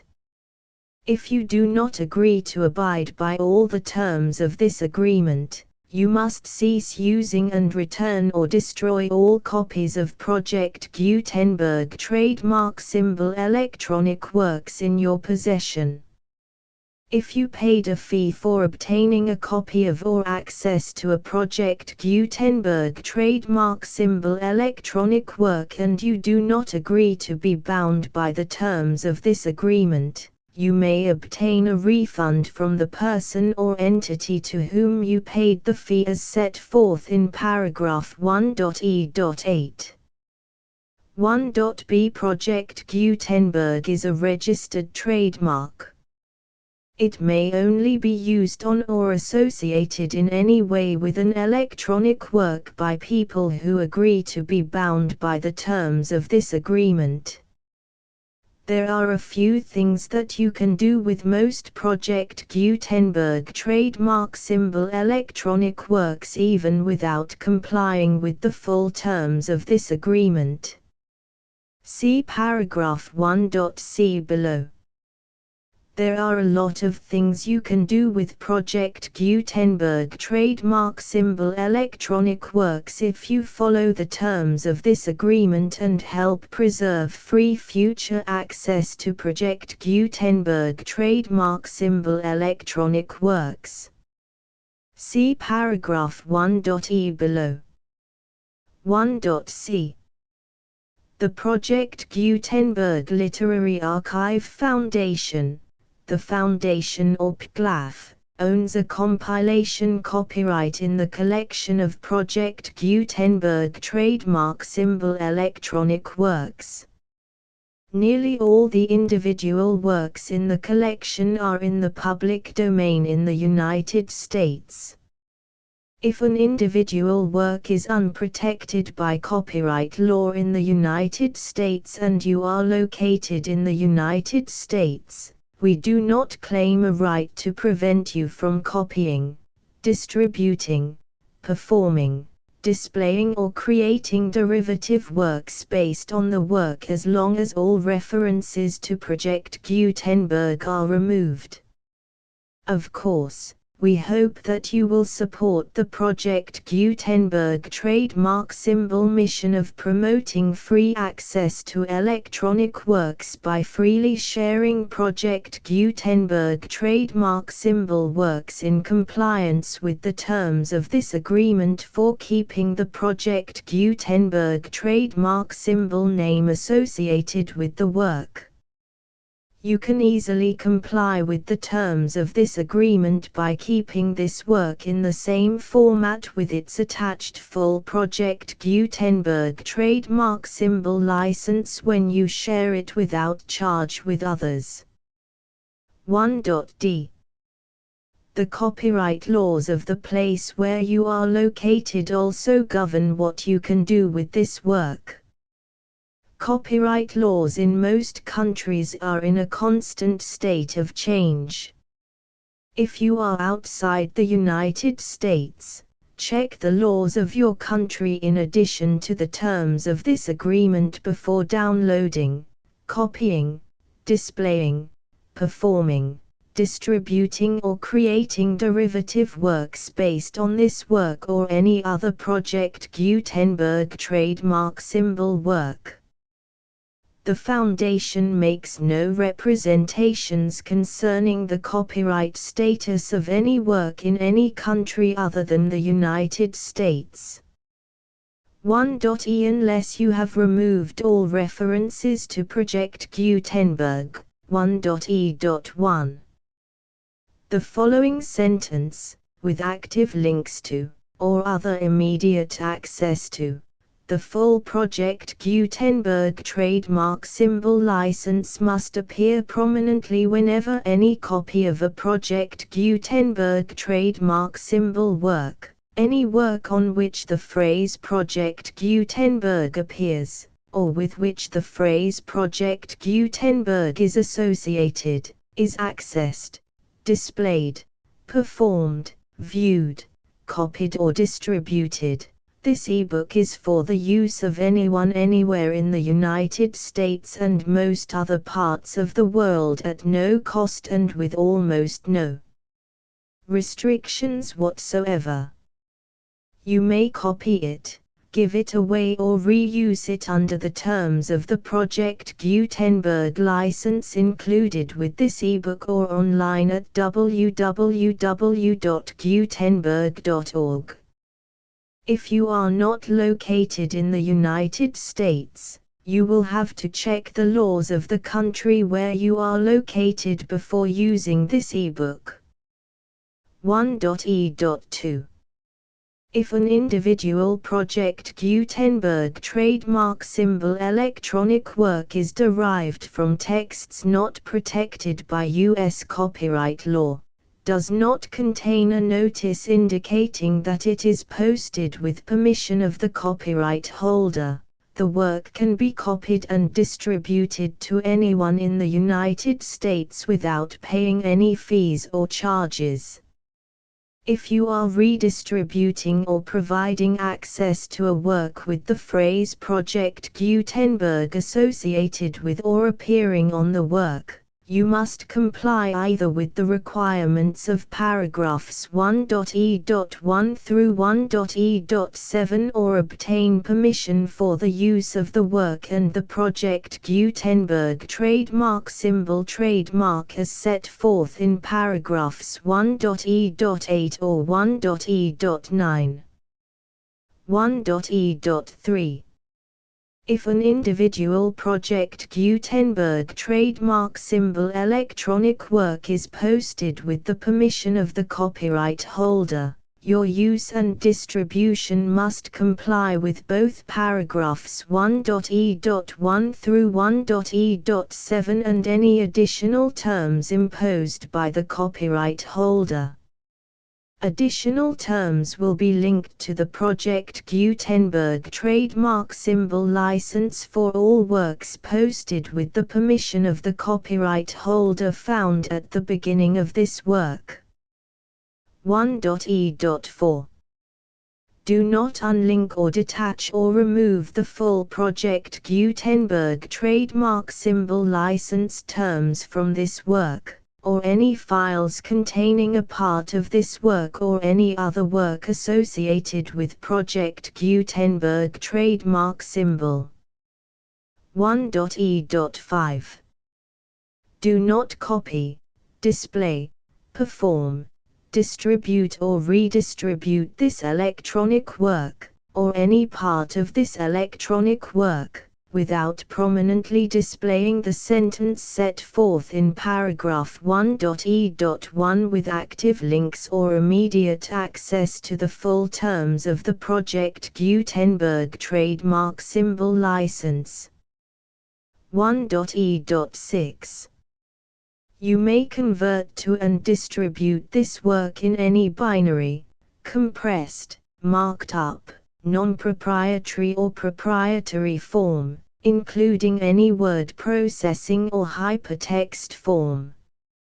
However, if you provide access to or distribute copies of a Project Gutenberg trademark symbol work in a format other than plain vanilla ASCII or other format used in the official version posted on the official Project Gutenberg trademark symbol website, www.gutenberg.org, you must, at no additional cost, fee or expense to the user, provide a copy, a means of exporting a copy, or a means of obtaining a copy upon request, of the work in its original plain vanilla ASCII or other form. Any alternate format must include the full Project Gutenberg trademark symbol license as specified in paragraph 1.e.1. 1.e.7. Do not charge a fee for access to, viewing, displaying, performing, copying or distributing any Project Gutenberg trademark symbol works unless you comply with paragraph 1.e.8 or 1.e.9. 1.e.8. You may charge a reasonable fee for copies of or providing access to or distributing Project Gutenberg trademark symbol electronic works provided that you pay a royalty fee of 20% of the gross profits you derive from the use of Project Gutenberg trademark symbol works calculated using the method you already use to calculate your applicable taxes. The fee is owed to the owner of the Project Gutenberg trademark symbol trademark, but he has agreed to donate royalties under this paragraph to the Project Gutenberg Literary Archive Foundation. Royalty payments must be paid within 60 days following each date on which you prepare, or are legally required to prepare, your periodic tax returns. Royalty payments should be clearly marked as such and sent to the Project Gutenberg Literary Archive Foundation at the address specified in Section 4, Information about donations to the Project Gutenberg Literary Archive Foundation. You provide a full refund of any money paid by a user who notifies you in writing, or by email, within 30 days of receipt that he does not agree to the terms of the full Project Gutenberg trademark symbol license. You must require such a user to return or destroy all copies of the works possessed in a physical medium and discontinue all use of and all access to other copies of Project Gutenberg trademark symbol works. You provide, in accordance with paragraph 1.f.3, a full refund of any money paid for a work or a replacement copy, if a defect in the electronic work is discovered and reported to you within 90 days of receipt of the work. You comply with all other terms of this agreement for free distribution of Project Gutenberg trademark symbol works. 1.e.9.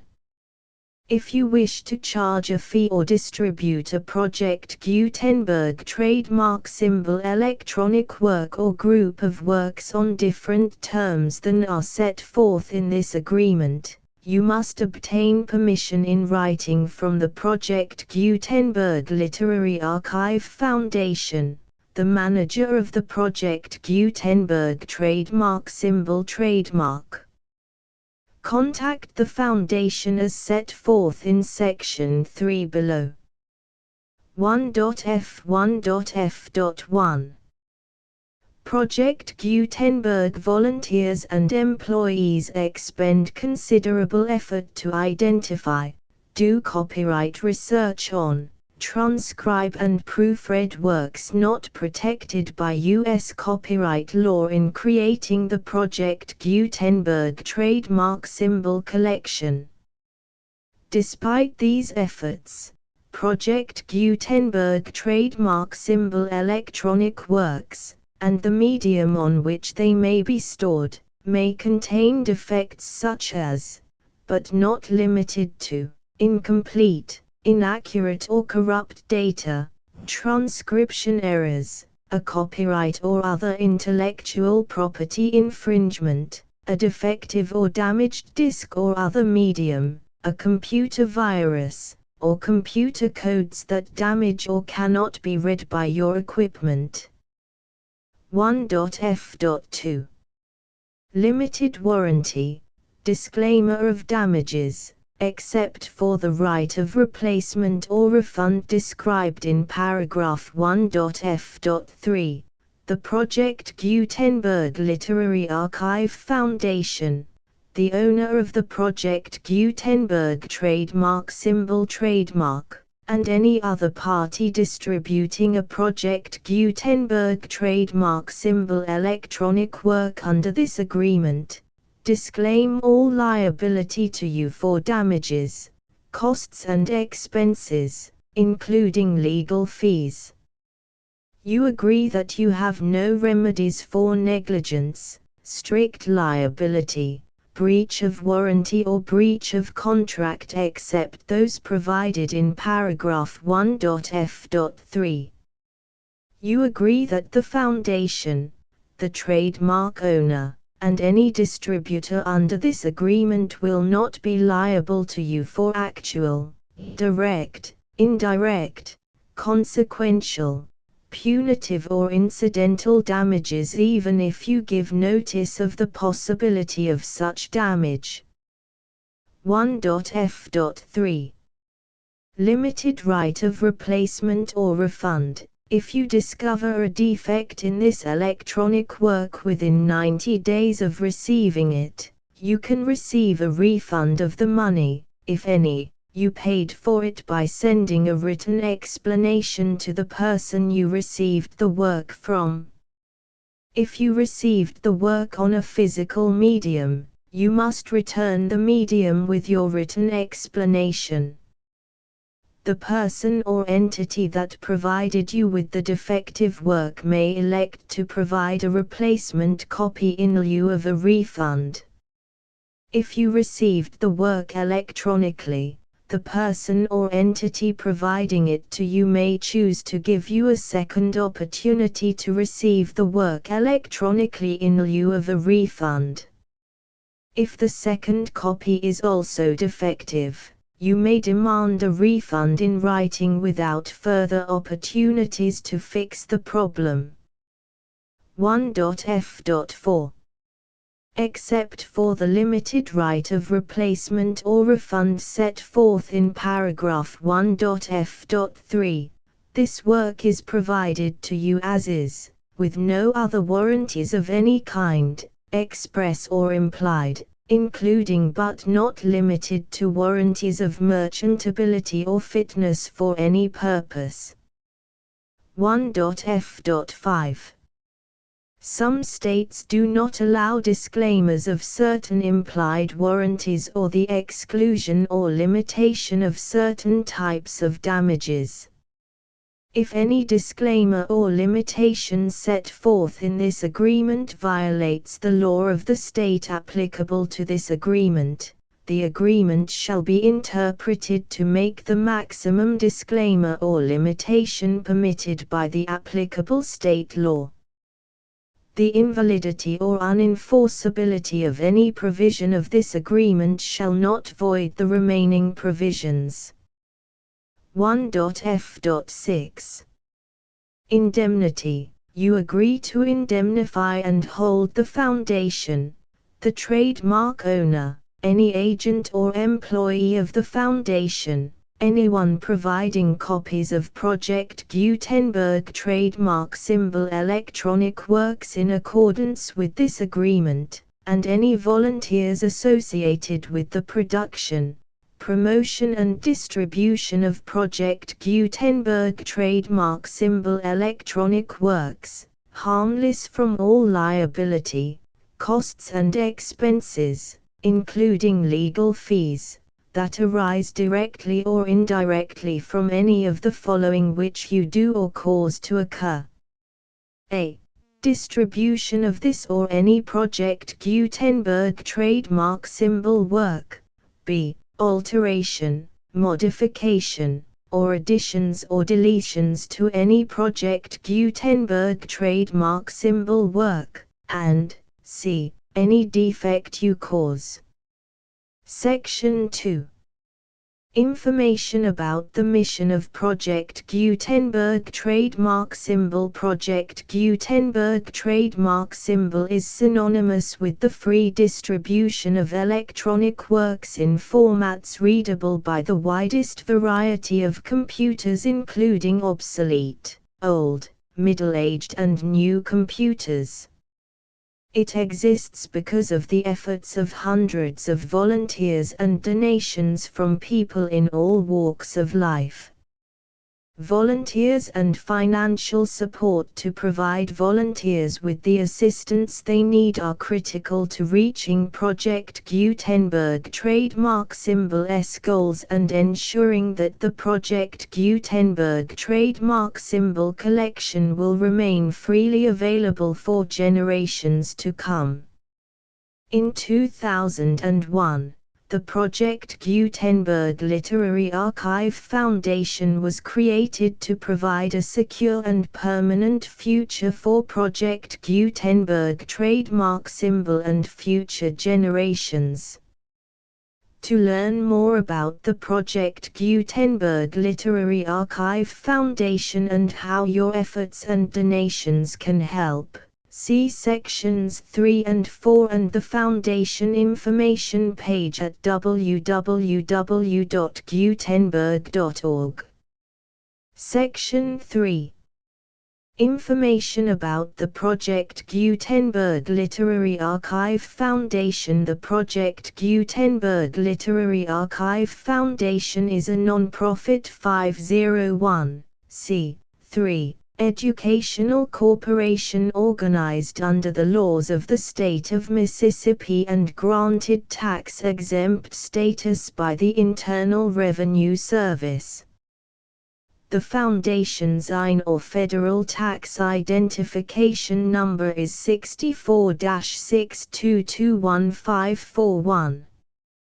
Contributions to the Project Gutenberg Literary Archive Foundation are tax-deductible to the full extent permitted by U.S. federal laws and your state's laws. The Foundation's business office is located at 809 North 1500 West, Salt Lake City, UT 84116. 801-596-1887. Email contact links and up-to-date contact information can be found at the Foundation's website and official page at www.gutenberg.org/contact section 4. Information about donations to the Project Gutenberg Literary Archive Foundation. Project Gutenberg trademark symbol depends upon and cannot survive without widespread public support and donations to carry out its mission of increasing the number of public domain and licensed works that can be freely distributed in machine-readable form accessible by the widest array of equipment, including outdated equipment. Many small donations, $1 to $5,000, are particularly important to maintaining tax-exempt status with the IRS. The Foundation is committed to complying with the laws regulating charities and charitable donations in all 50 states of the United States. Compliance requirements are not uniform and it takes a considerable effort, much paperwork and many fees to meet and keep up with these requirements. We do not solicit donations in locations where we have not received written confirmation of compliance. To send donations or determine the status of compliance for any particular state, visit www.gutenberg.org/donate. While we cannot and do not solicit contributions from states where we have not met the solicitation requirements, we know of no prohibition against accepting unsolicited donations from donors in such states who approach us with offers to donate. International donations are gratefully accepted, but we cannot make any statements concerning tax treatment of donations received from outside the United States. U.S. laws alone swamp our small staff. Please check the Project Gutenberg web pages for current donation methods and addresses. Donations are accepted in a number of other ways, including checks, online payments and credit card donations. To donate, please visit www.gutenberg.org/donate. Section 5. General information about Project Gutenberg Trademark Symbol Electronic Works. Professor Michael S. Hart was the originator of the Project Gutenberg trademark symbol concept of a library of electronic works that could be freely shared with anyone.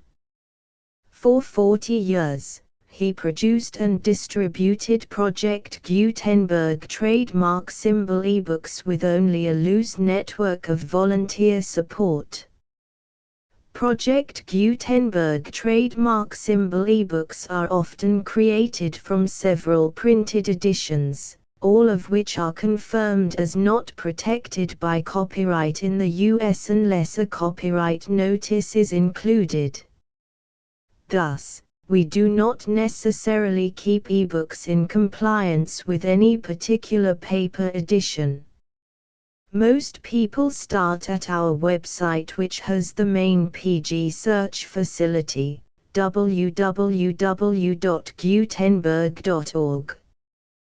This website includes information about Project Gutenberg trademark symbol, including how to make donations to the Project Gutenberg Literary Archive Foundation, how to help produce our new ebooks, and how to subscribe to our email newsletter to hear about new ebooks.